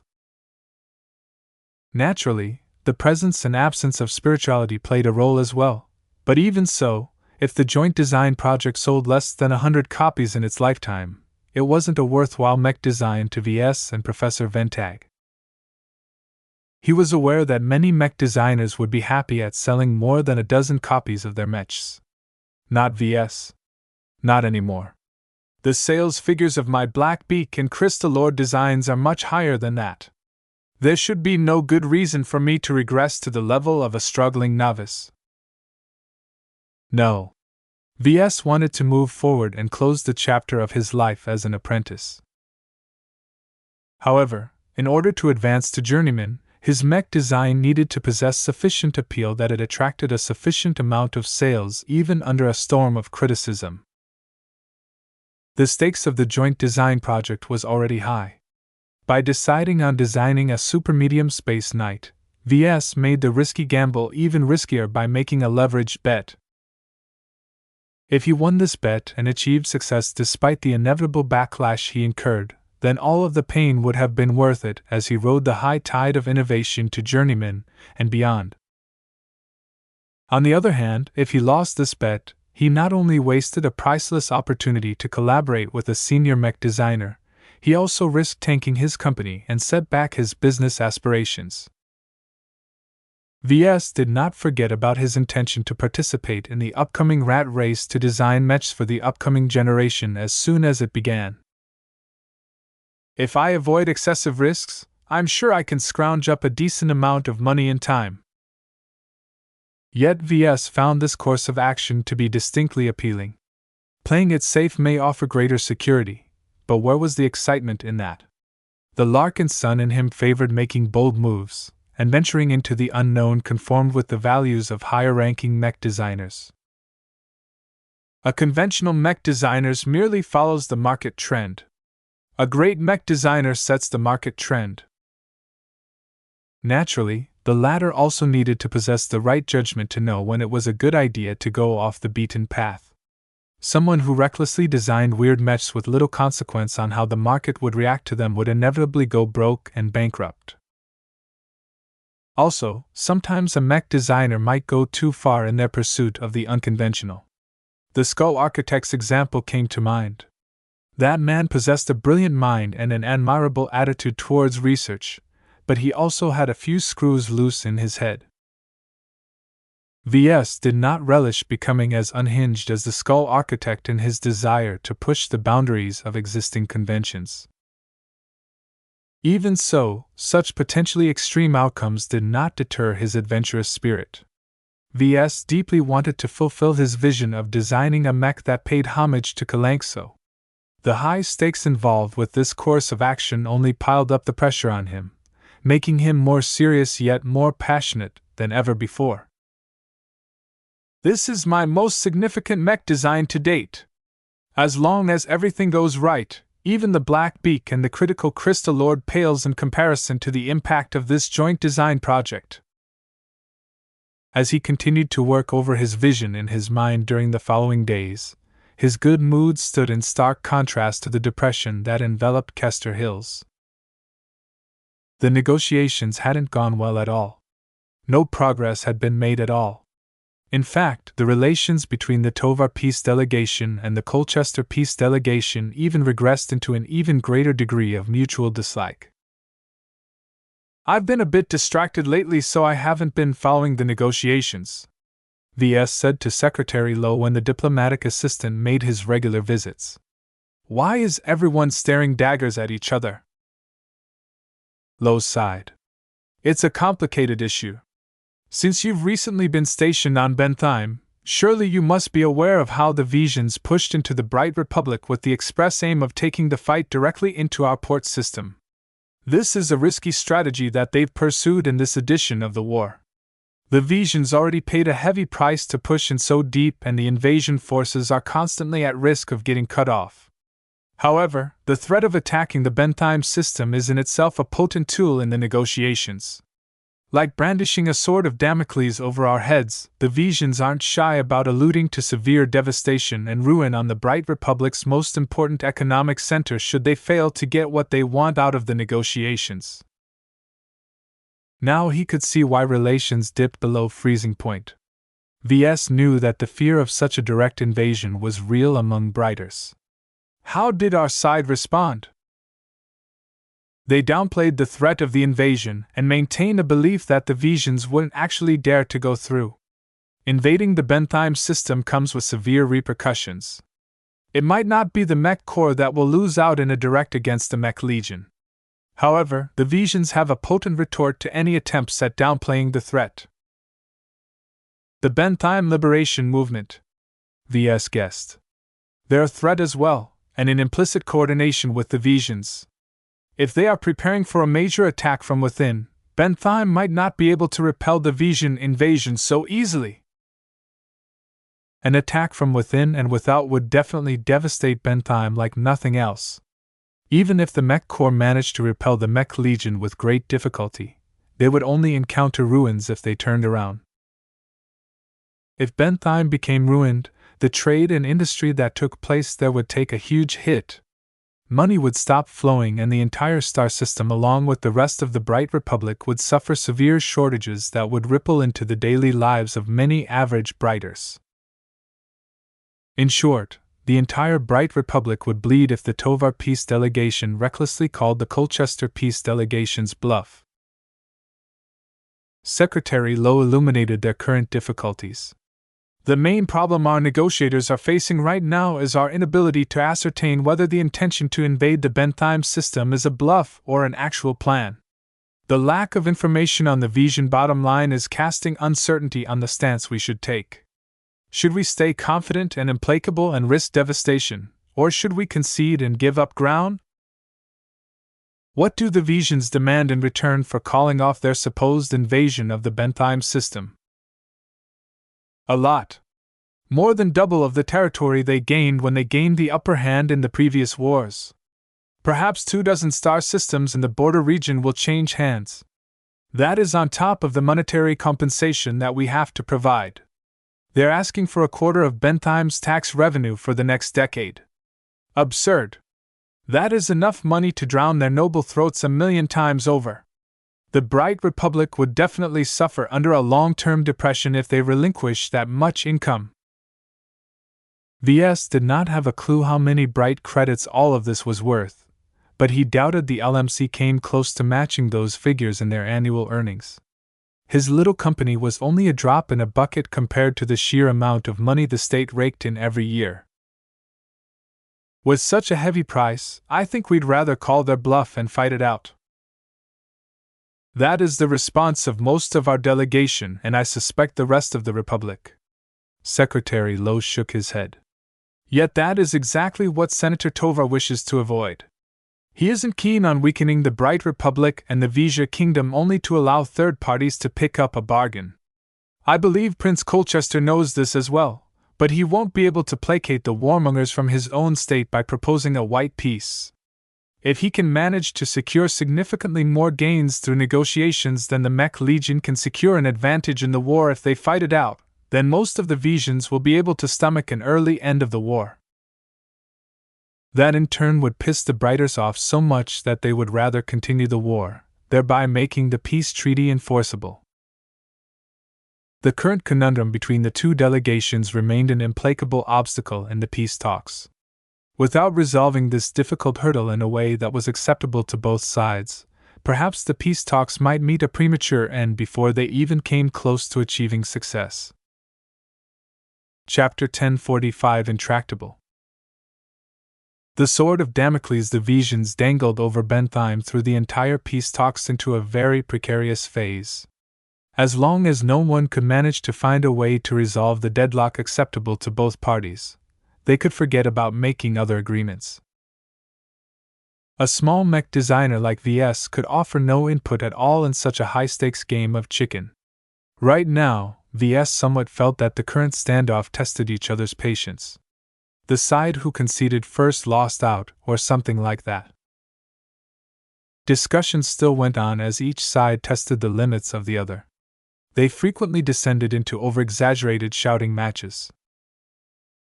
Ves barely noticed the deteriorating situation in Kester Hills. His head was up in the clouds as his inspiration ran amok in his mind. He continued to sketch the vision of his mech, refining its overall shape and picking and choosing what attributes he wanted to emphasize. In a break from his previous methods, he met up with Professor Ventag every evening once the talks for the day ended. Ves shared his current thoughts and difficulties, and Ventag offered various hints or solutions, some of which were so difficult or advanced that only a senior could realize these design aspects. All of these improvements and additions elevated the design in his mind to a higher standard. To be honest, the technical planning involved already went beyond the reach of an apprentice. It's not completely my design anymore. Ves half understood some of the measures, but many of them simply went beyond him, particularly the design elements revolving around redundancy and compartmentalization. The drafts that Professor Ventag casually sketched in a projection sometimes made the younger mech designer's eyes turn dizzy. He learned not to peer in too close in these details. As a mech designer, he didn't necessarily need to know the ins and outs of individual components and sections of his design. From a pure design ideology, they merely needed to fit the pieces of the puzzle together in the most optimal and synergistic combination. Even if it's not completely my design anymore, as long as I maintain overall control of the direction of the design, it's still my work. The assistance provided by Professor Ventag was only supplementary to his design process.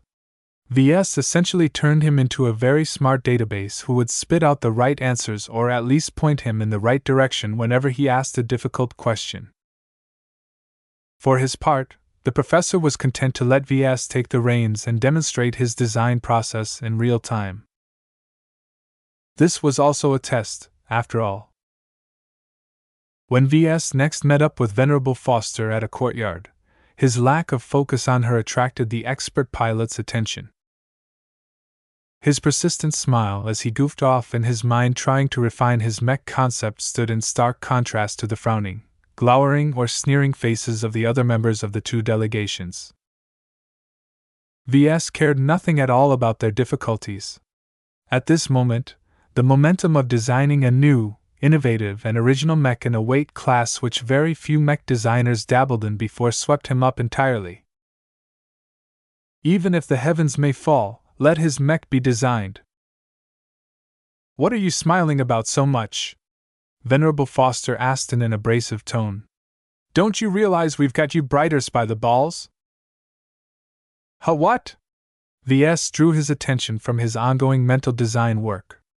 "Oh, that? Pff. Who cares? The only way this pissing match will end is if both sides compromise and meet in the middle.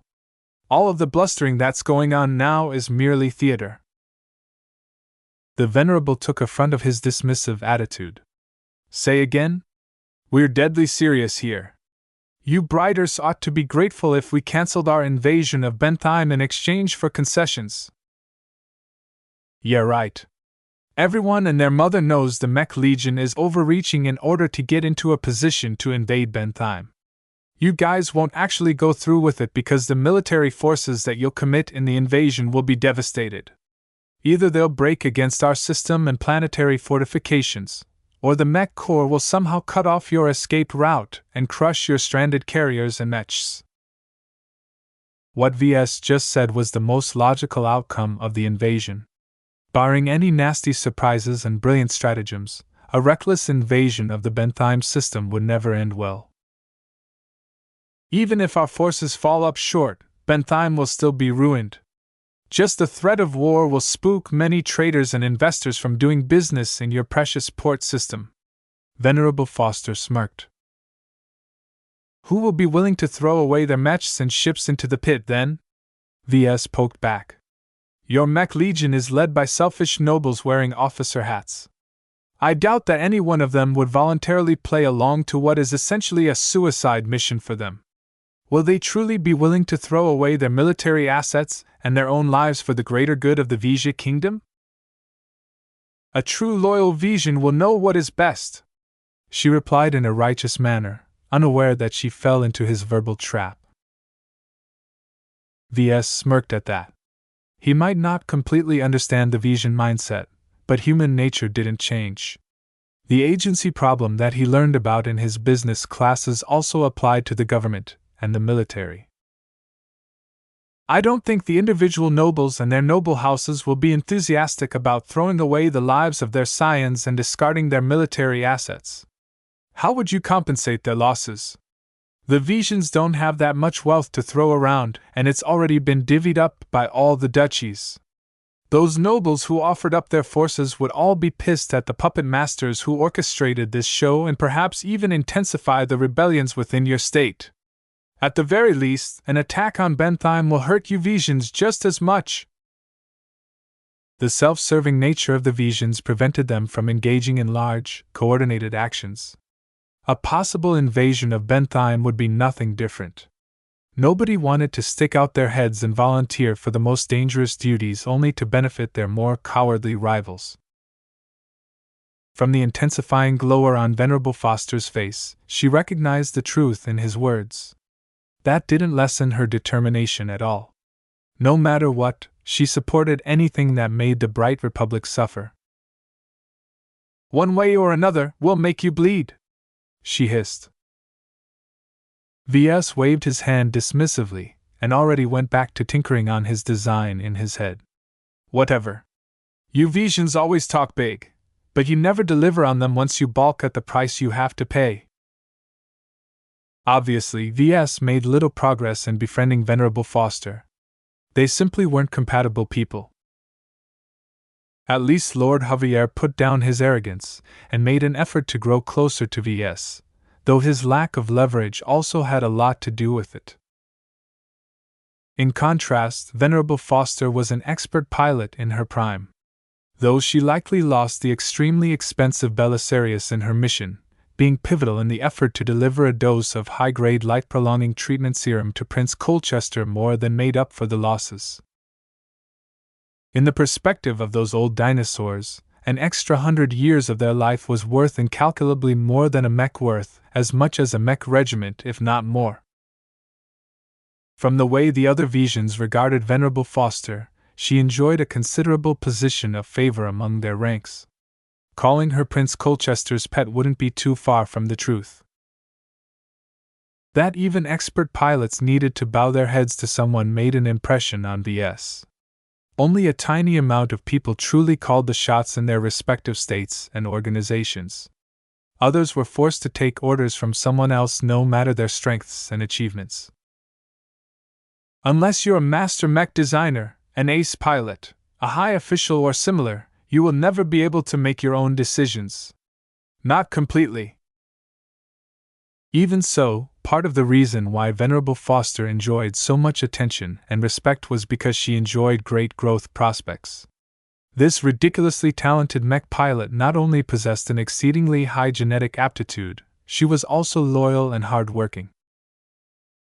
As long as she kept up her current growth rate, she might very well become a pillar of the Hafner Duchy and the Vesia Kingdom. Ves still found her presence at the peace talks to be wholly out of place. He understood why Prince Colchester needed her support in gaining traction for a possible peace treaty, but she did not even try to play along with the rules of the game. Why is she here, really?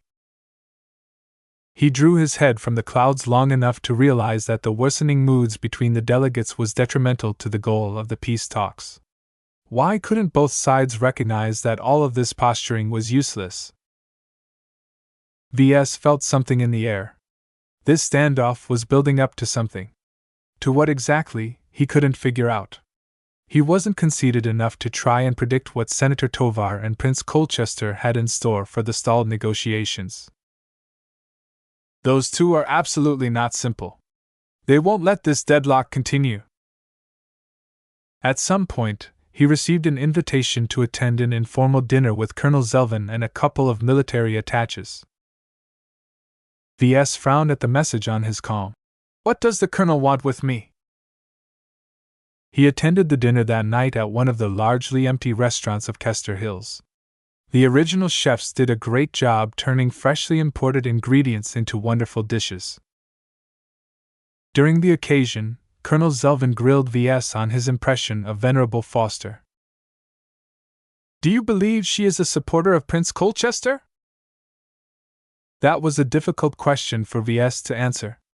I think she's in his camp, but she doesn't care too much about politics. I think she's only aligned with Prince Colchester due to special circumstances. She's pro-war, but she cares too much about the kingdom to let that get in the way of recognizing Prince Colchester's attempt to save them from a greater calamity.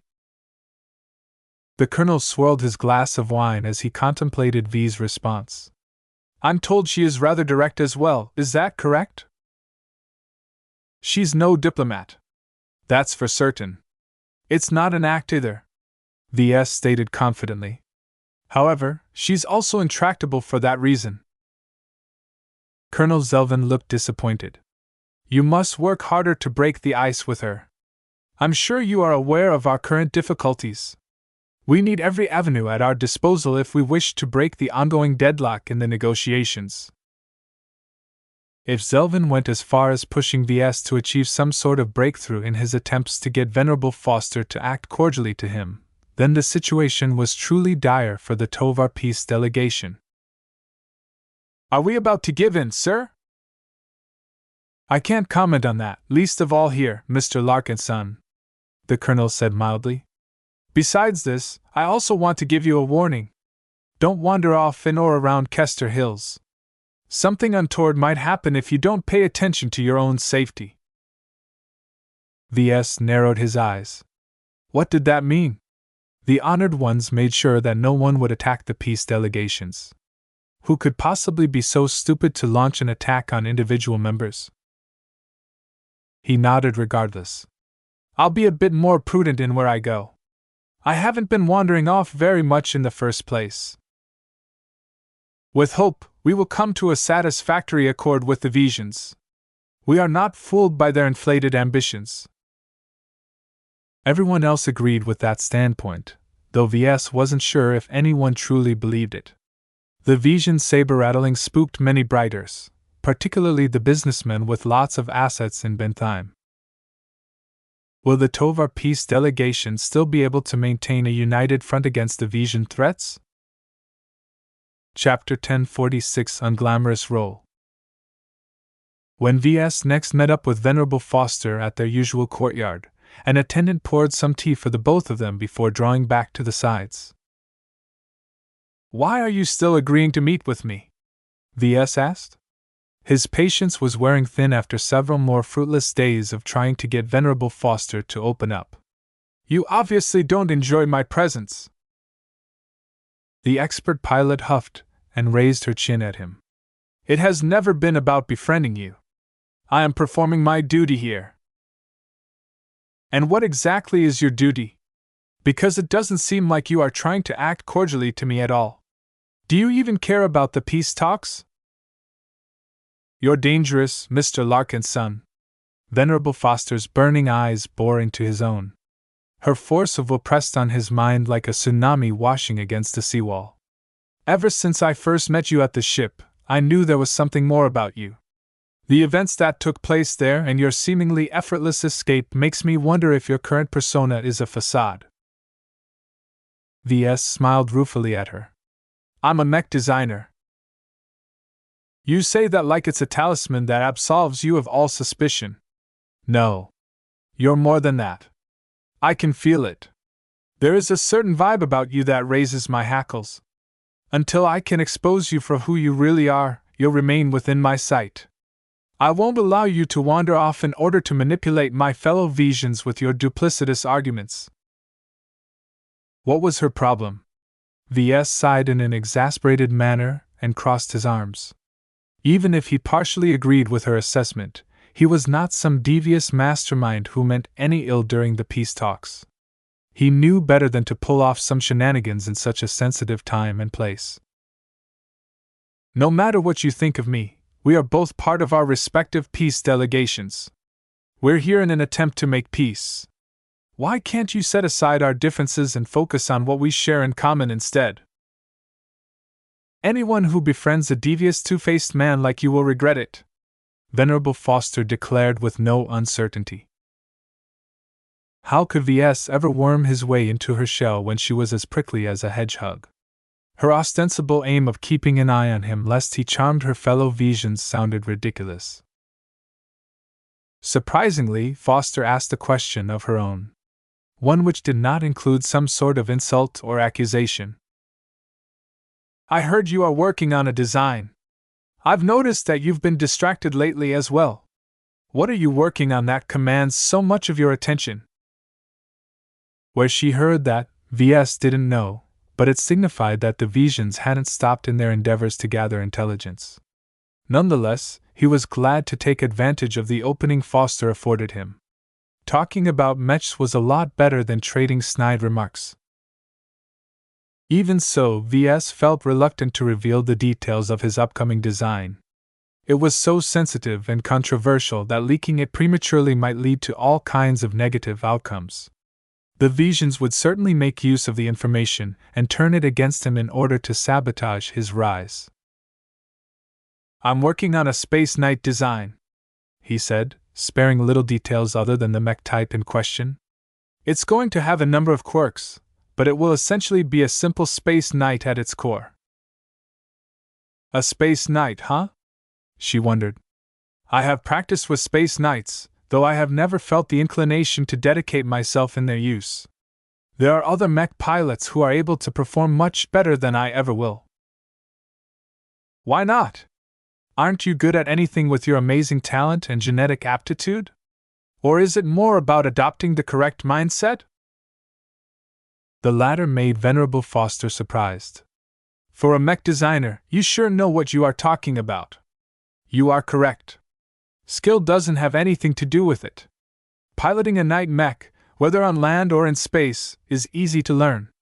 It is not a coincidence that mech cadets begin their training by learning how to pilot a night mech. Their slow, deliberate movements and their tolerance for damage and rough treatment makes them ideal platforms to get mech pilots acclimated to humanoid mechs. Yet not a lot of people end up specializing in piloting night mechs. Foster shook her head. It is not a mech type which satisfies those who wish to fight proactively. A night mech's main role is to act as a wall for their allies. However, the few people who stick with night mechs and adopt the proper mindset of a protector can pull off amazing feats with their sturdy mechs. They are an admirable if melodramatic class of mech pilots. Having experienced the perspective of a night mech pilot firsthand, Ves understood her meaning. Those chivalrous mech pilots can be a handful, but their hearts are in the right place.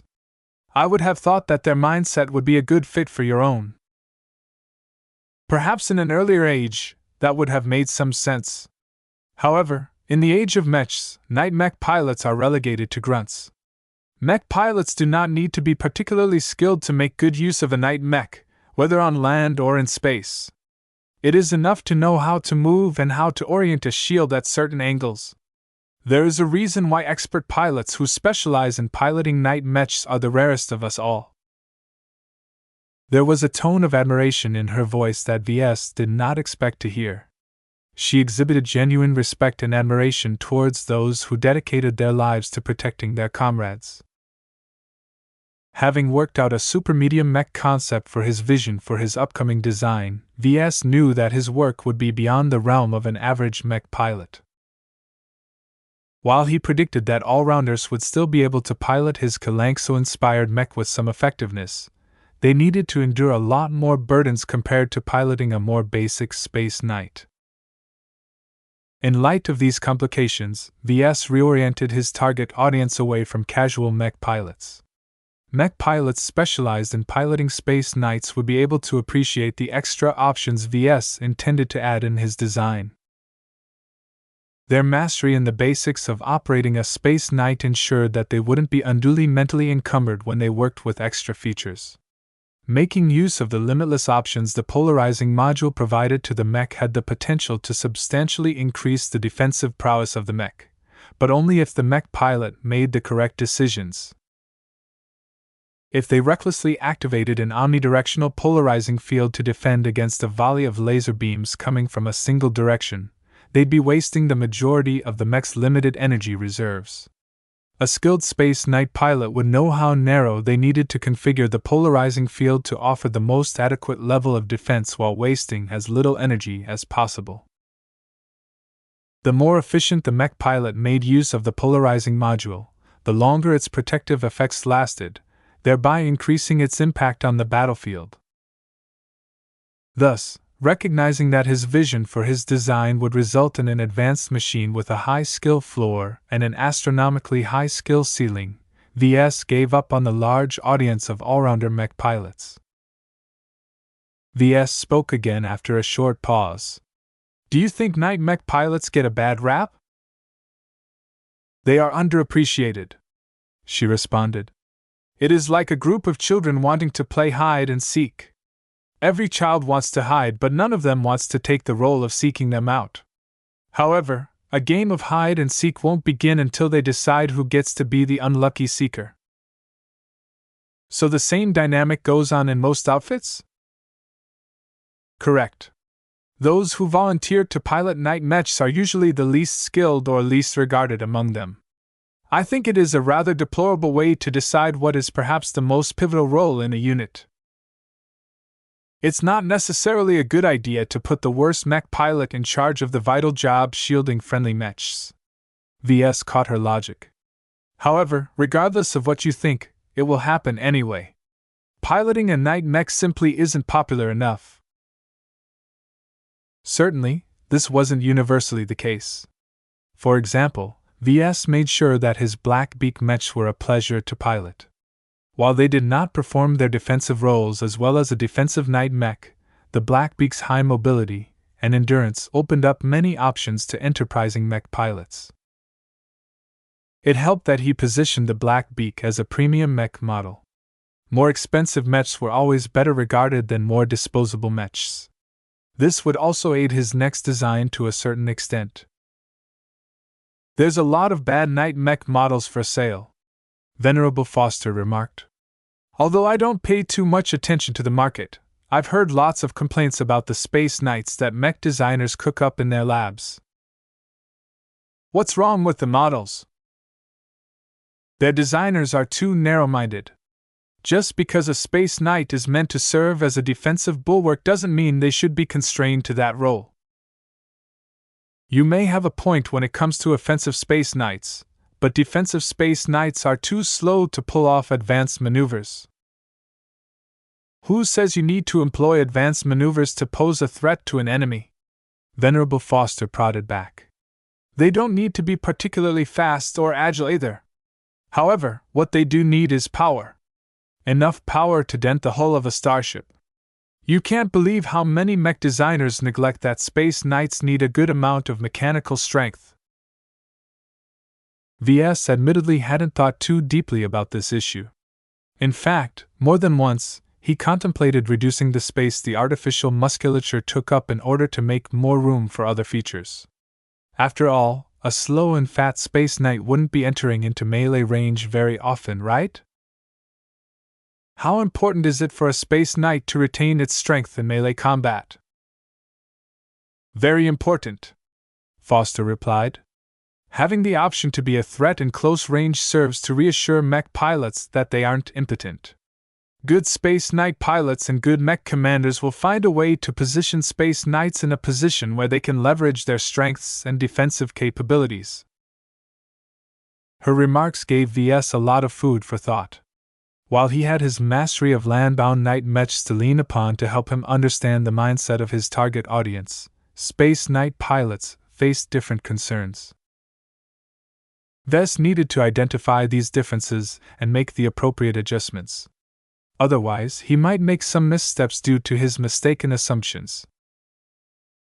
"Thank you for illuminating me about space knights, Venerable Foster." "I don't need your thanks," she acerbically replied. "It's not my intention to help you out. I just don't want you to mistreat mech pilots." "What's it to you? Most of my customers will probably be mech pilots from the Bright Republic." "I don't fear your mech designs." Venerable Foster grinned with a bloodthirsty glint in her eyes. "In fact, I want to see you succeed.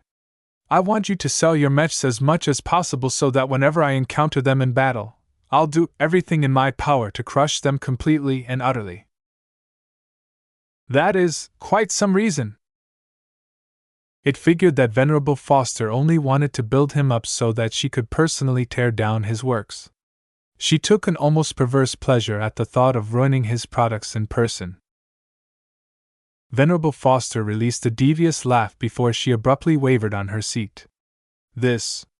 Something strange is happening." "What?" "My body is not under control." A creeping sense of foreboding entered the courtyard. VS hadn't quite adjusted to the sudden change. "What is wrong with you?" To the sides, the attendants present in the courtyard all collapsed and lost consciousness at the same time. "Poison!" Foster declared and then turned her gaze at VS.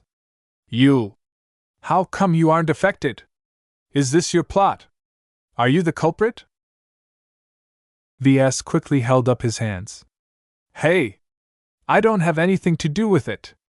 My body is resistant against poison, that's all. Just look at my face. Do I look like someone who would stab everyone in the back and ruin the peace talks?" The expert pilot looked skeptical, but eventually made up her mind. "Kill me now if you are responsible. If not, go sound the alarm." When VS raised his comm and tried to send out an emergency call, the device failed to light up. It had been sabotaged. My comm is not working! This attack was more serious than everyone thought. Chapter 1047 Silent Kester Hills. When Colonel Zelvin warned him of the possibility of foul play, Ves put up his guard since then. Even so, he didn't believe that anyone would be able to pull off an attack with all of the security measures in place. Surely the honored ones had everything in hand, right? Hundreds of exoskeleton soldiers patrolled the streets and facilities of Kester Hills. Further out of sight, several mech companies from the Mech Corps, Mech Legion, and the Honored Ones jointly patrolled the entire region and made sure no one would be able to sneak up to the retreat. However, all of those precautions seemed moot as every single device shut down at once. More egregious than that, every single person in sight collapsed at the same time by some poison that all of the detectors failed to pick up in the air or in their water and food. This was preposterously difficult to achieve. Ves knew that everyone had put their utmost effort into making this a secure venue, and for all of their precautions to fail so catastrophically indicated that the plot ran deep. While Venerable Foster attempted to maintain consciousness, Ves walked over to the collapsed bodies of the attendants. The Reinaldan servants still breathed, but no matter how much Ves patted them, they didn't regain consciousness. They're not dead. Just out cold. Lethal poisons are much harder to slip by the detectors. They also draw too much attention, Foster uttered as she shakily climbed up to her feet. I think my gene optimization treatments are helping me resist the effect. I'm surprised you are better off than me. Come here so I can lean on you. I can't move by myself at the moment. As Ves approached the expert pilot, he was wary about coming too close. Are you really convinced I am not involved? I think if you are the actual culprit, you would have done something to me by now. Killing an expert pilot is no joke. You know the MTA will get involved if something untoward happens to you. I think that's one of the main reasons why the culprits merely tried to put us to sleep. I wouldn't put too much stock in their restraint. This action violates many agreements. Whoever is responsible is likely hiding their true identities. Right now, they didn't know why everyone collapsed and why their electronics stopped working. Without functional comms, either Ves or Venerable Foster would be able to call upon for help. Ves and Foster recognized that this crisis threatened both the Tovar Peace Delegation and the Colchester Peace Delegation. Right now, they finally managed to put their differences aside. It was more important to work together than to hold on to old hatreds. When Ves supported Venerable Foster's body as she leaned on him, he tried not to become affected by her close proximity. The expert pilot in turn took notice of his ease of movement despite the additional burden. His muscles pressed against her body, allowing her to feel his underlying strength and body heat. For a mech designer, you are remarkably fit, she remarked. It's a souvenir from a previous adventure in the frontier. What a waste. I don't think so. It has helped me become immune to many poisons and diseases. Whatever substance affected everyone must be very potent, because it even managed to affect Foster's physique despite going through several rounds of CFA gene optimization treatments. As they stepped out of the courtyard and into the main streets of Kester Hills, they encountered an unnaturally silent village. The honored ones who ordinarily patrolled from place to place in their fully enclosed exoskeleton armor all stood rigid in the open. Ves and Foster approached a patrol of 4 frozen exoskeleton soldiers. Ves knocked at the chest plate of one of them and furrowed his brows. Their armor has been shut down. I bet the soldiers inside the shells are unconscious as well. This was very serious. If even guards had been neutralized, who protected them all from attack? It figures. Venerable Foster sneered even as she continued to lean against Ves. The honored ones are lazy and incompetent. We shouldn't have trusted them so much to provide security. Ves did not entirely agree with her assessment. Not all Reinaldans are the same. The honored ones assigned to guard us consists of their elites. They're a lot more diligent than you give them credit for. Our opponents are just a bit more sophisticated in comparison. The eerie silence and the frozen suits got to him in a way. He nervously flexed his free hand, contemplating whether he should materialize the Amastendera. His other hand kept supporting Foster's body. Her body was hard, lean, and muscular. Her proximity continued to distract him from his surroundings. "Keep your head in focus," Foster barked, having worked away some of the substances in her body. "This isn't the time for you to be absent-minded. Where do you suggest we go?" "I think we should check up on Senator Tovar and Prince Colchester's temporary estates. We have a duty to see to the safety of our respective patrons." "I think they'll be fine. Their individual security is very robust." Venerable Foster shook her head. She obviously hadn't heard about the near-disastrous pirate raid against the Tovar peace delegation. "We need to go to the center of this village and find some way of taking charge of the defenses. We're useless without weapons, armor, and mechs." Ves looked around the village and strained his ears for any sounds of fighting. He saw and heard nothing. "Nothing seems to be happening." "That doesn't mean anything. Perhaps the culprits are kidnapping some of our delegates. We need to arm ourselves before we can contemplate anything else. Checking up on our fellow delegates can wait." He tentatively agreed with her course of action. Right now, it would take too long to check up on Senator Tovar and Prince Colchester, especially considering they occupied estates on the opposite ends of Kester Hills. The conference chamber where the negotiations took place behind closed doors was situated very closely to the security center where the honored ones coordinated all of their patrols.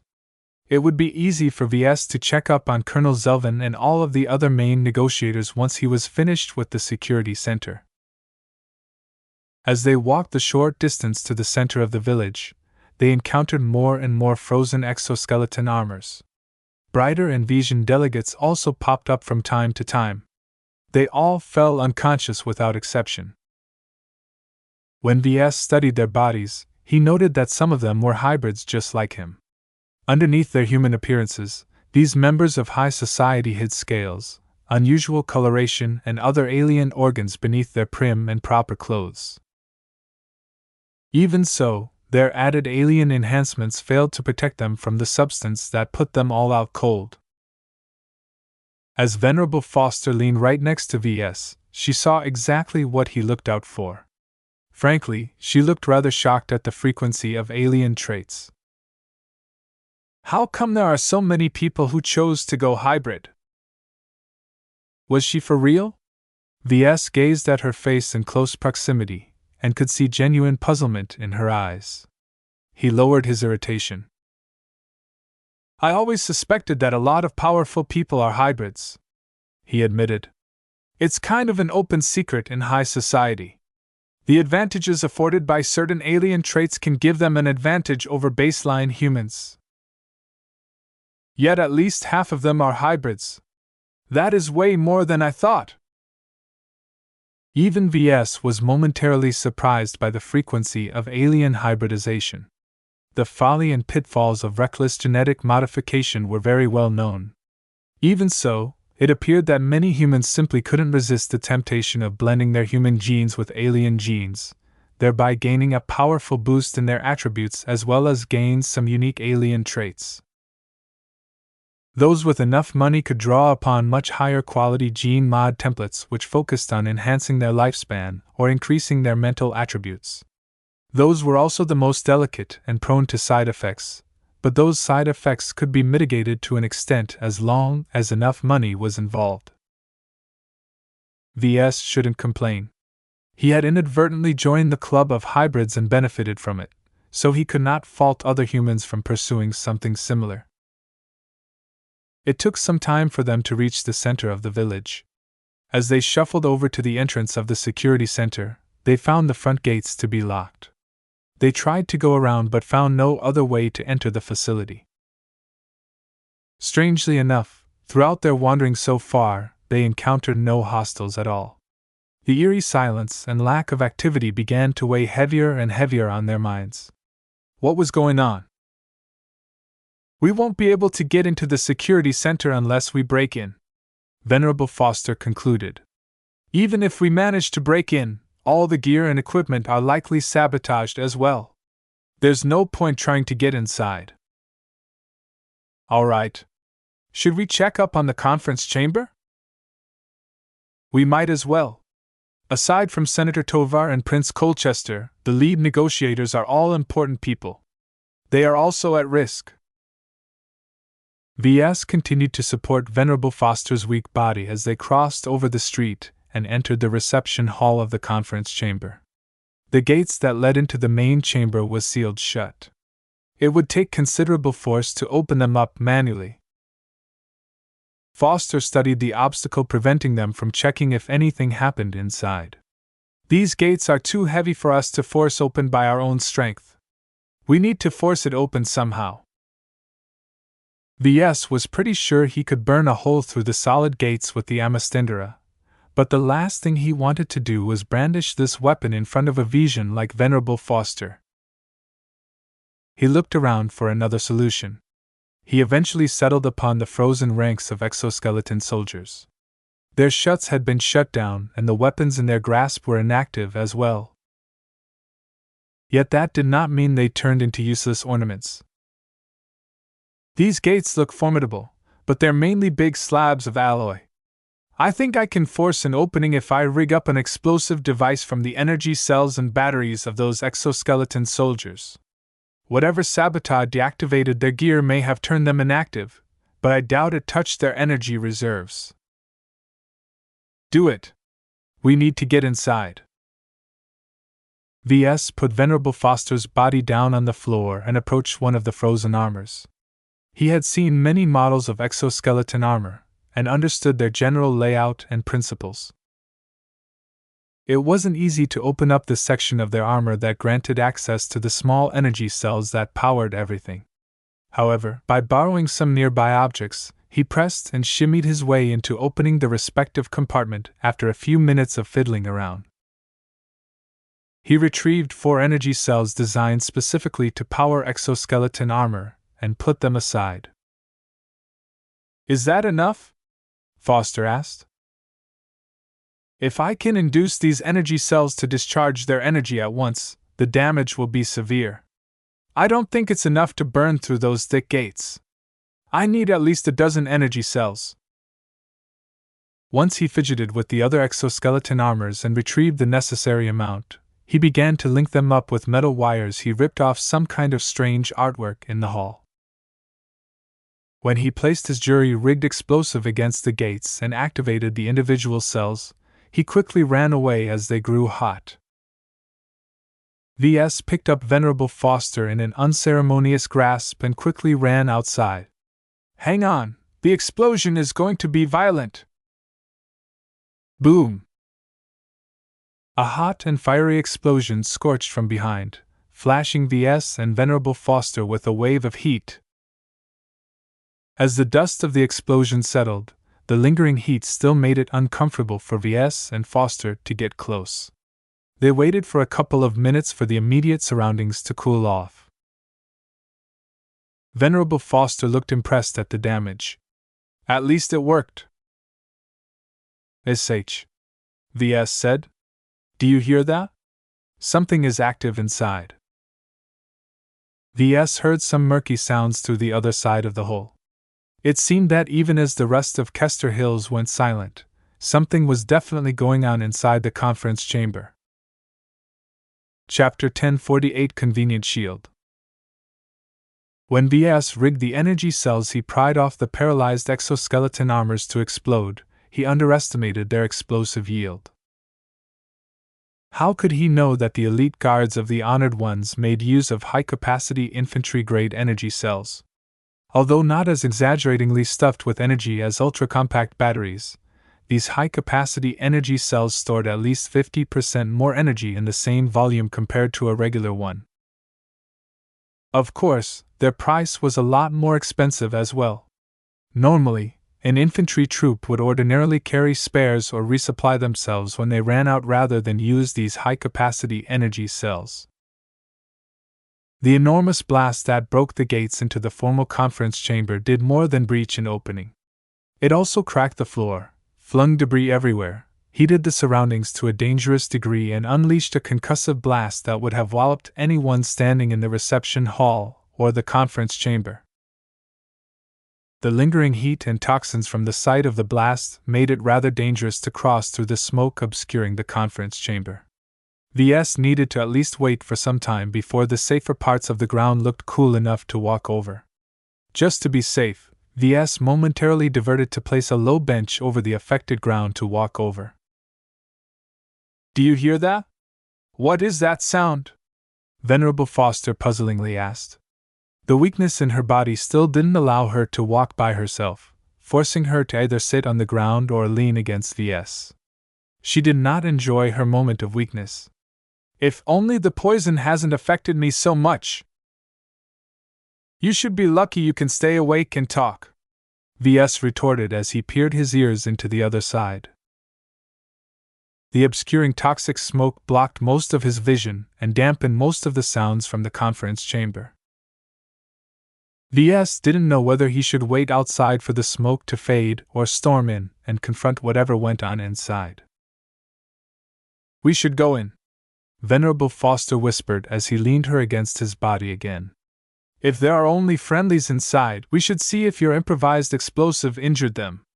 If there are hostiles inside, this might be the time to take them out quickly." "We don't have any weapons." "The detonation was your weapon. Are you so weak that you can't finish off a human with your hands?" Ves shrugged. Secretly, he held out his free hand behind his back and discreetly summoned the Amastendera. Whatever stuff was going on inside, he wouldn't go inside unarmed.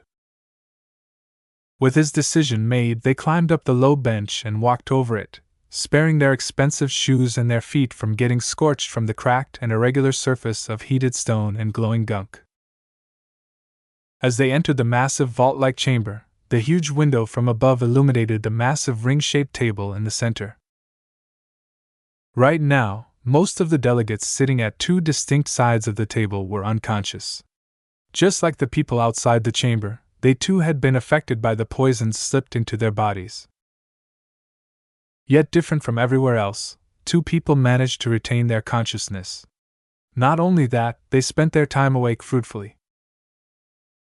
"Major Deborah Sinon!" Ves uttered in shock. "Lord Brennan of House Novian!" Foster exclaimed as well. Major Deborah Sinon served alongside Lieutenant Colonel Zelvin as his second-in-command during this assignment.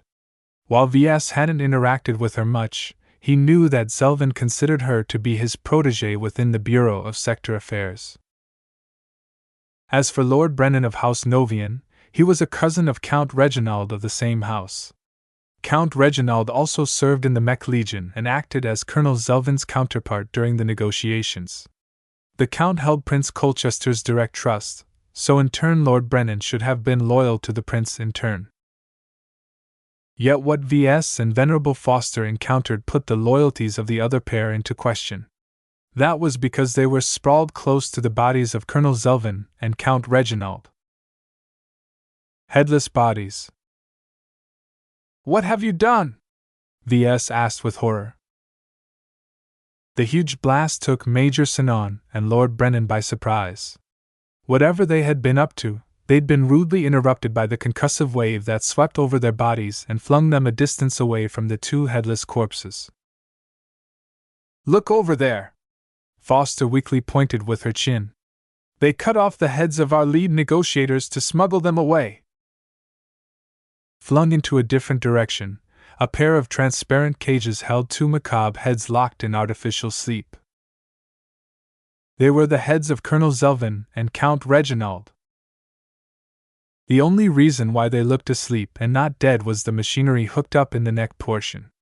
As long as oxygen and blood circulated through their heads, their brains and the valuable information contained within would still be retrievable. The plot immediately became apparent to Ves. The true threat did not solely come from the outside. Regardless of how much Senator Tovar and Prince Colchester vetted the members of their delegation, they completely missed the treachery brewing within their third-in-commands. "Don't move, Ves!" Major Sinon yelled as she popped off the hand from her wrist to reveal an organic ballistic gun barrel within the exposed flesh. "I've read the reports. I know you are always armed. If you move that arm from your back, I'll shoot." Ves inwardly cursed to himself. He finally paid the price of showing off the Amastendera. How many people had access to those reports? The concussive blast that bowled over the traitors affected their coordination. The organic weapon implanted within Sinon's forearm wavered in its aim, though not to the extent of missing the mark. Lord Brennan apparently stood closer to the site of the blast because it took more time for him to regain his wits. Even so, soon he would be drawing out his own holdout weapon, doubling the danger Ves needed to face. One way or another, he needed to resolve this matter quickly. Yet, as he rapidly went through his options, he wondered why Major Sinon hadn't shot him yet. Why was she holding him at gunpoint? Even if her aim was rather shaky, her organic weapon surely possessed more shots, right? Realization struck him as Venerable Foster breathed loud enough to tickle his ears. He immediately adjusted his grip on Foster so that she pressed to the front of his body. His forceful movement elicited an angry squawk from the weakened expert pilot. "What are you doing, you brute?" Yet despite the movements, Major Sinon didn't shoot. "You're afraid, aren't you?" Ves grinned as he felt he regained some control during this crisis. "As long as you kill Venerable Foster, you know the MTA will investigate the matter. Not only will your life be forfeit, but your entire ploy will be exposed as well. I doubt your masters will want to draw the MTA's attention." The extent to which the MTA enforced their own laws always struck fear in the hearts of humans. Although Ves witnessed plenty of times that their intervention had waned to an extent, as demonstrated by the Skull Architects' continued survival and exile to the frontier, just the threat of MTA intervention was enough to stop Major Sinon. However, what Ves didn't count on was that Venerable Foster did not take kindly to being used as a human shield. She immediately squirmed in his grasp and weakly bashed her elbows against her captor. "Unhand me, you fall brighter! I am not a shield for you to block incoming fire." Ves tightened his grip over the angry expert pilot and tried to keep her in his grasp. Her lack of strength and leverage prevented her from harming him, though her thrashing grew increasingly violent, making it difficult for him to position her body to cover his own against Major Sinon's organic weapon. If there was one benefit to Venerable Foster's thrashing, Major Sinon seemed slightly distracted by the spectacle. Even as Ves tried to wrangle the expert pilot's body in his tight grip, he hadn't missed her momentary lack of focus. Chance. Ves immediately whipped out his Amastendera from behind his back and fired a bright laser beam at medium power at Colonel Zelvin's protégé. A bright flash of golden light engulfed the room as the laser barely missed Major Sinon's form. Ves expected that his aim might be off, but the current configuration of the Amastendera burned for 2 seconds, enough for him to correct his aim. He flicked the muzzle of his laser pistol to the left, cutting through Major Sinon's service dress uniform and the vulnerable body underneath. The traitor instantly collapsed, half of her torso cut and burned. Unlike Ves, Major Sinon did not possess any convenient expert pilot to make him hesitate in firing. "Shoot Lord Brennan as well!" Foster shouted, having calmed down in her grasp. She finally set her priorities straight. Though she still questioned where Ves whipped out such a big and powerful laser pistol, this was no time to ask questions. "He's going for a weapon as well, I think." Ves calmly shot the Vision third-in-command without any suspense. The man still hadn't recovered from the aftereffects of the explosion. Only 2 people remained conscious in the conference chamber. A pair of laser-burned corpses joined the 2 headless corpses on the ground. As blood, smoke, and the smell of burnt flesh suffused the air, Ves still wondered what was going on here. The treachery of some of the most trusted people in Senator Tovar and Prince Colchester's delegation still stunned him to an extent. "Do you hear that sound?" Foster called, turning his attention back to the increasingly growing noise suffusing the entire chamber. "It's accompanied by a vibration. It's coming from the ground. Something is tunneling below us." The hard tiles in the middle of the conference chamber already started to bulge from the tunneling machine about to breach the floor. "This must be their escape route. Ves! Take the two heads and bring us out. We have to go before the tunneling machine bores into the chamber." "There's not enough time," Ves quickly judged. "Besides, I can't bring you and two of those head boxes at the same time. I have a better idea." Ves kept her within her grasp but also whispered a set of verbal commands to the Amastendera. He tweaked its power setting to maximum and turned its firing mode into a cutting beam. He hoped that he made the direct decision. Within seconds, the tiles in the center of the ring-shaped table bulged and broke. A narrow tunneling machine as wide as an car emerged from the opening. It was one of the smallest tunneling machines Ves had ever encountered. Already, he could vaguely spot that its exterior consisted of sensor-dampening materials. Clearly, the narrow tunneling machine served a similar role as Calabast's stealth crawler. The tunneling machine was meant to sneak into high-security areas from below in order to extract a small number of agents or operatives in the field. If there was one major weakness common to every vehicle focused on stealth or minimizing their sensor signature, it was that their exterior armor plating didn't hold up well against direct damage. Even before the hatch of the tunneling machine opened up, Ves fired his Amastendera at full power. The cutting beam took only moments to sear through the armor of the machine, damage whatever was inside. Faint screams echoed from the opening as Venerable Foster witnessed the Amastendera's power at first hand through her squinting eyes.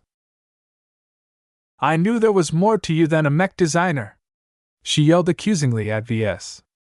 "Who do you work for, really? Flashlight? Searchlight?" She squirmed anew, and somehow managed to stumble out of his grip. As soon as Venerable Foster opened her mouth yet again, the half-crippled tunneling machine suddenly self-destructed. Both of their bodies were flung away from the concussive shockwave released by the explosion. Chapter 1049, Holding the Cards. The conference chamber fell into ruins. Rubble and debris from the self-destructed tunneling machine bombarded most of the space with dangerous fragments. The shockwave sweeping over the entire chamber flung the unconscious delegates and their seats backwards and against the walls. Ves cracked open his eyes roughly a minute after the explosion. His resilient physique allowed him to recover faster than anyone else, not that most would be waking up anytime soon. He threw his gaze at Venerable Foster's body. She suffered some cuts as some sharp pieces of metal debris brushed past her bodies. Other than that, she wasn't in danger of losing her life, so Ves quickly cast aside his worry. Slowly but surely, he climbed back up to his feet. He spotted the Amastendera ripped from his grasp and thrown to the ground a few steps away from him. Ves concentrated on the weapon and caused it to dematerialize back into his inventory. "That's a handy trick." He turned his gaze towards the middle of the conference chamber and spotted nothing but a broken and debris-strewn hole in the ground. Only fragments remained of what used to be a stealth-oriented tunneling machine. Ves guessed that it would be impossible to gather any clues from the remnants. He shook his head at the awful sight but walked closer and peered into the hole. No sounds. No vibrations. I doubt another machine will come. That gave him some relief. He had a feeling the conspirators did not employ any other assets for fear of discovery. After tentatively concluding that a second tunneling machine wouldn't come up, he turned around and sought out the head boxes containing the cut-off heads of Colonel Zelvin and Count Reginald. The tunneling machine's self-destruction bounced the transparent boxes against the wall, causing them to land on skewed orientations.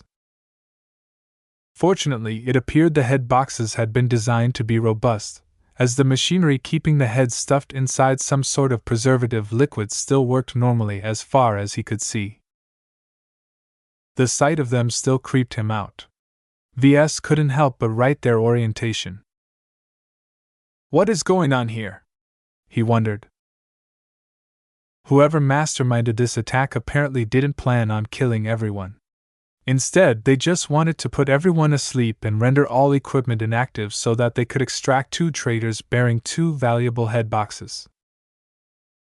For some reason, the value of the information contained in the minds of Colonel Zelvin and Count Reginald surpassed almost everything else in Kester Hills. The only heads more valuable than the 2 were the heads of Senator Tovar and Prince Colchester. Have they been attacked as well? Even if they were, Ves doubted that the 2 VIPs would be so easy to take away. Senator Tovar would have definitely learned his lesson from last and intensified his security, at the very least. Just as he contemplated whether he should stick around or go check up on Senator Tovar's estate, Ves heard a vague noise coming from above. He looked at the skylight illuminating the chamber from above only to see several objects punching through. Ves closed his eyes and shielded his face with his forearm. A series of thuds sounded from the middle of the chamber as a small squad of exoskeleton soldiers bore their weapons in each direction. 2 of the soldiers noticed that Ves was still conscious. Freeze! Hey, I'm on your side!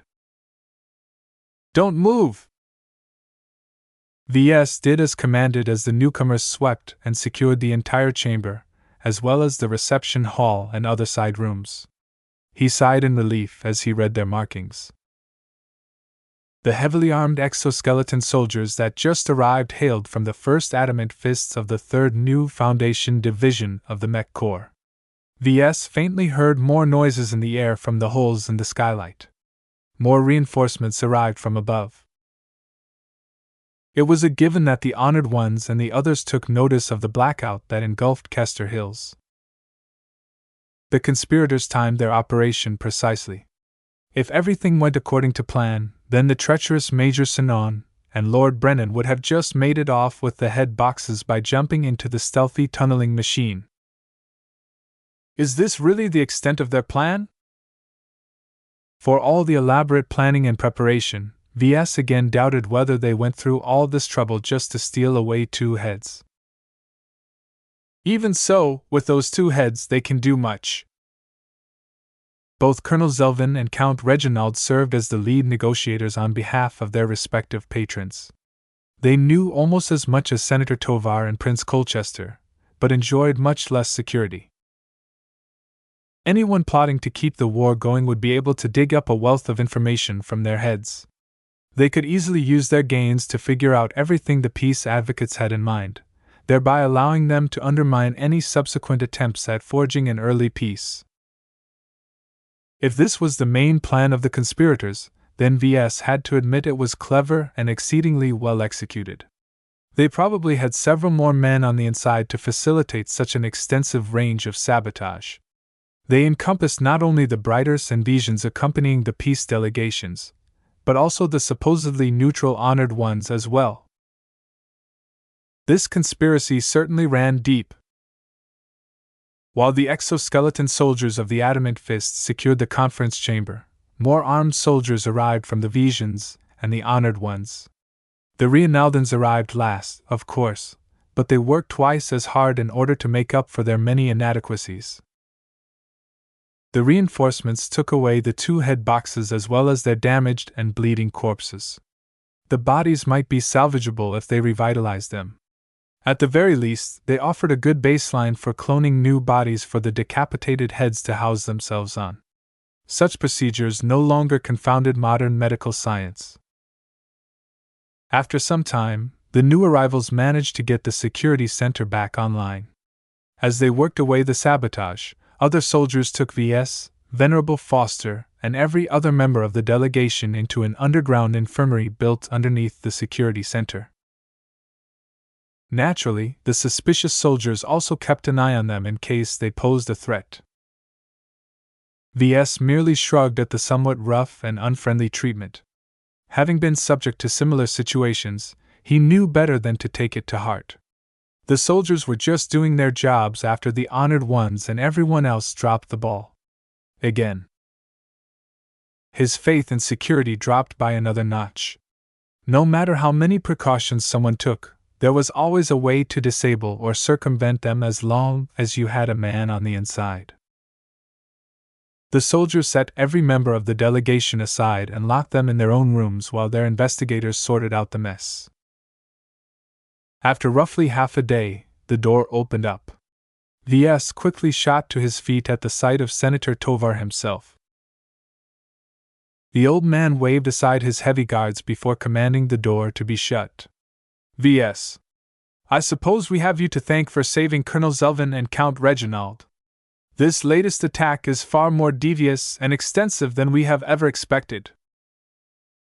1,000 questions swirled in V's mind. He was so tired and harried about what just happened that he didn't bother to dress up his words. What is going on, Senator? The senator looked a little reproachful. I suppose you do deserve an explanation after all you have done for us. This will take some time. Camden Tovar calmly stepped forward and sat on a spare seat meant for guests. When Prince Colchester and I initially came into contact to organize the peace talks, we quickly received indications that certain elements within our states are aware of what we wish to accomplish.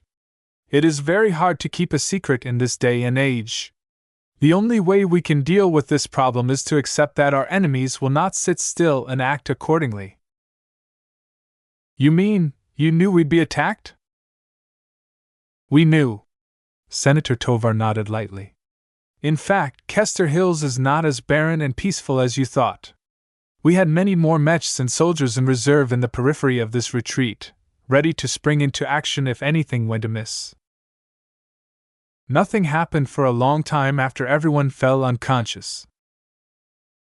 We made some mistakes. Our backup forces fell under the same sabotage that befell Kester Hills.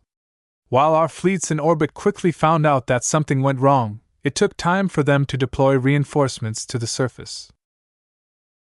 It's because of Major Sinon and Lord Brennan, right? Correct. Prince Colchester and I trusted our respective people.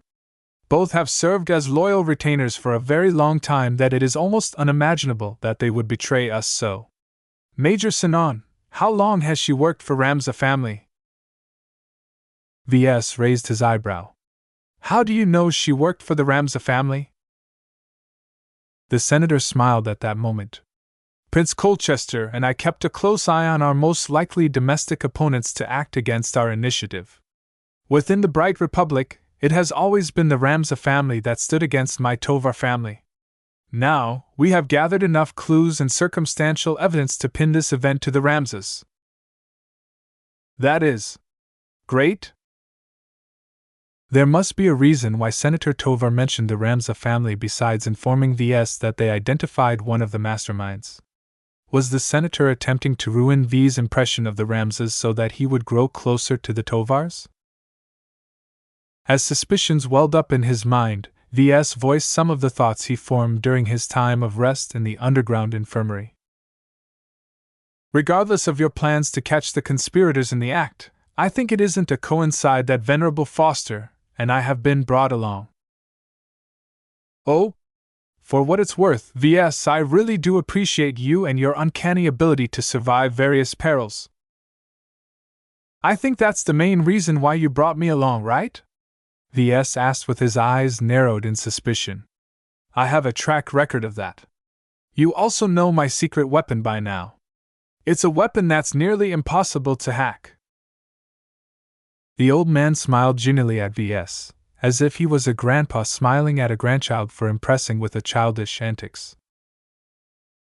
Ves pressed on. Something similar must have prompted Prince Colchester to include Venerable Foster in his delegation. As a promising expert pilot who has a decent hope of advancing to ace pilot, she's not just valuable to the Vija Kingdom, but also to the MTA. No one in their right mind would want to harm a single hair on her when she's outside the cockpit. As long as she resides in Kester Hills, the conspirators aren't able to wipe us all out by throwing an artificial meteorite on the village or something. That is very clever of you. Senator Tovar chuckled. Indeed, expert pilots are just as valuable off the battlefield. Prince Colchester isn't the first person to take advantage of the MTA strictures, and he won't be the last. Expert pilots are one of the most valuable bodyguards in the galaxy. I believe Secretary Lowe once described the two of you as wild cards. That is exactly what you and Venerable Foster are. Both of you complicate the plans of our enemies by your presence alone. Calling them wild cards was a generous way of describing them as pawns. In both cases, the person holding the cards or pawns called the shots. Realizing that he'd been used in this fashion left a foul taste in his mouth. Even so, VS knew better than to express his dissatisfaction. What was done, and VS already sided with the Tovar family anyway. So what now, Senator? Have we at least gained something out of this mess? Camden Tovar smiled brightly. Now, the real negotiations begin. Chapter 1050 Depth of Thinking. Once Kester Hills got over the attack, the peace talks slowly resumed. Most people affected by the poison recovered without any complications. All of the sabotaged equipment had either been patched up or replaced with more secure gear. Security practically tripled overnight. Mechs openly patrolled in the outskirts of the retreat without any concern of distressing the members of the delegations with their close proximity. Frankly, the presence of Mechs reassured them. They were much more difficult but not impossible to sabotage, as demonstrated previously when men on the inside scrambled their operating systems. The honored ones were still rooting out the units assigned to secure Kester Hills for treacherous agents. Even though the peace talks suffered a major interruption that almost threatened to break them off entirely, the negotiators who resumed the negotiations didn't act very reserved despite the absence of their former leaders. Not everyone knew what exactly happened. Colonel Zelvin and Count Reginald. Only a couple of people, included VS, knew that their decapitated heads had been brought back to a specialized Reinaldan medical facility elsewhere on Harkinson 2 to attach them back onto healthy bodies. Even with the best care the Reinaldans could offer, it would take at least a couple of months to ensure a complete and healthy reattachment.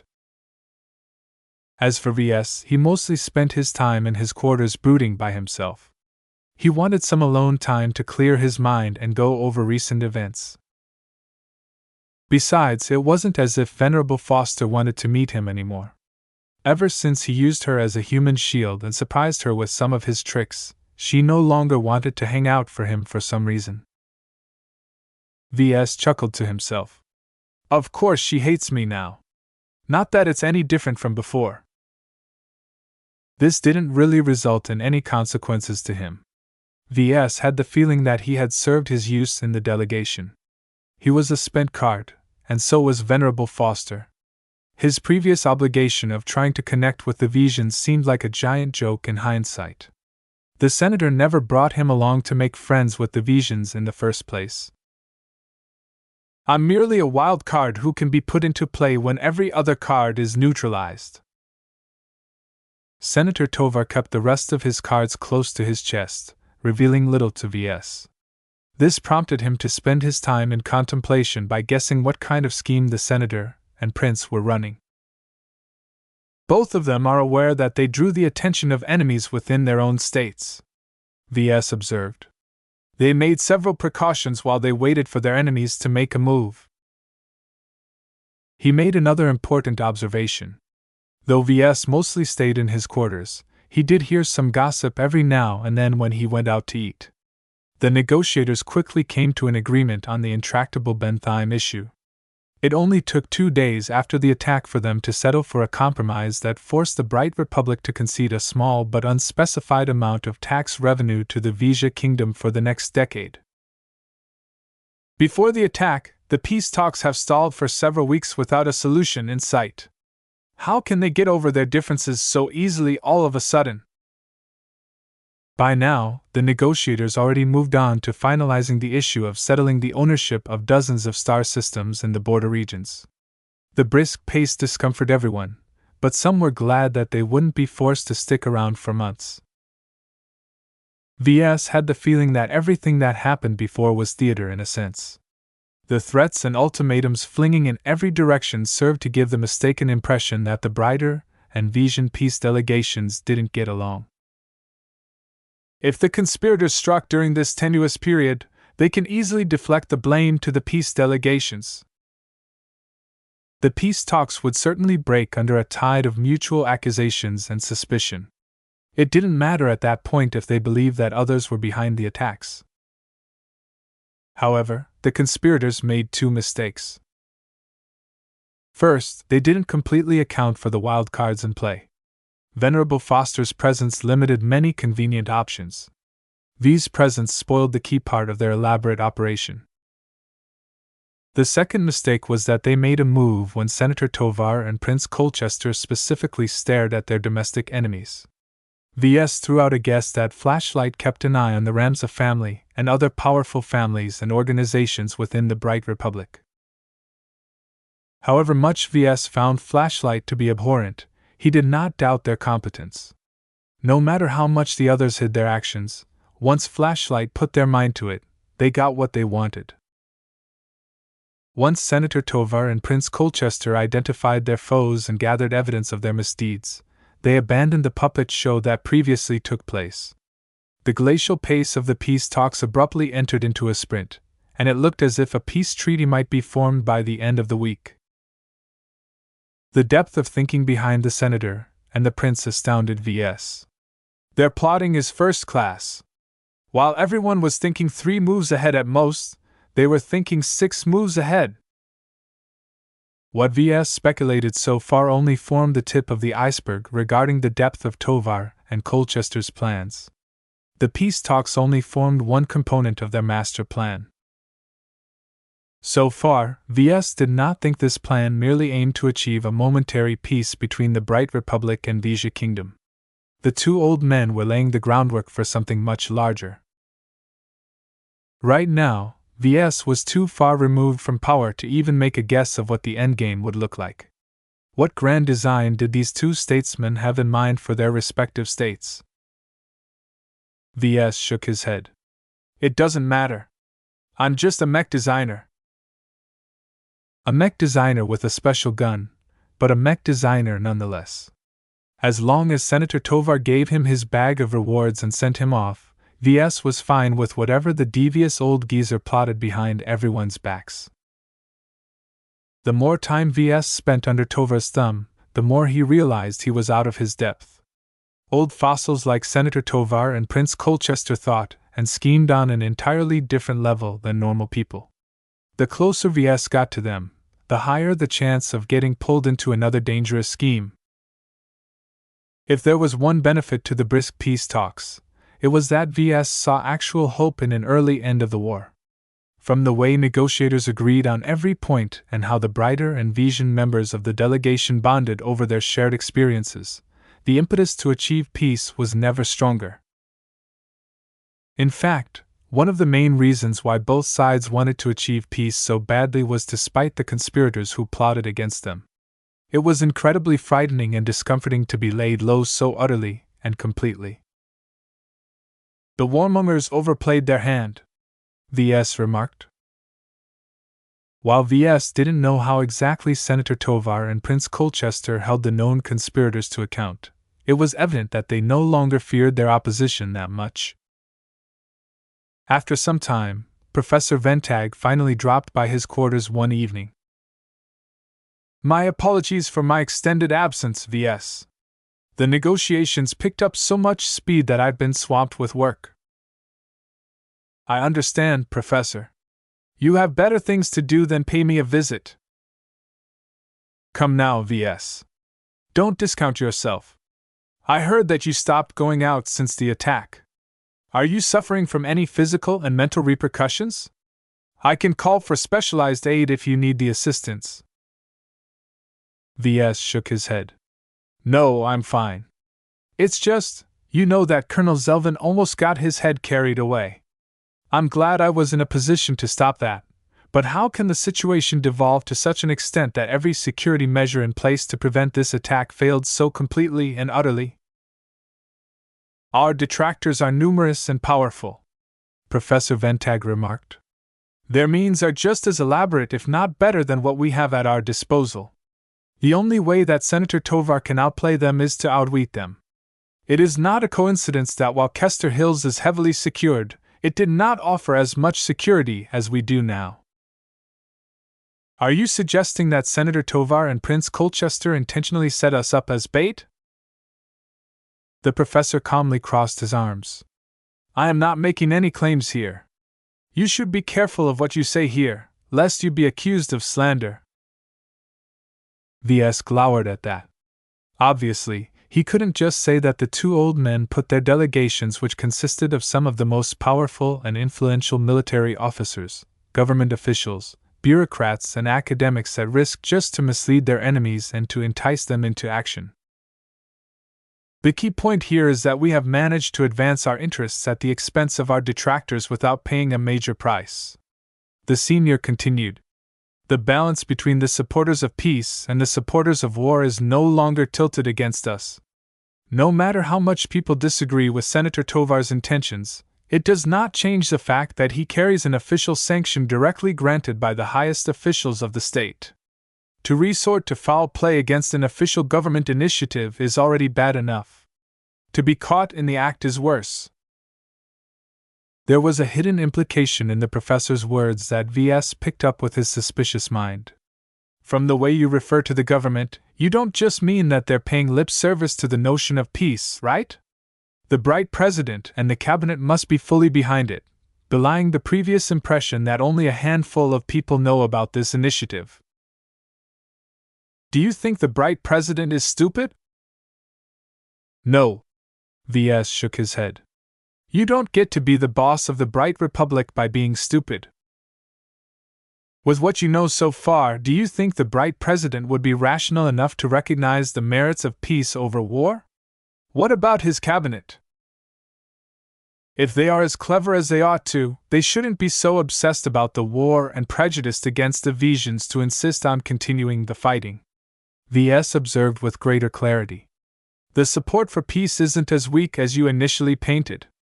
In fact, there should be a substantial amount of support behind it as long as the reasons behind it are compelling. Ventag smiled and nodded. That is what we all hope. An important point to take note is that the detractors of the peace talks are also aware of the threat to their interests. They know that if they don't do anything, the peace treaty might become accepted by the two states and go in force. I'll spare you the details, but the outcome of this incident has forced them to curb any subsequent actions. What does that mean for us, then? It means that peace is very likely. Ves. Once our negotiators agree on the terms of the peace treaty, the official signing of it can be done in a matter of weeks. Ves didn't hold much hope for peace before the incident. Peace seemed very far away due to irreconcilable differences between the Brighters and Vesians. Yet now those assumptions seemed laughably off the mark. For a moment he felt lost. He only spent a couple of years in military service, but already he felt like he survived a lifetime of war. His memories of his experiences before the war paled in comparison to the perilous but unforgettable missions he took part in. The war shaped both his design philosophy and his attitude towards life. What would he do once he returned to civilian life as a changed man? Would he miss the excitement and crave for more? Or would he be able to find the peace he lost as he was constantly subjected to danger? Whatever the case, peace didn't sound so bad.